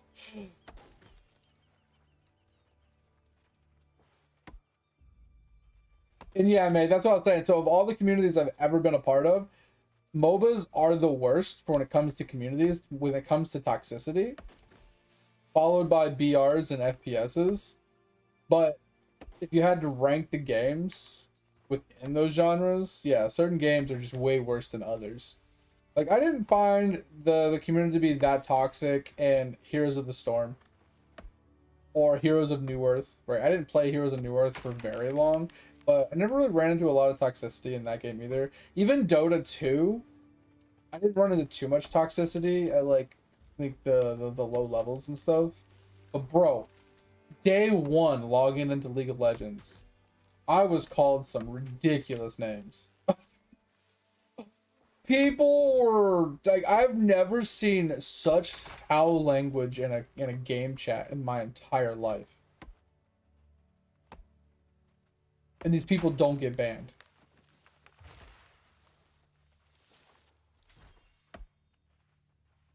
It's ridiculous. And then obviously followed by FPS games, right? FPS games are almost as toxic. But certain FPS games definitely rival League of Legends. Like Call of Duty lobbies, bro. I have to mute Call of Duty when I go in and play Call of Duty. Like when I used to play it. I can't go into a Call of Duty match and have like voices on. It's impossible. I lose brain cells. Like legitimately I lose brain cells if I listen to people talking Call of Duty. They can't even use real words. All they do is drop cuss words and the N-word, and that's it. In this, in that, in. It's all I hear the whole time. Just the N-word, nonstop. There's no other words. It's just the N-word the whole time. And I'm just like, bro, can we say something else? Is your vocabulary consist of one word? It's like ridiculous.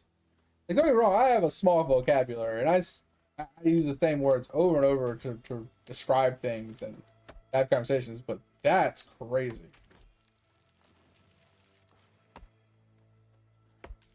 Gamer words. Bro, that's not even a gamer word, that's just an ignorance word.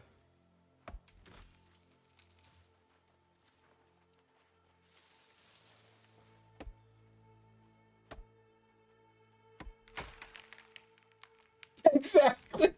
Exactly, Topher. I remember there was one time this guy said it, I think he said it like 45 times in like 10 seconds. And I literally was like, bro, can we use any other word than that? And he went off. And I was racist, piece of shit, white trailer trash, cocksucking piece of garbage, blah, blah, blah, blah, blah. Called me the N-word about 5,000 times during this whole like spiel as well. And I was just like, okay, so I guess not, is what was my rebuttal after he finally shut up. So I was like, so we can't use any other words. Got it. So you're ignorant. Obviously that set him off even more. And then he started team killing me, following me around, body blocking me. And then when we got to the end of the game, he was telling people how I was racist and I was a piece of shit and I should be banned and all this other stuff. And then my rebuttal was, how am I racist when all you've said is the N-word about 50 million times throughout this 5-minute match? And everybody just started laughing. And then he just started dropping the N-word like every 0.1 second. I had to leave that lobby. That was one of the last times I ever had my volume on for that game. That was ridiculous. Yeah. Crazy. I've actually been to Twitch streams that were like that. Like I would open up a Twitch stream and like I was like scrolling through GTA RP streams one day, and I came across a guy, and within the matter of 15 seconds of being in his stream, I think I heard him say it 30 times. And I'm like, what is going on? And it wasn't like he was just talking to a streamer himself. He was literally talking in-game to somebody, and he was just repeatedly saying it. I was so confused. I just don't understand why someone has to say a specific word that many times in a brief period of time. Now, don't get me wrong, I cuss a lot, right? I say a lot of words like wild and crazy and insane, and I'd say those a lot. But I feel like I take a breath between saying those words, at least every once in a while. So I don't say it 50 times in a minute. I have some limitations. I have to breathe. I have to actually communicate words.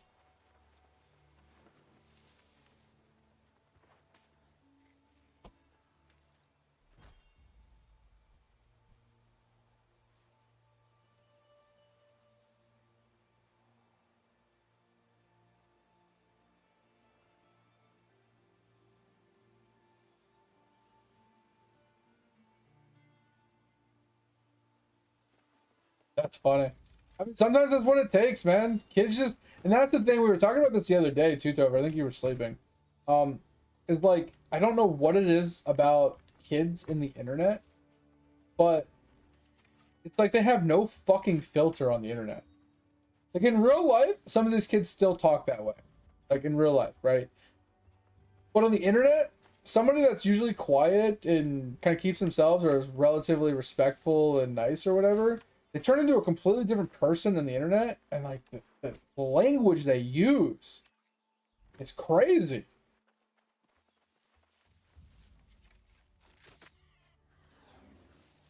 Like, holy God.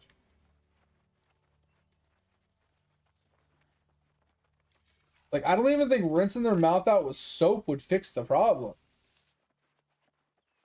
I think their mouth would dirty the soap. It's so bad.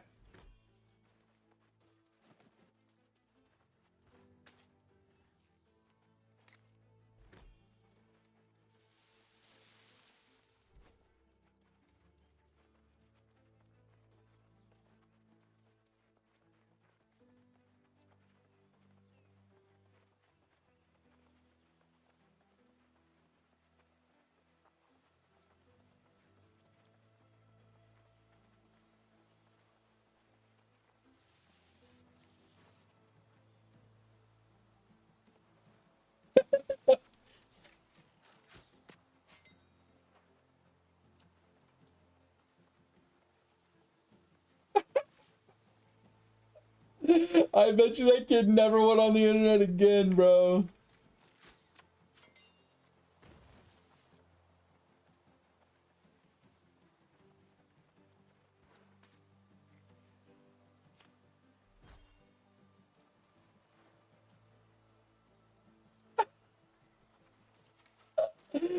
Bro, that's crazy. That would be absolutely hilarious. Kid just being super disrespectful on, like, in a game lobby or something, and just wouldn't shut up. And you're like, yo, so and so, if you don't shut up, I'm gonna call your mom.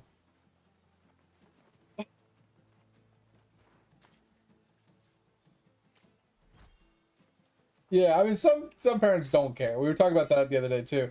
There's a lot of kid problems and problems in the world when it comes to like the younger generation. It boils down to the parents just not being parents.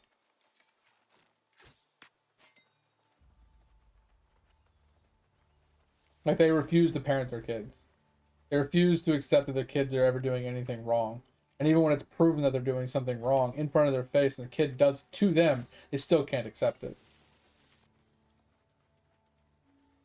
But yeah, that's one of the reasons why I was always really picky on like when I played online, like where I played, who I played with.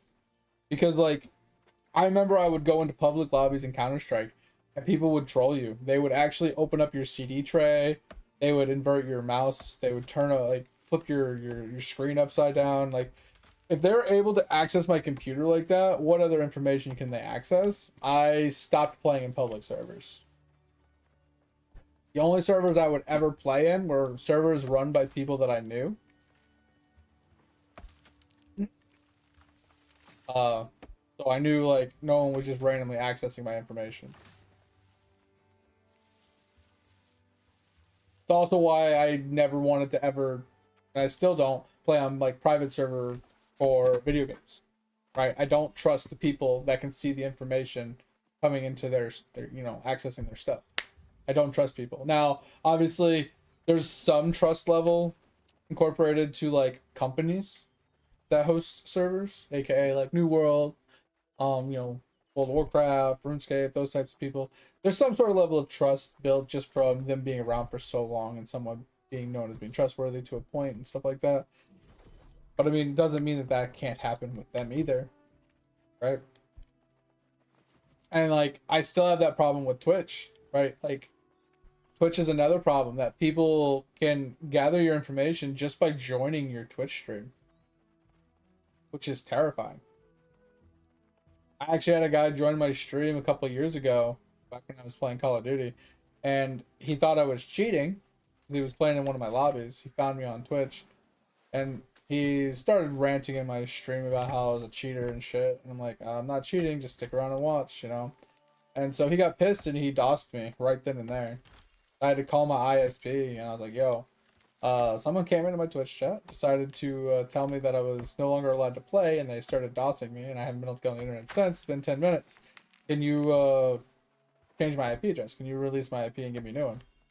Well, let me look into it. And they looked and was like, oh yeah, sure as shit, you're being DOSed. It's like, oh yeah, you can see it in the logs. Yeah, exactly. Give me a new IP address.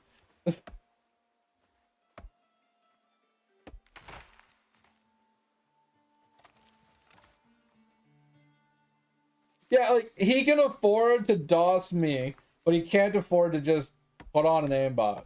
You know what I mean? Like, Jesus Christ.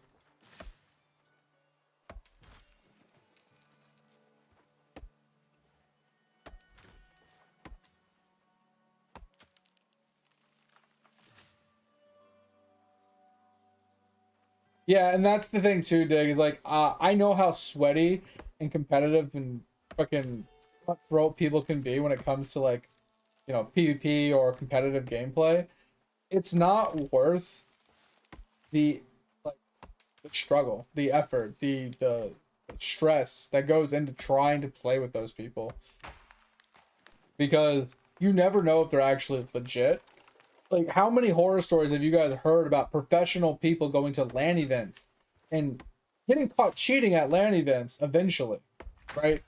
How they, you know, import it into their mouse, how it's on a thumb drive, how it's connected on their phone somehow and Bluetooth in, or they download, like, certain maps on certain, like, workshop things that give them, like, there's so many things that people do to try and get the upper hand, even in professional scenes.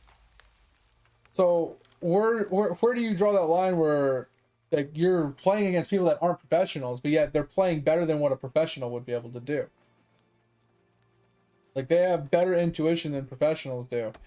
But then the professionals are also cheating. Like, I remember I was playing Dota 2 once, and I was playing with a bunch of my buddies, and my buddies were friends with, like, really high tier players, like people that go to LAN events and place, like, first place in LAN events and stuff, right? So they were friends with a lot of, like, really high level Dota 2 players. Well, there was this one fucking time, bro, and this is what made me quit playing Dota 2 altogether, was my friends were always talking shit about, oh, you're really slow, you're really bad, blah, blah, blah, you just gotta learn how to play, da, da, da. Well, sitting there, and this one guy we were playing with, it was one of the high level players. He said, hey, I'll be right back, I'm gonna go to the bathroom. So he was standing near a tower, like, letting the tower defend him, because it was kind of early game. So someone wasn't gonna just, like, run up and try and kill him. And, like, tower dive him. This motherfucker went to the bathroom, and a few minutes later, someone ran out of the bush to try and tower dive, and he force staffed himself to the other side of the tower and instantly tornadoed himself to be untargetable. And I watched this, it's like, oh, that was crazy reaction time, right? That was fast. And a couple, like, 20, 30 seconds later, he comes back. He's like, all right, guys, I'm back. I was like, wait a second. You weren't even at your computer? And I made a comment. It's like, hey, how did you force staff tornadoes so fast and that guy dove you out of the bush? He's like, oh, I have a macro. Like, so nonchalant about it. That he has this macro script that he runs that does it for him. And I'm like, is that legal? He's like, oh, we all use it. I'm like, yeah, I'm done, guys. I'm fucking done. If one of, like, the high level players of Dota says that everybody uses a script like that, and he doesn't even have to be at his fucking computer to use it, I'm done.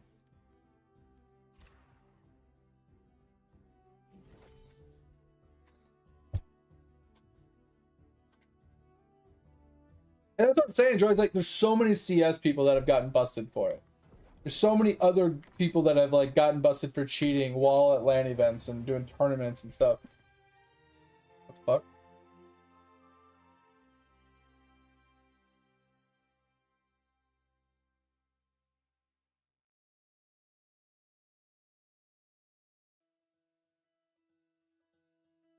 Should I turn the volume on for this, Topher? Because I can't read that fast.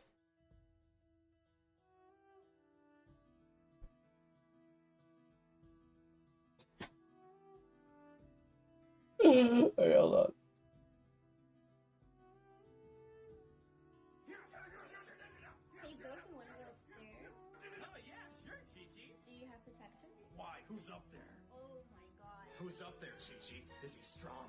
I'm not talking about fighting! Then what are you talking about, Chi-Chi? I'm saying we should make another baby. How do we do that? We have 2 of them! Oh yeah, I forgot. Kakarot, let's have sex. Yes, Vegeta. Yes, Vegeta. Oh, bro, Goku is so oblivious, dude. I love it.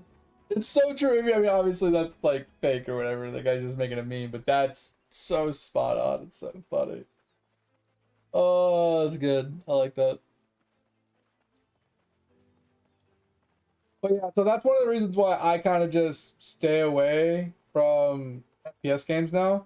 Is because no matter how good you think you are, there's always somebody better than you, and then you can't tell if that person's better than you by skill level or because they're just cheating. And I don't like having my fun impacted by a possibility that I'm losing because not because I'm bad, but just because that person that I'm playing against is straight up cheating. It's like I'm not good at like the FPS games. I'm decent. I'm okay. I'm like a little bit above average usually. But there's so many times I get absolutely obliterated by somebody and then I spectate them and they're walking around the map like this.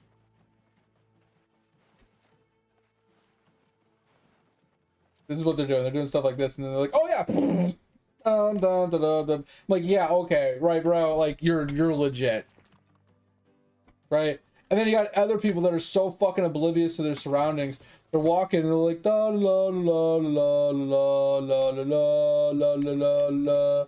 What's going on, guys? What's going on? What's going on? Headshot. Like, oh, okay. What the fuck just happened? Guy went from not knowing how to like move his mouse to like fucking instantly headshotting like fucking 15 people in a row. Or we got the other people that are super fucking blatant and they're just like staring at the wall. They're like, I know you're here. I know you're here. I know you're here. Oh, I'm coming for you. Oh, I'm coming for you. You're right there. You're right there. Oh god, I'm almost there. I'm gonna get you. I'll die. Right? Like, there's those people. Like, yeah, fucking professionals, bro. Fucking wild professionals. Like, I watch those people and I'm just like, yeah, that's what I just died to. Like, oh, drives me insane.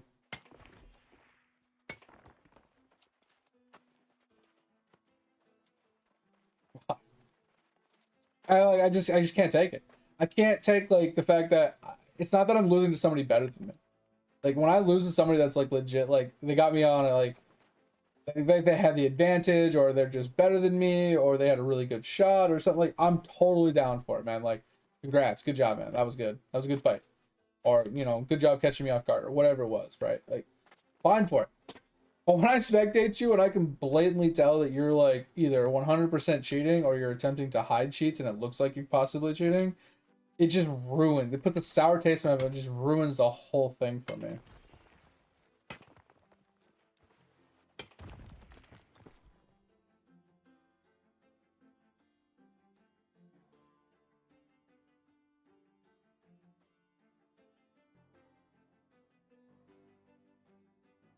I'm so confused. Should I turn the volume on? Like, what's going on here?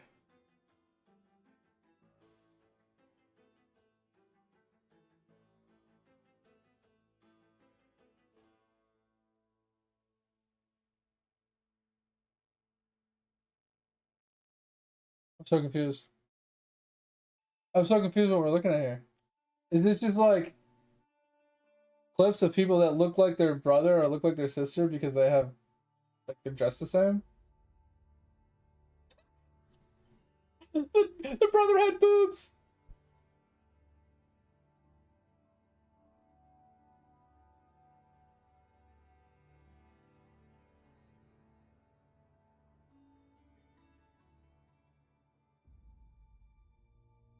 I like the last one. The guy's like, "Really? You're making me do this?"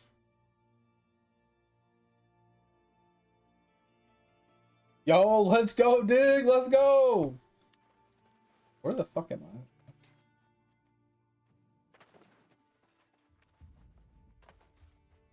Yeah, that's why I stay away from FPS games. And the reason why I stay away from MOBAs is because it's just too toxic.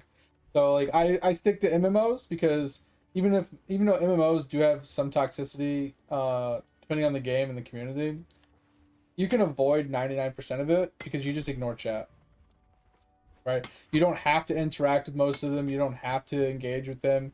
You don't have to do anything with anybody. You can play it specifically solo Stealthbound or Ironman and just avoid most people in most situations and not have to interact with them. So it doesn't interrupt your enjoyment level. It doesn't impact your fun playing the game because they're not part of it. They're not the reason why you're having fun or not having fun. Unlike FPS and MOBA games, you directly are impacted by them playing or talking about whatever they're talking about, right?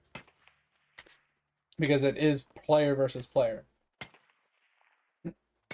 It's not player versus NPCs, or the environment. So PvE is really what I shine at, like involving myself in and having fun doing and stuff. Even though I absolutely love FPS games, they are definitely super fun to play, but God, do I hate the community and the players. Like, I remember we used to play a lot of PlanetSide 2 on stream. PlanetSide 2 was really fun to play, but with how small the community is and how fucking absurd some of the players can be and how people blatantly cheat and don't get banned for it. Like, what's bad when your game doesn't even have a report system? I'm just gonna throw that out there. When people are teleporting through mountains and killing you from underneath the map and stuff, and you can't even report them, there's a problem. Just saying. Your game has a problem when you can't even report people that are blatantly cheating.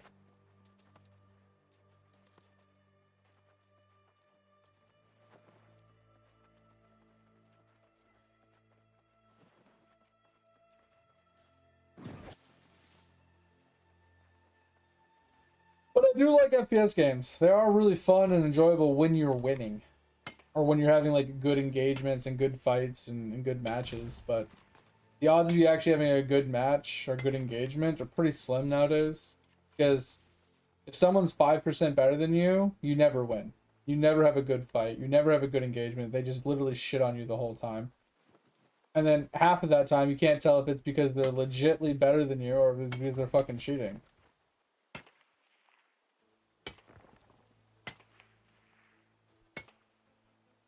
I can't tell you how many times I've been in a Counter-Strike match where it's like, yeah, I think someone's cheating. And they're like, oh, no one's cheating, no one's cheating. And then 5 minutes later, they're like, oh, that guy's definitely cheating. I'm like, okay. And he's like, hold on, let me turn my cheats on. I'm just like, bro, what? My teammate starts cheating. And then the other team's like, oh, your teammate's cheating now? Oh, we're going to cheat now, too. And then, like, the whole lobby just starts cheating. And everybody's spin-botting and aimbotting and shooting each other through the fucking walls and stuff. And I'm just like, this is ridiculous, man. Like, what has happened to the world?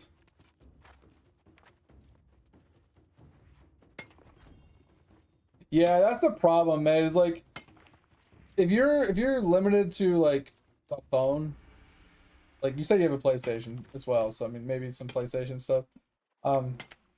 Like if you're limited to like those few things, there's not a lot of MMORPGs that you can actually get your hands on that are actually good. That's playable on those,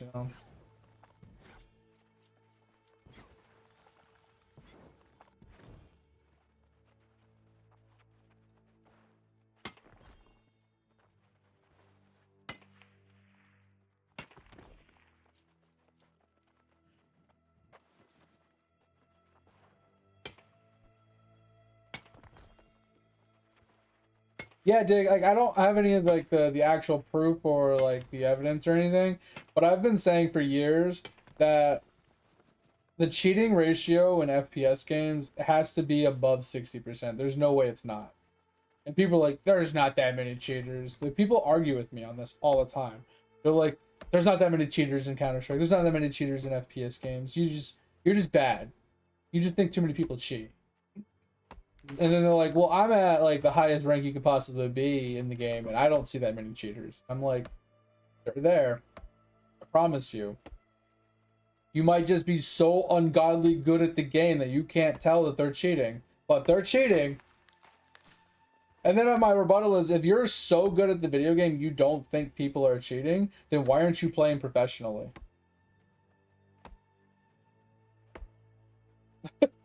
Like, that's my argument. Because I can promise you, I have watched professionals play Apex Legends and, you know, BRs and other, you know, like Counter-Strike matches and stuff like that, and they get absolutely obliterated by nobodies. And these nobodies are definitely a cheater, right? And they don't call them cheaters like very often, but they will sometimes. But like, if these people are so good they can obliterate professional players in a public setting, like, not saying that a public setting means much of anything, because that doesn't matter unless you're on LAN and playing like for a team, right? Because it's a team-based game, so destroying somebody in a public lobby doesn't mean a whole lot. But if they're so good that they can destroy a professional player in his element, just, you know, 1v1ing and stuff like that, and like in a match, why aren't they like doing tryouts for professional teams? Why aren't they being scouted? Why is their name unknown, right? There has to be some reasoning, and the reasoning is they are fucking cheating and they know it.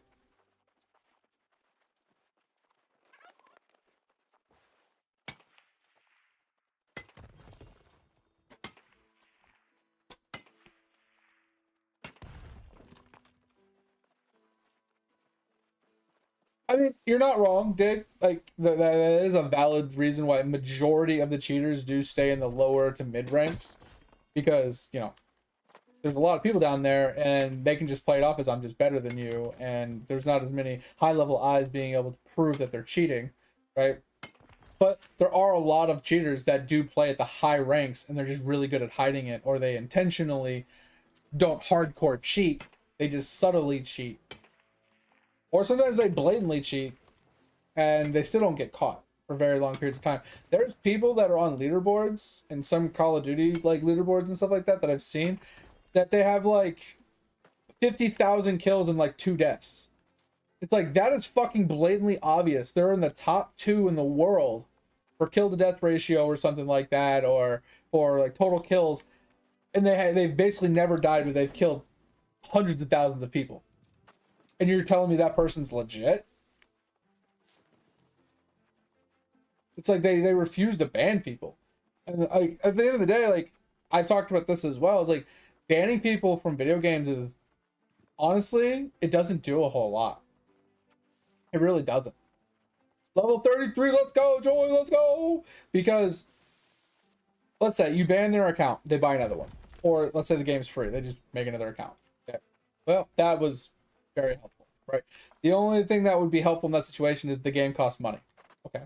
At least that way the company wins out and they make more money, and the cheater has to pay more money, right? So it's more money out of their pocket to just cheat in a video game. So at least that's like a win. We could call that a tick in the win column, right? If there's a box price on the game that the cheater has to pay for every time that they, you know, get banned, we can call that a win, right? For banning one for that reason. Now, let's say you take it a step further and you try to ban the email address. Well, they can make another email address. Okay, pretty simple. They're free. Oh, you banned his operating system ID, right? His the social security number of his operating system. Okay, well, they make programs that randomly generate those numbers to artificially spoof what it actually is. So, you know, that doesn't stop him for very long. Maybe he has to pay for the program, you know, to be able to spoof it. Not a big deal, a little extra money out of his pocket. So he has a program to spoof his operating system. Okay, well, let's take it a step further and ban his network interface card, his NIC.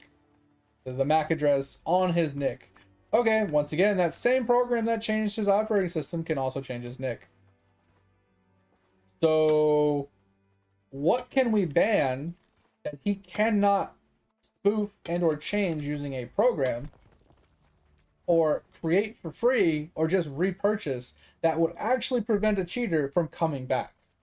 There isn't a single identifying mark or identifier in general that's tied to an individual that can be used to prevent people from creating accounts. There is not a single one. The only thing that technically exists in the United States that could technically be used but can still be faked is a social security number. It's because every social security number is tied to an individual, and there's only so many of them out there, right? So if you made an account via that social, that social security number, if that social security number gets banned, you have to grab another one at random. But at the same time, like, that's easy. You can just type in a random add the number, and if it's not being used, it's not being used. So it doesn't really stop them, right? But we've also talked about this before. To make this work, there would have to be an account that is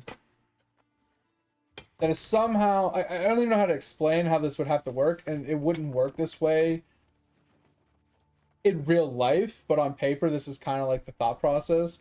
Is there would have to be an internet account, an account that is tied to you specifically, kind of like a driver's license, kind of like a social security number, that is your account. It is tied to you directly, and that is the account that you use to purchase licenses for playing video games, right? So you use that account to log into Steam, right? And then while you're on Steam, you download and buy games and play games on Steam and so on and so forth. But if you got banned, they banned your internet account, right? Specifically. So you couldn't reconnect to the game no matter if you bought another account, bought another game, or spoofed your IPs or anything like that. You can't connect to the internet with that internet account to play those games because you were banned from the internet, like connecting to their games via the internet using that account. Because in order, this is where it would like get tricky, because like, who would house these accounts? Who would be in charge of validating these accounts to be able to make these accounts and so on and so forth? I feel like they would have to be something like a DMV where you have to go to an actual government agency house, like building, to request an account to be made for you, blah, blah, blah, blah, right? To be able to do that. It would be difficult, right? It would be difficult. Banning hasn't worked for like over a decade, Dig. If not longer. I don't think banning has ever actually worked.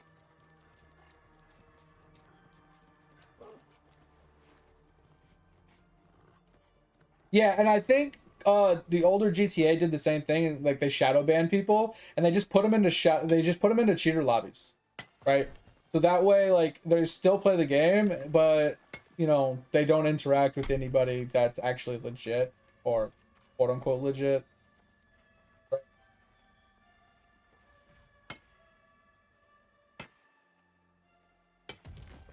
I know COD still does that in Warzone, because I saw the article about the one cheater lady, Natalia or whatever her name is, how she got shadow banned one day on stream. And she was just in cheater lobbies and she was just getting absolutely obliterated, and then eventually she got unshadow banned and got back into lobbies. But yeah, I don't know how long ago that was, maybe a year or so ago, but they definitely still do that in certain games.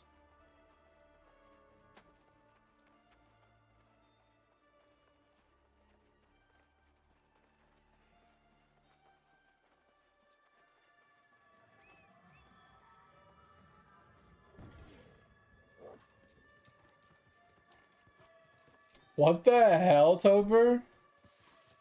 So how did that happen? Did someone actually hack Rainbow Six's like database and like wipe it? Or did something happen at the data center and they lost all their data and somehow? Like, how did that happen? That's crazy.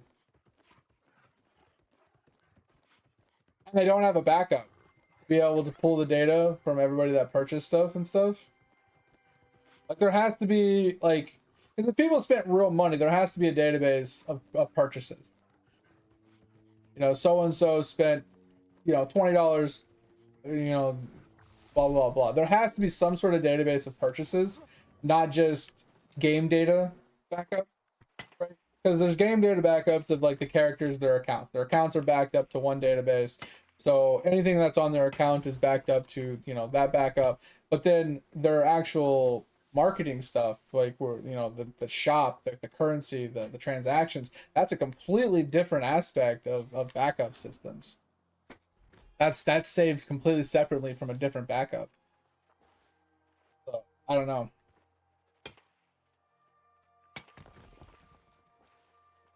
Yeah, that's wild though.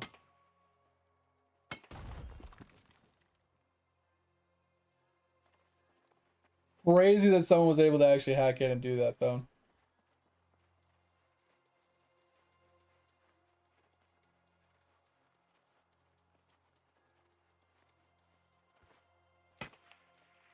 Yeah, they probably rolled it back and like broke something.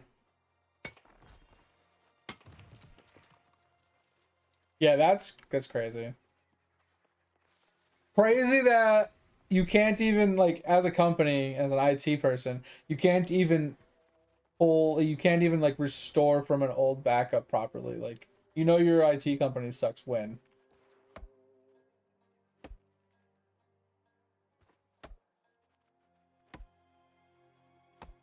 Like I don't know if you guys have ever had to do a backup before, like restore from a backup or take backups of like big databases and stuff, but it's truly not that hard.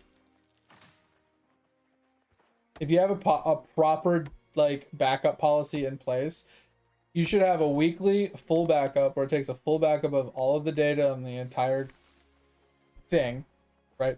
Each one of them is segregated, right? So you have one for the game, you have one for this, you have one for that, you have one for that, and they have a weekly full backup.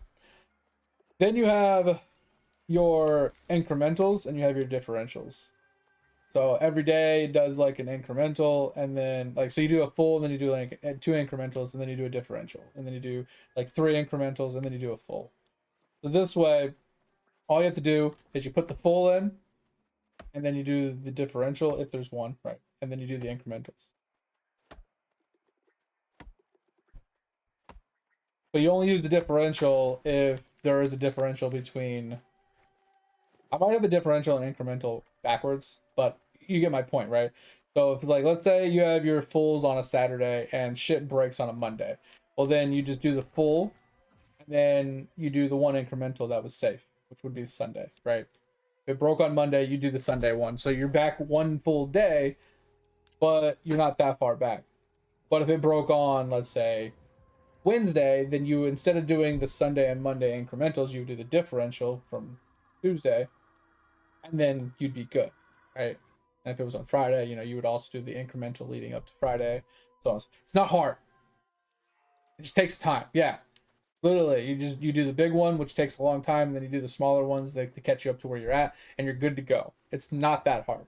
If you can't do that, and you somehow fucked that up, you have bigger problems.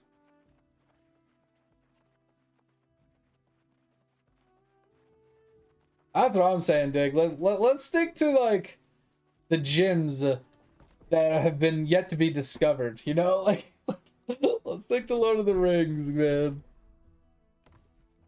Diamonds in the rough, you know.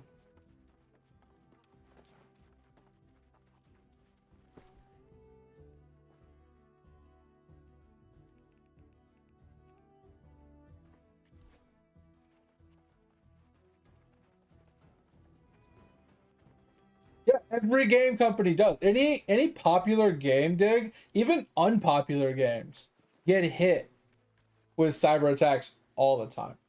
Whether it's database breaches, whether it's DOS attacks, login like potential like you know what I mean? Like they're always trying to game the system. They're always trying to get people's information so they can sell it to make money. It doesn't matter what game it is. It doesn't matter how they're doing it.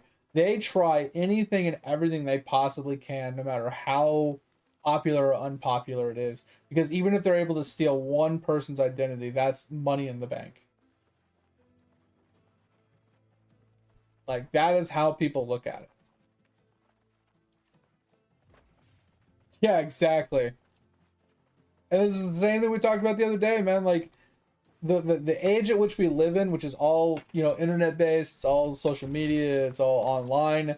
Everything, like nothing ever truly dies nowadays. Everything always exists in some way, shape, or form, and it's always like someone can always find something on you, right? Since all your data is found online, and everybody like it just breeds this level of thief and scammers and things that just you know, back in the day, it was always about people conning people and people, you know, stealing from each other and stuff like that. It's nothing different. It's the same as it's always been. There's just more people in the world, and now that you can do it remotely, and you can be more anonymous about it, and if you're really good at it, you know, you likelihood of you getting caught is a lot slimmer than back in the day when you had to physically enter people's houses to steal this stuff.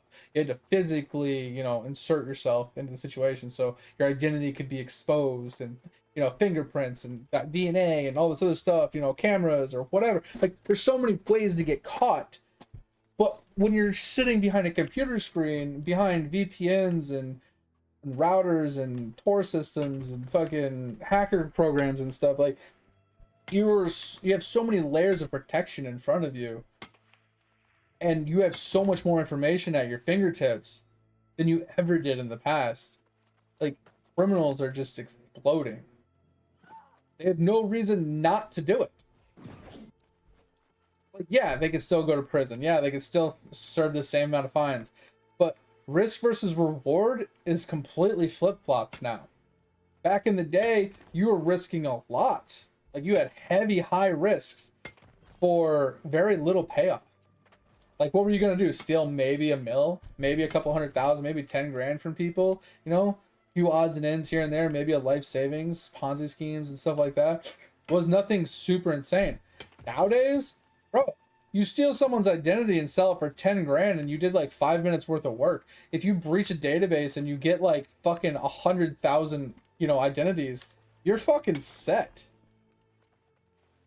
You know what I'm saying? Like, you breach one fucking database with enough information on it to steal people's account information and stuff, and you can make a fucking shitload of money in a short period of time.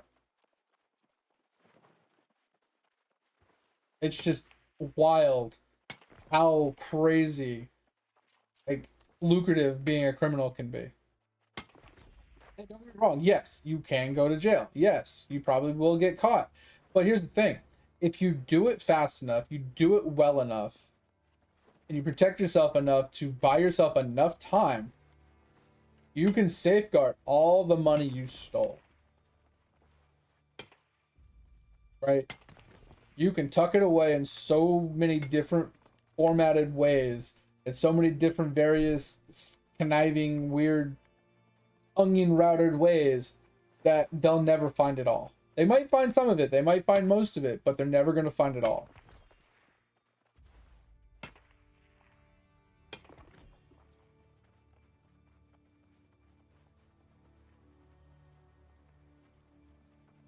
That's what I'm saying.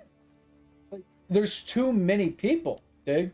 It's too, like, the risk versus reward is way too good for the criminals nowadays. So there's no reason for, that's why I was saying criminals have exploded because of how lucrative it is.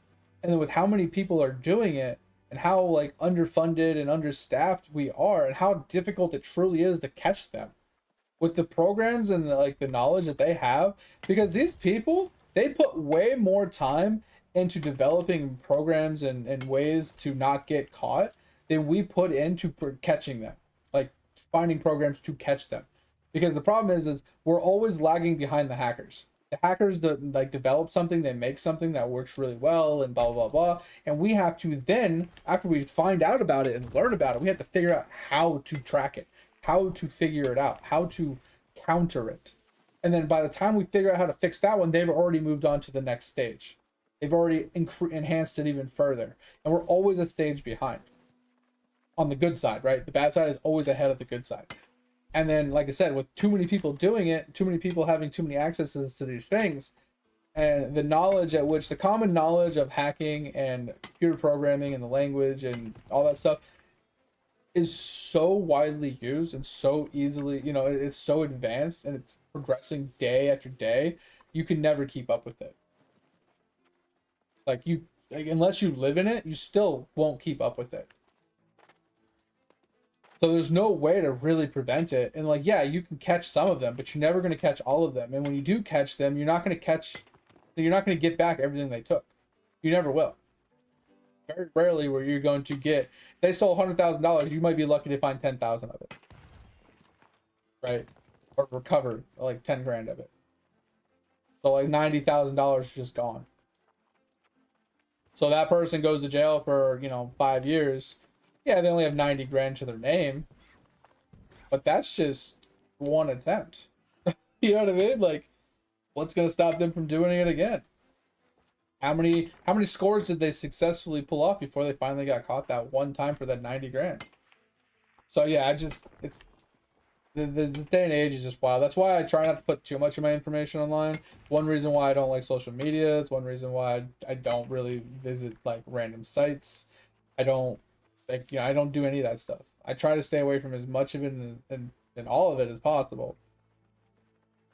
Not that it's not a useful tool or a useful service in some way, shape, or form, but the ways it can be used against you is just not worth it.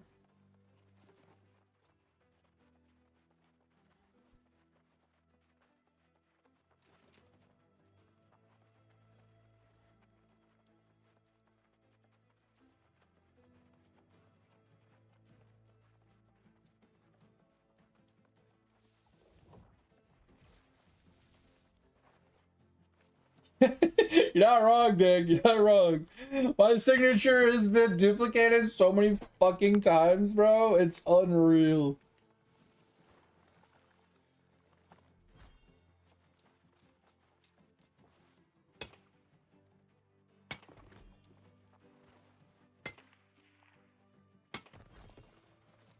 And that's the thing with the internet, everything is permanent. You can't permanently get rid of anything. That's why like sending selfies to people or texting images to people and taking pictures, like it's never truly gone. And it bugs the shit out of Verizon. Every time I go in and get a new phone, I tell them I want to keep my phone. They're like, but if you trade it in, it's like, I don't want to give you my phone. I keep all of my old cell phones. I do not trust people to dispose of it properly. Not that Verizon might do it properly. They might give it to the company that they hire out to get rid of my data, blah, blah, blah. But is that company doing it right? Maybe the company's doing it right. Can you fucking climb? Jesus Christ. The company might be doing it right, but what about that one employee, right? There's too many hands in that cookie jar to trust every single one of them, that chain of evidence, to get rid of my data properly without someone skimming it before they get rid of it. I don't trust people enough.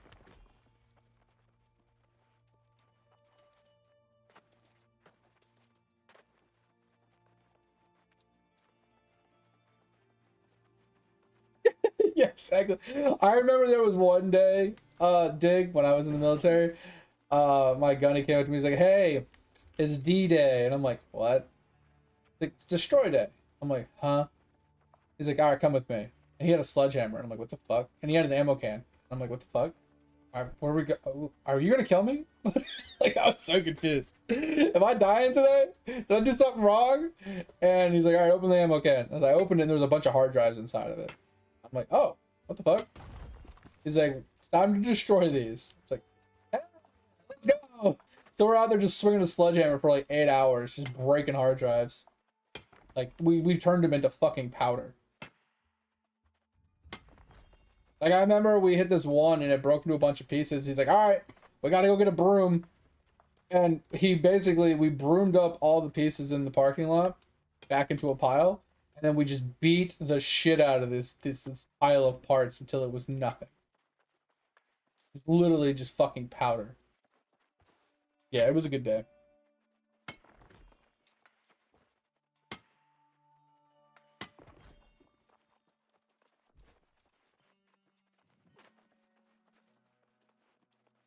Yeah, exactly, John. Like, dude, people are like the low of the low nowadays, man. There's like zero standards. There's zero like respect. It's like anything goes. Like back in the day, I'm not saying that they held true for everybody or everything, but there used to be some limits that they wouldn't cross, right? Some organizations refuse to hurt women and children. Some people refuse to target old people, Like, they had some standards.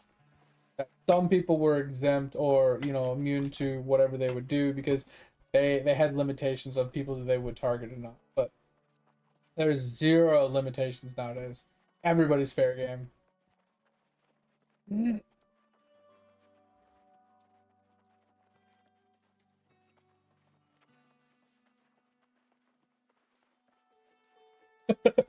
All the boob pics. Like I said, man, those things never die. Those boobs will forever be boobs.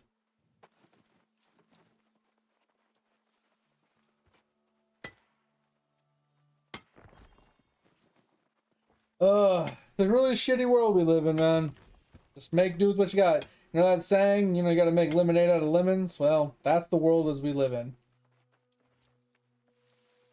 Just be safe with what you pass to people, with what you send to people, what kind of images you take and send and publish, and that's the best thing that you could do.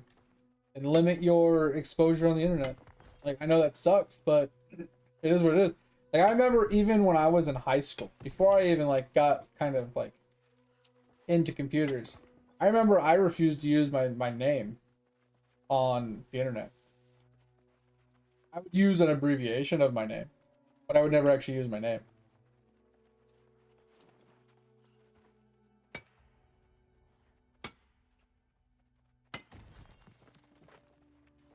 Right.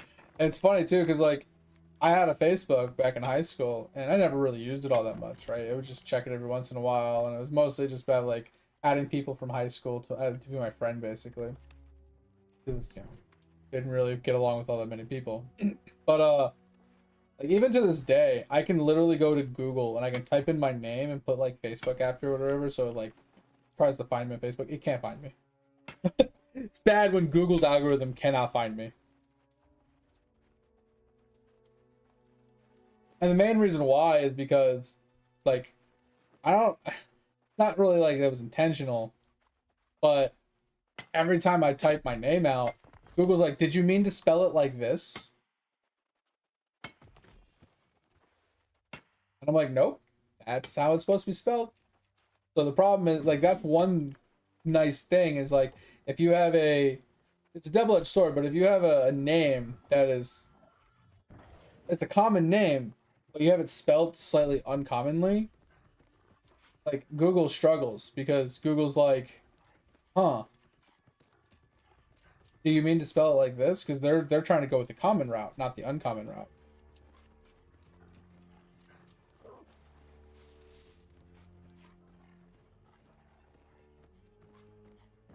Yeah, exactly. And like, and that's kind of like where I am now. It's like anytime I ever make a game account, I don't use my name.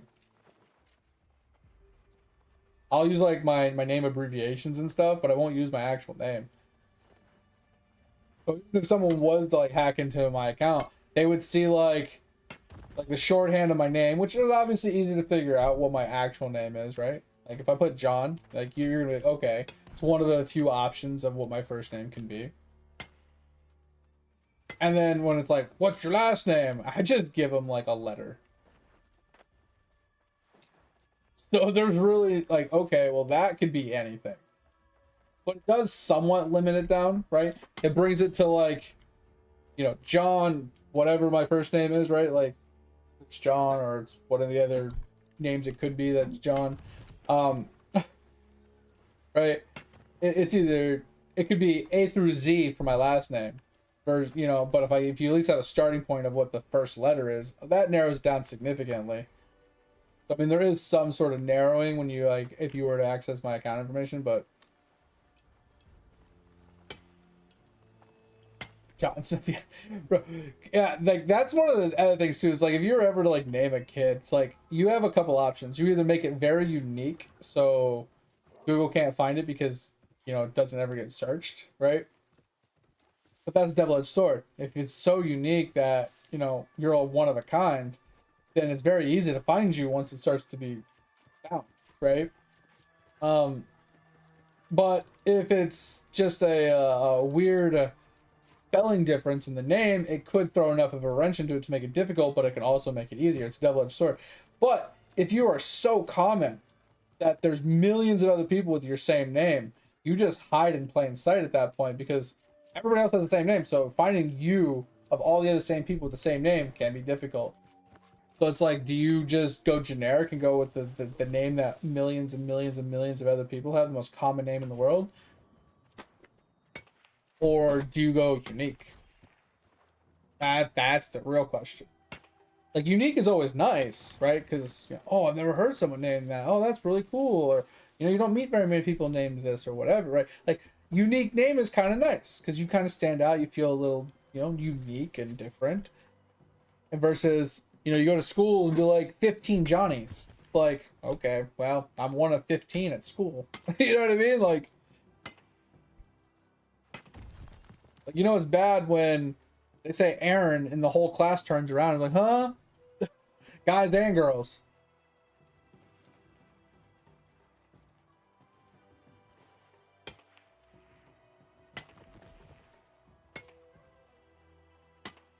Oh man. Hey, we're almost proficiency 13 in mining though. Maybe we'll get another mining outfit piece. Getting hungry and it's 4 a.m. Might just switch to Eidolon for the rest of the night.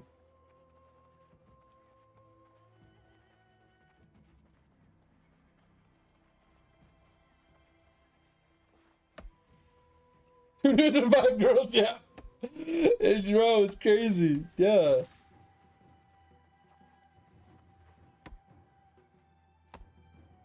I remember there was one class. I don't remember what their first name or their last names were. I just remember that we had like 5 kids in one class that all had the same first name. I don't remember what it was, but they all had the same first name, or at least the pronunciation was the same, right? So the teacher had to distinguish them by their last name. So they'd be like John B, John C, John D, or whatever, right? Just giving out examples at this point, right? But there was a couple of them that had the same first letter of their last name as well. So it got even more complicated when he got to those people. It was pretty funny. At a certain point, he just started calling some of them by their last name.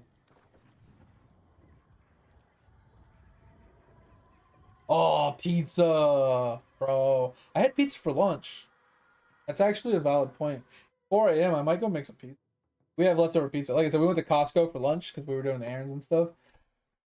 Costco has massive ass pizza, right? So I got a half of a Costco pizza just sitting in the fridge.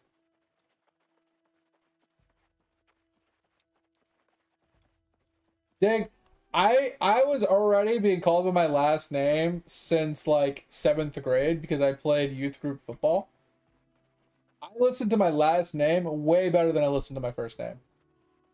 So going to the military was no different for me. They called me by my last name and I was already like, yep, what's up? You know what I mean? Like, didn't bother me at all. Didn't phase me even a little bit. It is funny when 2 people have the same last name though.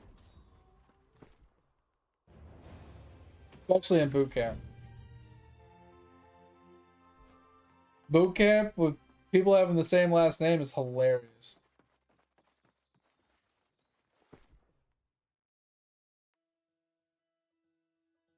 That is true. That is true. Bro, people can be saying my first name like all the time. I'm just like tuning them out, not really paying that much attention.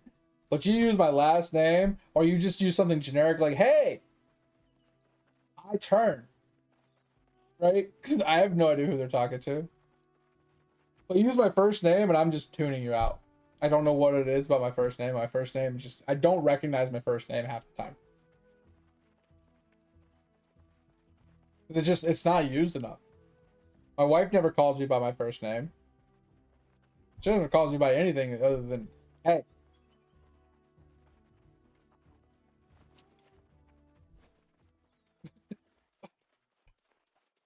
And then half the time if we're out in public and she can't find me, I'm just like, Marco. I'm just like doing Marco Polo in a store and just listening for her to respond.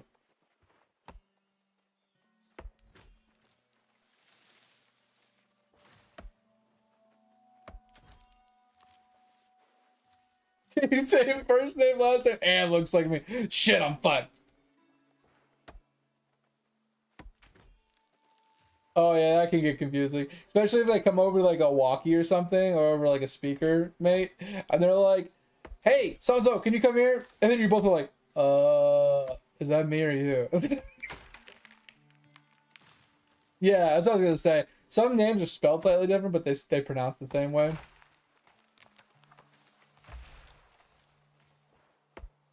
Yeah, that's why I don't like names. Like, I am already terrible at reading. I'm already terrible at spelling stuff and whatnot. But it gets even worse when we start talking about names. Bro, names can suck it. What is this? Are you trying to join, Joey? Trying to join a dungeon?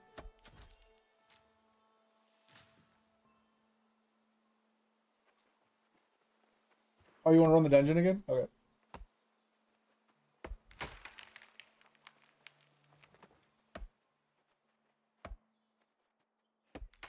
Would you like a couple? Oh, you got a bunch of quests for it You now? look thirsty Yeah, as that's what I was fuck saying right now. before. If we get a bunch of quests for it, we can run it. We can get you a bunch. So thanks for the hydrate. Let's go. Yeah, I'm not gonna lie, Dig. I kind of miss being in the military. Like, low key. Like, the military is a great place or anything like that. Yo, thanks for the reminder. Yeah, I definitely got to eat. Contemplating going to eat right now, or just grabbing some pizza after I get off stream in like 40 minutes. I could eat now, but then that would take up the like 20 minutes of our stream time left, and then I'd get off at 5 anyway. Like, my thing is, like, I don't miss the people. Like, people were fucking, most of the people were okay. God, like there's things about it I definitely don't miss, right? Like, being responsible for idiots underneath you, or everybody getting in trouble for one person being a dumbass, right? I don't miss that kind of stuff. I don't miss the 2 a.m. wake up calls because somebody got pulled over for drunk driving and we all have to now punish for it. Like, I don't miss things like that. I don't miss having to do 24-hour Firewatch and stuff like that. Or, I mean, it's fine because you do 24-hour watch day and then you're off the next day, so it wasn't too bad. Or, you know, having to do field ops and things like that where you're like, you're sleeping out in the field and you're doing work and stuff, and it's like there's no time. You can't play video games, you can't have like leisure time or anything like that. Like, I didn't, there's a lot of things about it I just don't really care for. But while you're there, it's just like, it is what it is. Like, not bad nor good. It's just like stuff I wish I didn't have to deal with, but it doesn't hurt me one way or the other. But there are things about it that I definitely miss. And it was just like, it was easy. Like, it sounds weird, but life was easy. I got a guaranteed paycheck for just doing what I'm told. You know what I mean? Like, so easy. It's like almost like I'm a child again going to school, right? Like, yeah, mama, pay for my food, give me money, pay for my housing, pay for this, pay, you know what I mean? Like, it's like I was being coddled by my parents all over again. But I had freedom at the same time. Well, that's what I'm saying. Like, Topher is like, I had a place to live that was paid for by them, right? Obviously, it wasn't the best place to live, right? For sure, it's a barracks room. It's like not the best, but you know, I could live off base and get a housing allowance. That's pretty cool. I could live in off base housing, which is also paid for, but it's like slightly better than the barracks. I still get my paychecks, my two monthly or twice a month paychecks or whatever. So I can pay for like car stuff. I can pay for like my streaming services, my internet, my cell phone, whatever I need to pay for, I can pay for it. They give me food allowance. They get, you know what I mean? Like, they give me like clothing allowance for my actual military clothes, right? And all I have to do is just do what I'm told. Like, bro, it was so easy. Life was so simple. I did what I was told. I worked a 9-hour shift. I would do some workouts to stay in shape, you know, so I could stay within regulations and do what I gotta do. I do my laundry, keep my place clean, which is something you should do anyway, right? Eat food, work out, play video games, have no care in the world. Like, you know what I'm saying? Like, it was such a simpler time. Such a simpler time.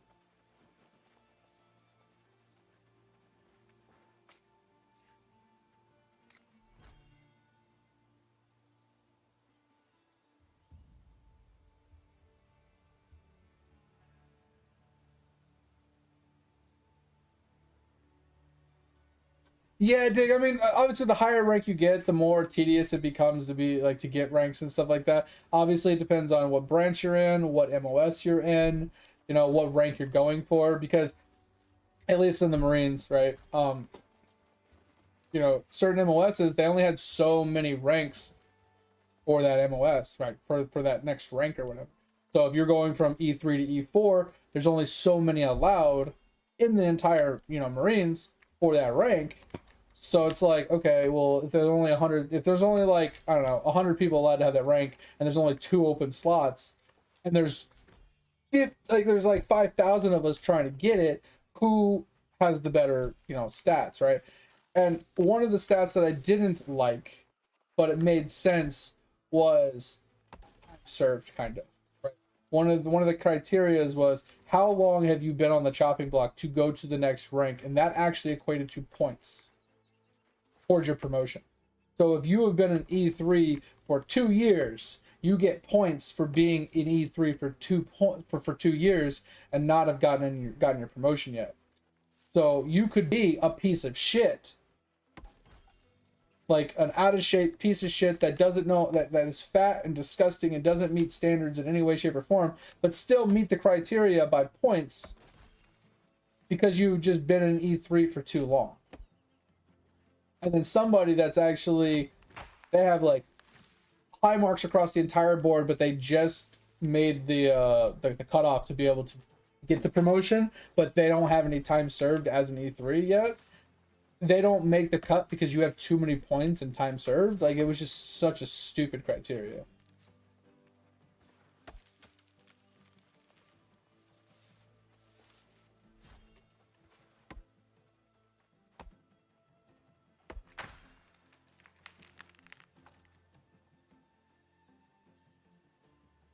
Yeah, and that was my one gripe is like, you're promoting people for physical fitness. You're promoting people for extracurricular activities. You're promoting people for not getting in trouble.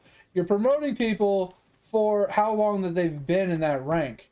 But you're not promoting people for how well they do their job.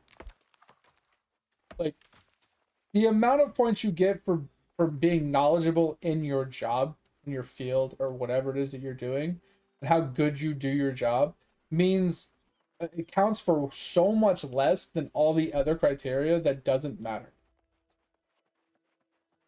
Like, for example, I was in computer systems, right? So I literally was just a computer guy. I sat behind a computer and I did computer work. Right? Obviously, there's a lot of computer work that can be segued into that. You know, cybersecurity, network security. You got network infrastructure. You got network engineer stuff. You got systems engineers. You got database engineers. You got so many different things that layer into this, right? So nobody can know everything. But I was a network guy. I stayed in the NOC. I built networks. I dealt with routers and switches all day. I created exchange servers, domain controllers. So I was kind of like a sysadmin on top of a network engineer. So I kind of did a little bit of all that stuff. And it was just me and my sergeant. We were the only 2 people allowed in the NOC, other than our staff sergeant, which was our supervisor, and our cybersecurity liaison. There was only 3 people that worked in that room. Now there was people that were allowed in there, gunnies, you know, and some of the officers, but the people that worked in there every day were us 3. And it's funny because the people that were getting promoted were people that were literally doing nothing at work. They would literally sit around, avoid doing like working parties. They would avoid doing any work. They would, you know, take time off, and they wouldn't they didn't have good like physical fitness tests or anything like that. But they spent all their time doing extracurricular activities, going to like doing college classes, you know, things like that. Like they did other things, but yet they would still get promoted even though they didn't actually do computer work. We would do like field assignments and we'd go out to the field and they'd be required to do computer stuff and they wouldn't know how to do it. And someone else would have to walk them through it, teach them how to do it, and do it for them basically. But yet they would get promoted from an E3 to an E4 before someone that was actually teaching them how to do it. This E3 would teach another E3 how to do it, show them what they were doing wrong and get them on the right track. And then the E3 that taught them doesn't get promoted. For what? Because he doesn't do college courses on the side. Because he's not doing extracurricular stuff outside of work that don't correlate to the job. Like, it was, like you said, it was, I wouldn't say political. I wouldn't use that word, but it was definitely, it made no sense.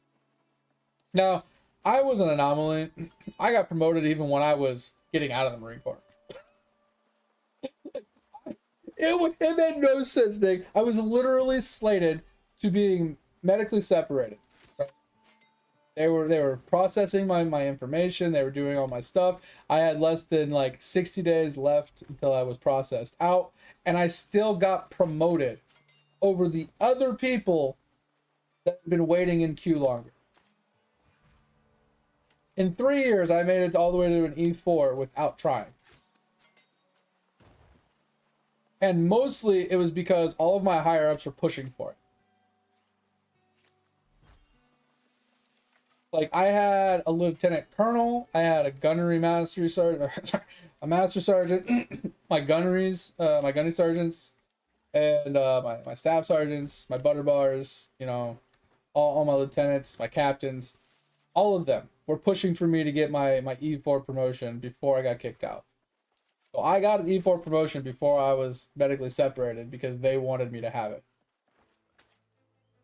Which, at the end of the day, though, like, I don't see a problem in that because they were just trying to do something nice for me. You know, give me that little leg up when I got out because of all the work I put into it.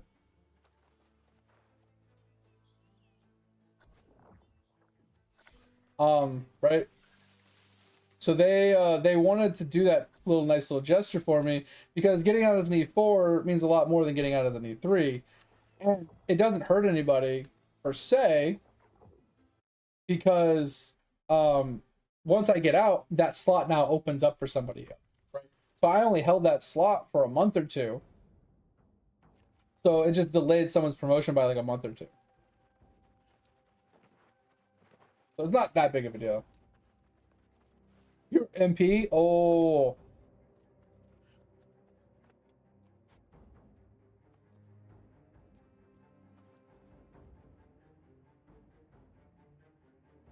Yeah, and that's the shit part, man. That's what I was saying. It's like the actual job application of like what you know in your job means a lot less than actually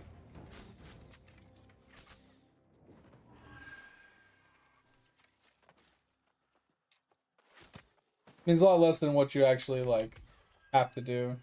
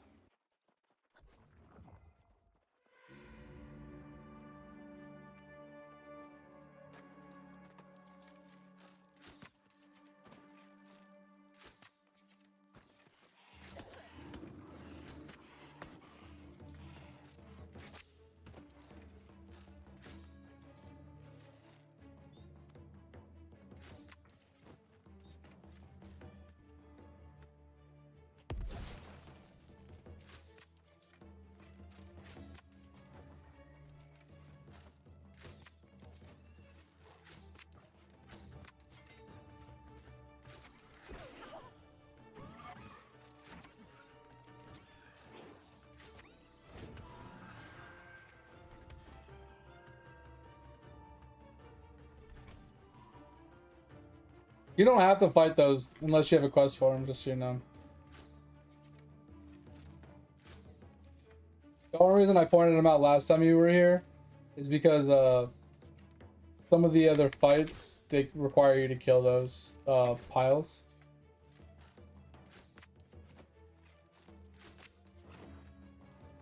But I do have a chest to loot some chests. Or I do have a quest to loot some chests. Oh, you want to open it? Here, you open it. You open it.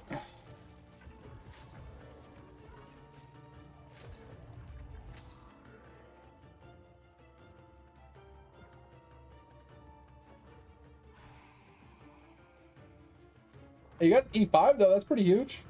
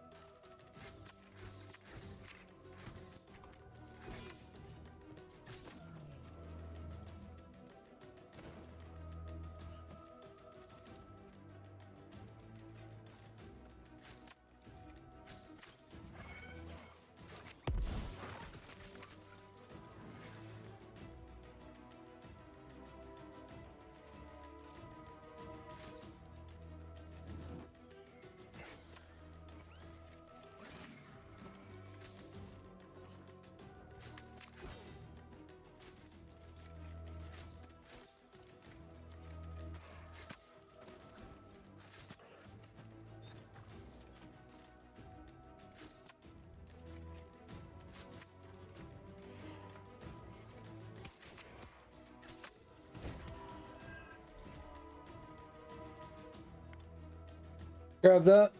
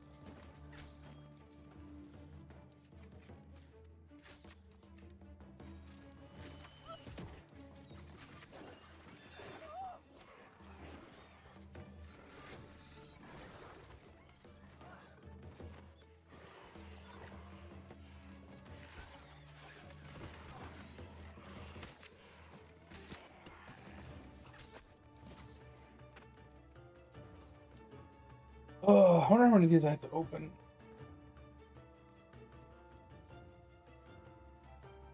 I missed one in the beginning.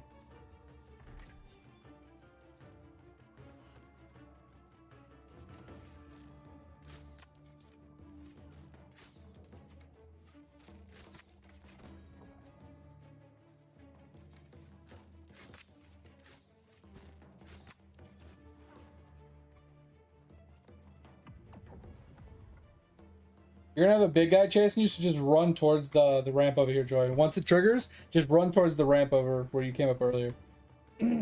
Because that big guy will chase you, but he's a little slow.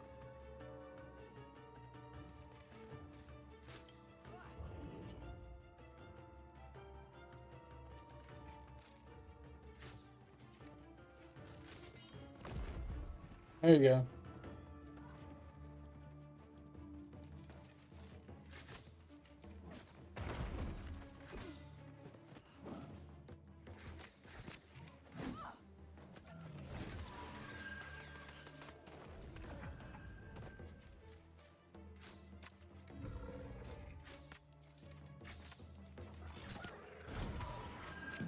I hit shift.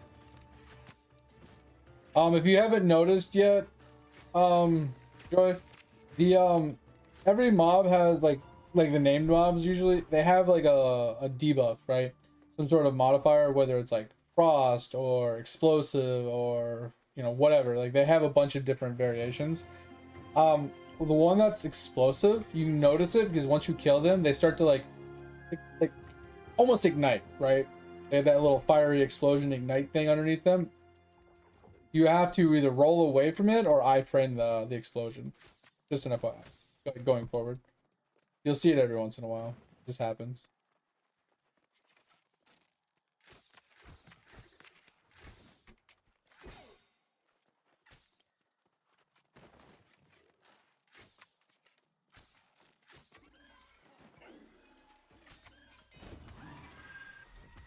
Put it on the thing.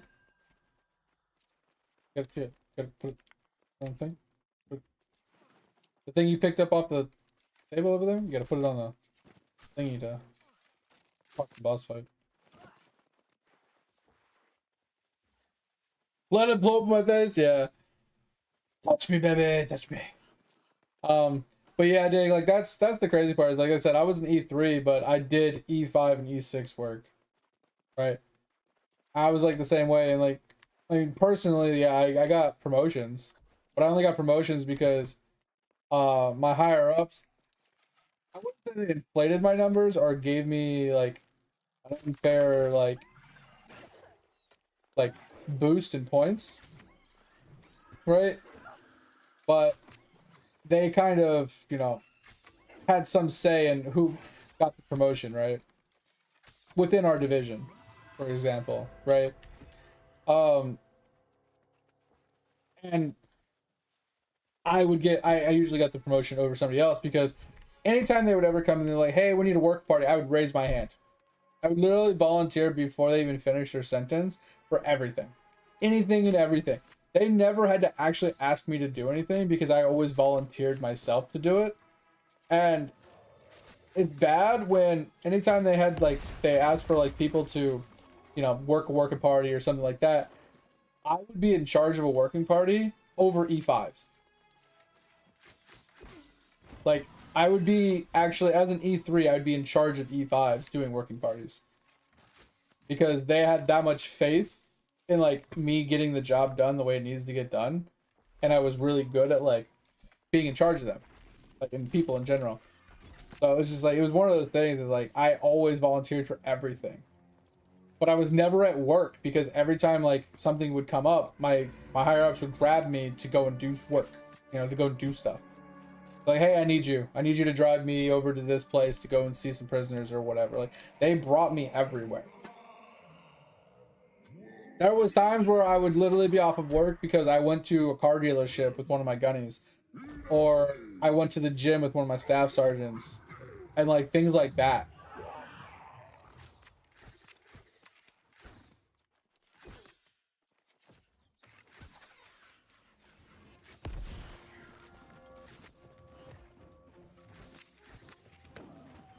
Ouch.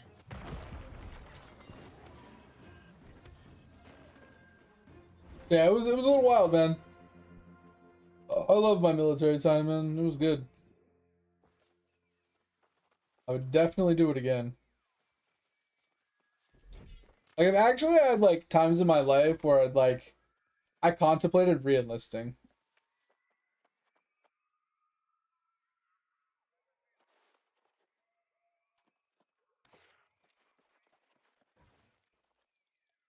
All good, Joy. All good. Glad we got it done for you. Yeah, it's always nice when a higher level person is willing to just jump in and like blow through a dungeon for you. Because I don't know if you noticed, but the seasonal pass, sometimes it tells you to complete some of the seasonal pass things, you have to clear a dungeon. So a lot of people, like higher level players, will clear like the lowest level dungeon for players like that, just to get that off their bingo card.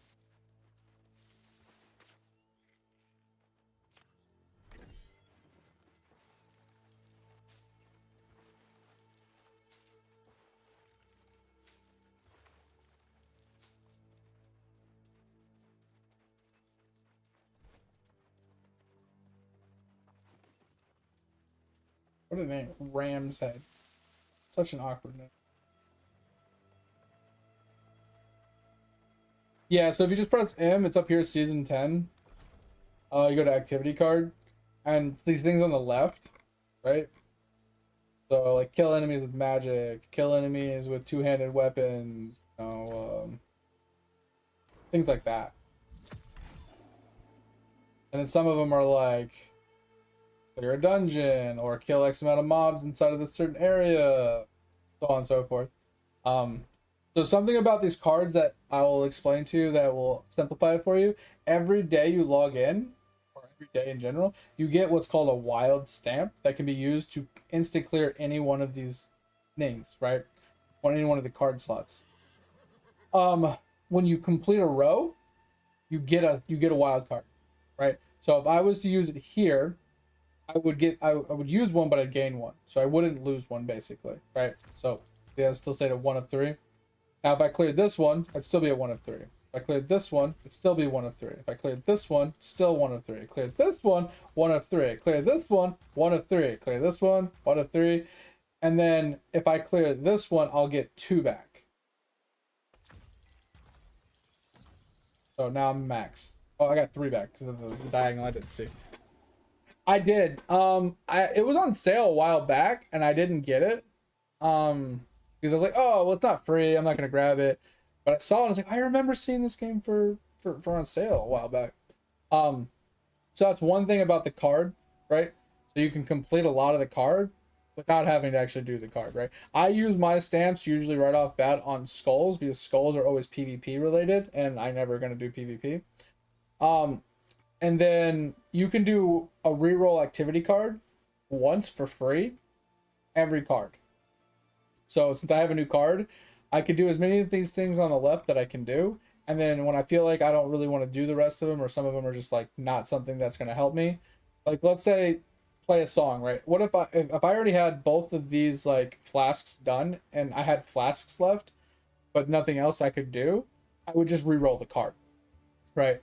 So you can re-roll once every time you get a new card for free, and then you just basically do as many things as you can, and then eventually you just get to a point where you can just fully complete a card because they're, you know, you have a wild stamp that you can just use to complete a row, and then you complete another row, and then you complete another row, and so on and so forth. And then as you complete these, you get, you know, points and stuff. And then another thing is you can click finish card at any point once you reach this milestone of completing 4 stamps, if you want to just re-roll the card because you don't like the card that you have, right? The card has too many skulls, or the card just, you know, you re-rolled your activity and you're not getting enough things to be able to complete it, you can just finish it and just start a new card. And then every time you complete them, you get more points, and then as you get points, you level up the season pass. It's pretty easy. And then the journey is like actual journey things, you know, complete certain faction, X amount of faction missions, you know, kill a certain amount of people, kill a certain amount of these, complete a certain amount of this, do this quest, do that quest. Like, it's really simple stuff, and these give you a lot of points as well. And then if you complete X amount of it, you can get like skins and stuff, right? You can get like a full-fledged like firebands outfit if you complete all 5 chapters through like I did. And then there's the challenges, which give you even more, which aren't really worth doing. They're really annoying. You know, kill 5,000 level 70 plus lost enemies in Nighthaven. Really annoying to do. Complete 75% of the seasonal journey tasks. Pretty easy to do. I'm at 20 of 30, so you just have to do a bunch of the tasks. But like the rest of these, like running catacombs 75 times, or roughly 75 times to get 25 or 75 boss kills. Technically, you could do that in like 25 runs. Easily. And activate powers inside the catacombs again. Kind of easy if you actually run the catacombs, which is level 70 content. And then doing PvP stuff. Like, some of this isn't hard. It does give you titles, and it's something that you could work towards for titles and stuff, but you're only going to get season 10. You're never going to get another season. There's no more other content, so it is what it is. And then you can just push through this, and it is what it is. It's not a big deal. It's just extra stuff. Some of the rewards from it can give you gold. Some of it can give you like item boxes for gear. Sometimes there's artifacts in there as well that can be useful that you can only obtain via completing the season. But like I said, with season 10, I don't know what's all available in there. So I never really paid attention to it. Nothing that important to really worry about. I just check it at the end of every day that I play. Like when I go to log out, one of the last things I do is I go to that activity card, I clear out what I can, get some progress, and then I just log out. Literally all I do with it. If I complete a card, I complete a card. If I don't, I come back the next day and I use a wild card and I complete the card, and then I get a new one, and then, you know, whatever activities I get done, I get done. It's not that big a deal to me.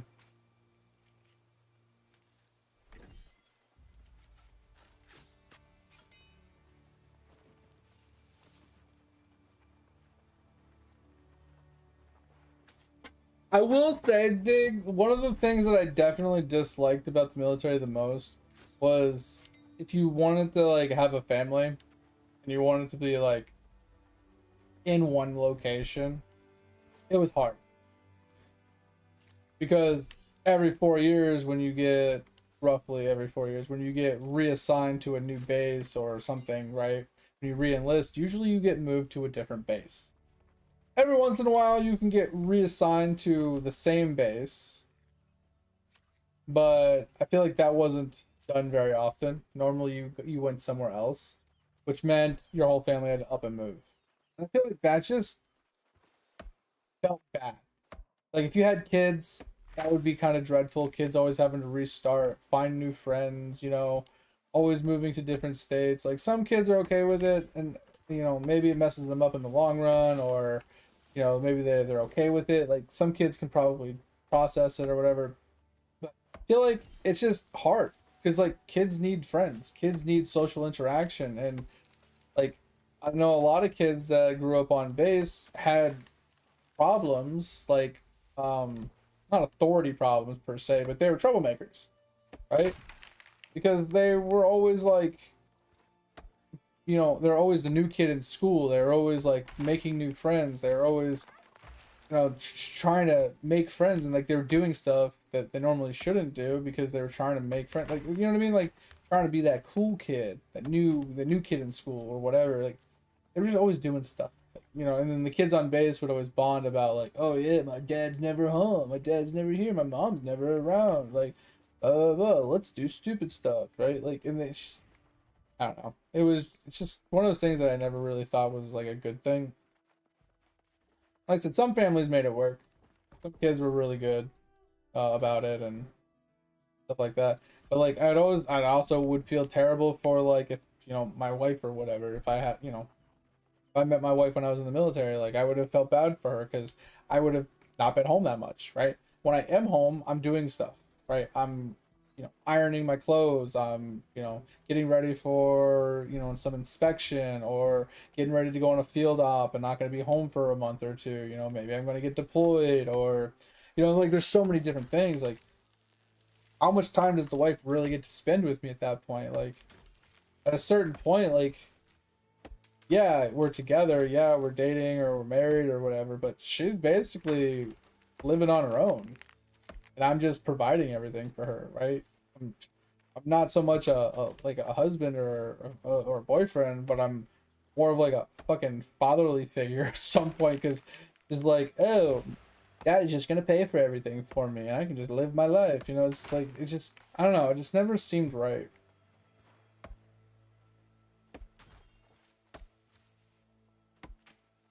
That was like the one thing that I just never really dated anybody when I was in the military because I just didn't have time.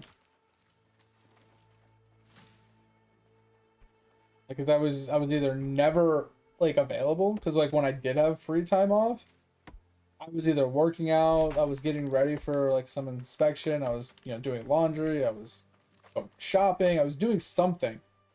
I never actually had like legit free time, and when I finally did, I didn't want to spend it having conversations, getting to know somebody, like I wanted to sit down and I wanted to play video games and I wanted to unwind, right? I didn't want to stress out about, oh, did I give my wife enough attention? Is she happy?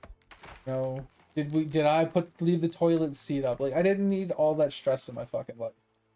I needed to unwind, I needed to just relax, I needed fun time.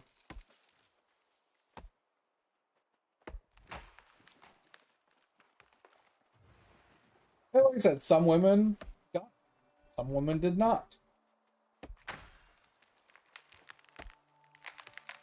If you were lucky enough to find one of the ones that were like, you know, willing to work with you and, understand, like, yo, stress the fuck out, I get it. I'll let you, you come to me when, let me be a cat, right? When I want attention, I'll come to you. When I don't want attention, leave me the fuck alone, right? And don't get pissy when I want to be left alone, like just let me be.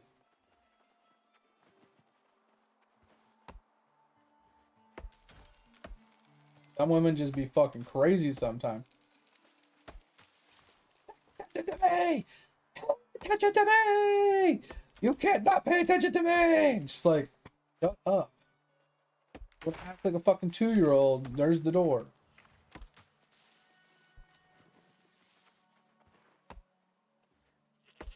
Not everything is about you.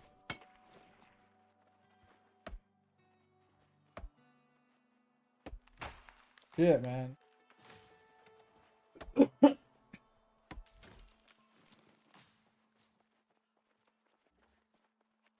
Good times though, really good times. And like you said too, Dave, it was like a lot of the people were really chill. Like I had a lot of, I wouldn't call them friendships because to me a friendship is something that lasts outside of daily activity, right?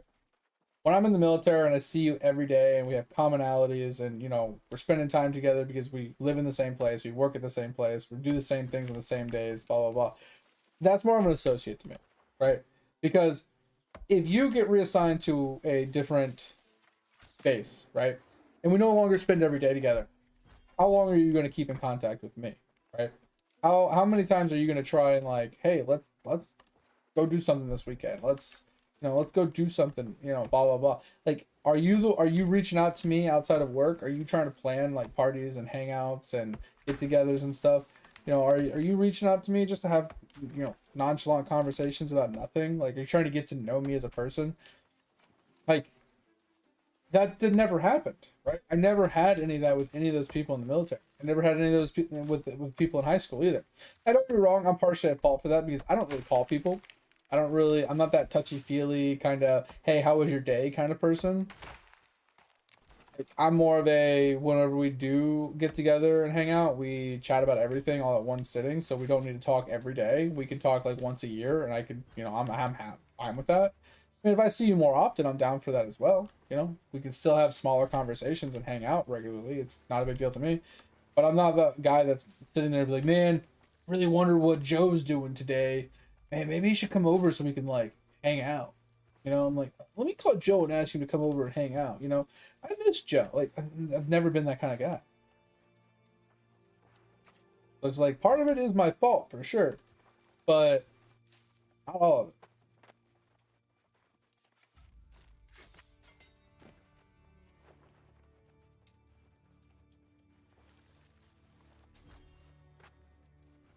But I will say I did have a lot of fun, like hanging out in the barracks, playing games with people in the barracks, just doing stupid stuff with people in the barracks rooms and stuff. It was good camaraderie and stuff. It's just, like I said, it was nothing more than just associate conversation and getting to know people. It never was very deep.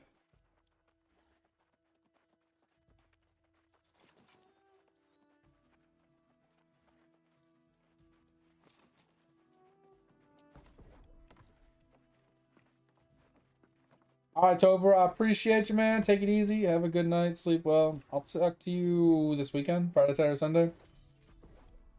Oh, yeah, we'll be around. We'll be more this most likely. Oh, did you guys hear that? I saw an article on Hightail. I know you guys were somewhat talking about it. But I did see an article that stated that Hightail has made so much money from their pre-sales that the amount of money they made from pre-sales is enough to pay their 50-man dev team for 2 years. So they've already made enough money from pre-sales to fund their dev team for 2 years. I thought that was pretty interesting.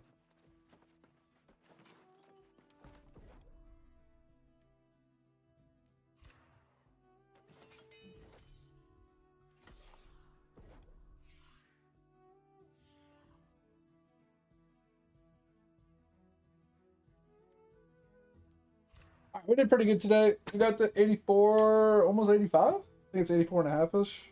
84 and 2/3. Not too bad. We got like 4.5 levels today. Ugh. We're getting there though, man. We're fucking getting there. Taking fucking forever.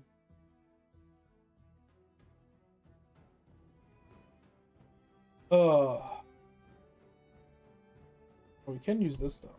We use some of this extra green wood and stuff.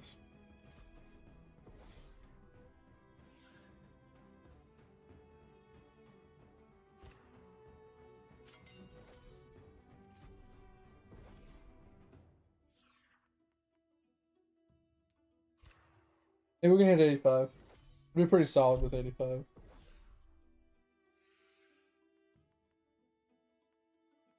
I think that's all we're gonna write for that stuff. Then put up these. Yeah, we might have just enough for 85, or be really close. We're really close. Not quite there, unless I use some more of this leather, but we're pretty much out of leather. Alright, well, I think we're gonna call it there, guys. I'm hungry and tired.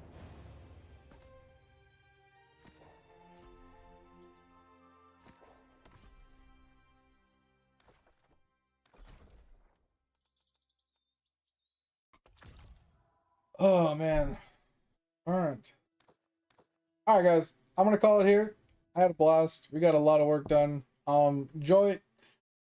Next couple days I will be working, but I will be sitting at my computer working from home. So if you need me, just at me in the Discord. If you need like one person to queue in for a dungeon or something, I can queue in and help you out. I won't be playing it, like the game all like focus type, because I'll be working, but I can at least log in and like at least allow you to like queue in and stuff like that.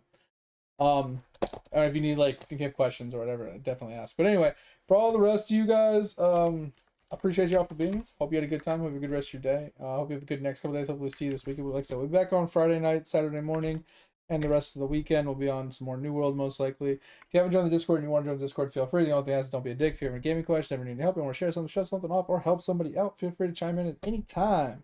And if you ever need to reach me off stream, that's the best place to do it. Just at me, and when I see it, I'll help you out. Also, if you haven't checked out the VODs channel, I'd appreciate it. Go into the About Me, clicky, go over there, take a quick little gander. If you want to rewatch a stream, watch something you missed, rewatch something, or just catch up on something that you might have not been around for, best place to go do it. But I appreciate you all for being here. You guys have been a pleasure. I hope you guys enjoyed the stream. Hope you have a good rest of your day. See you. Bye. Thank you. See ya. Have a good one.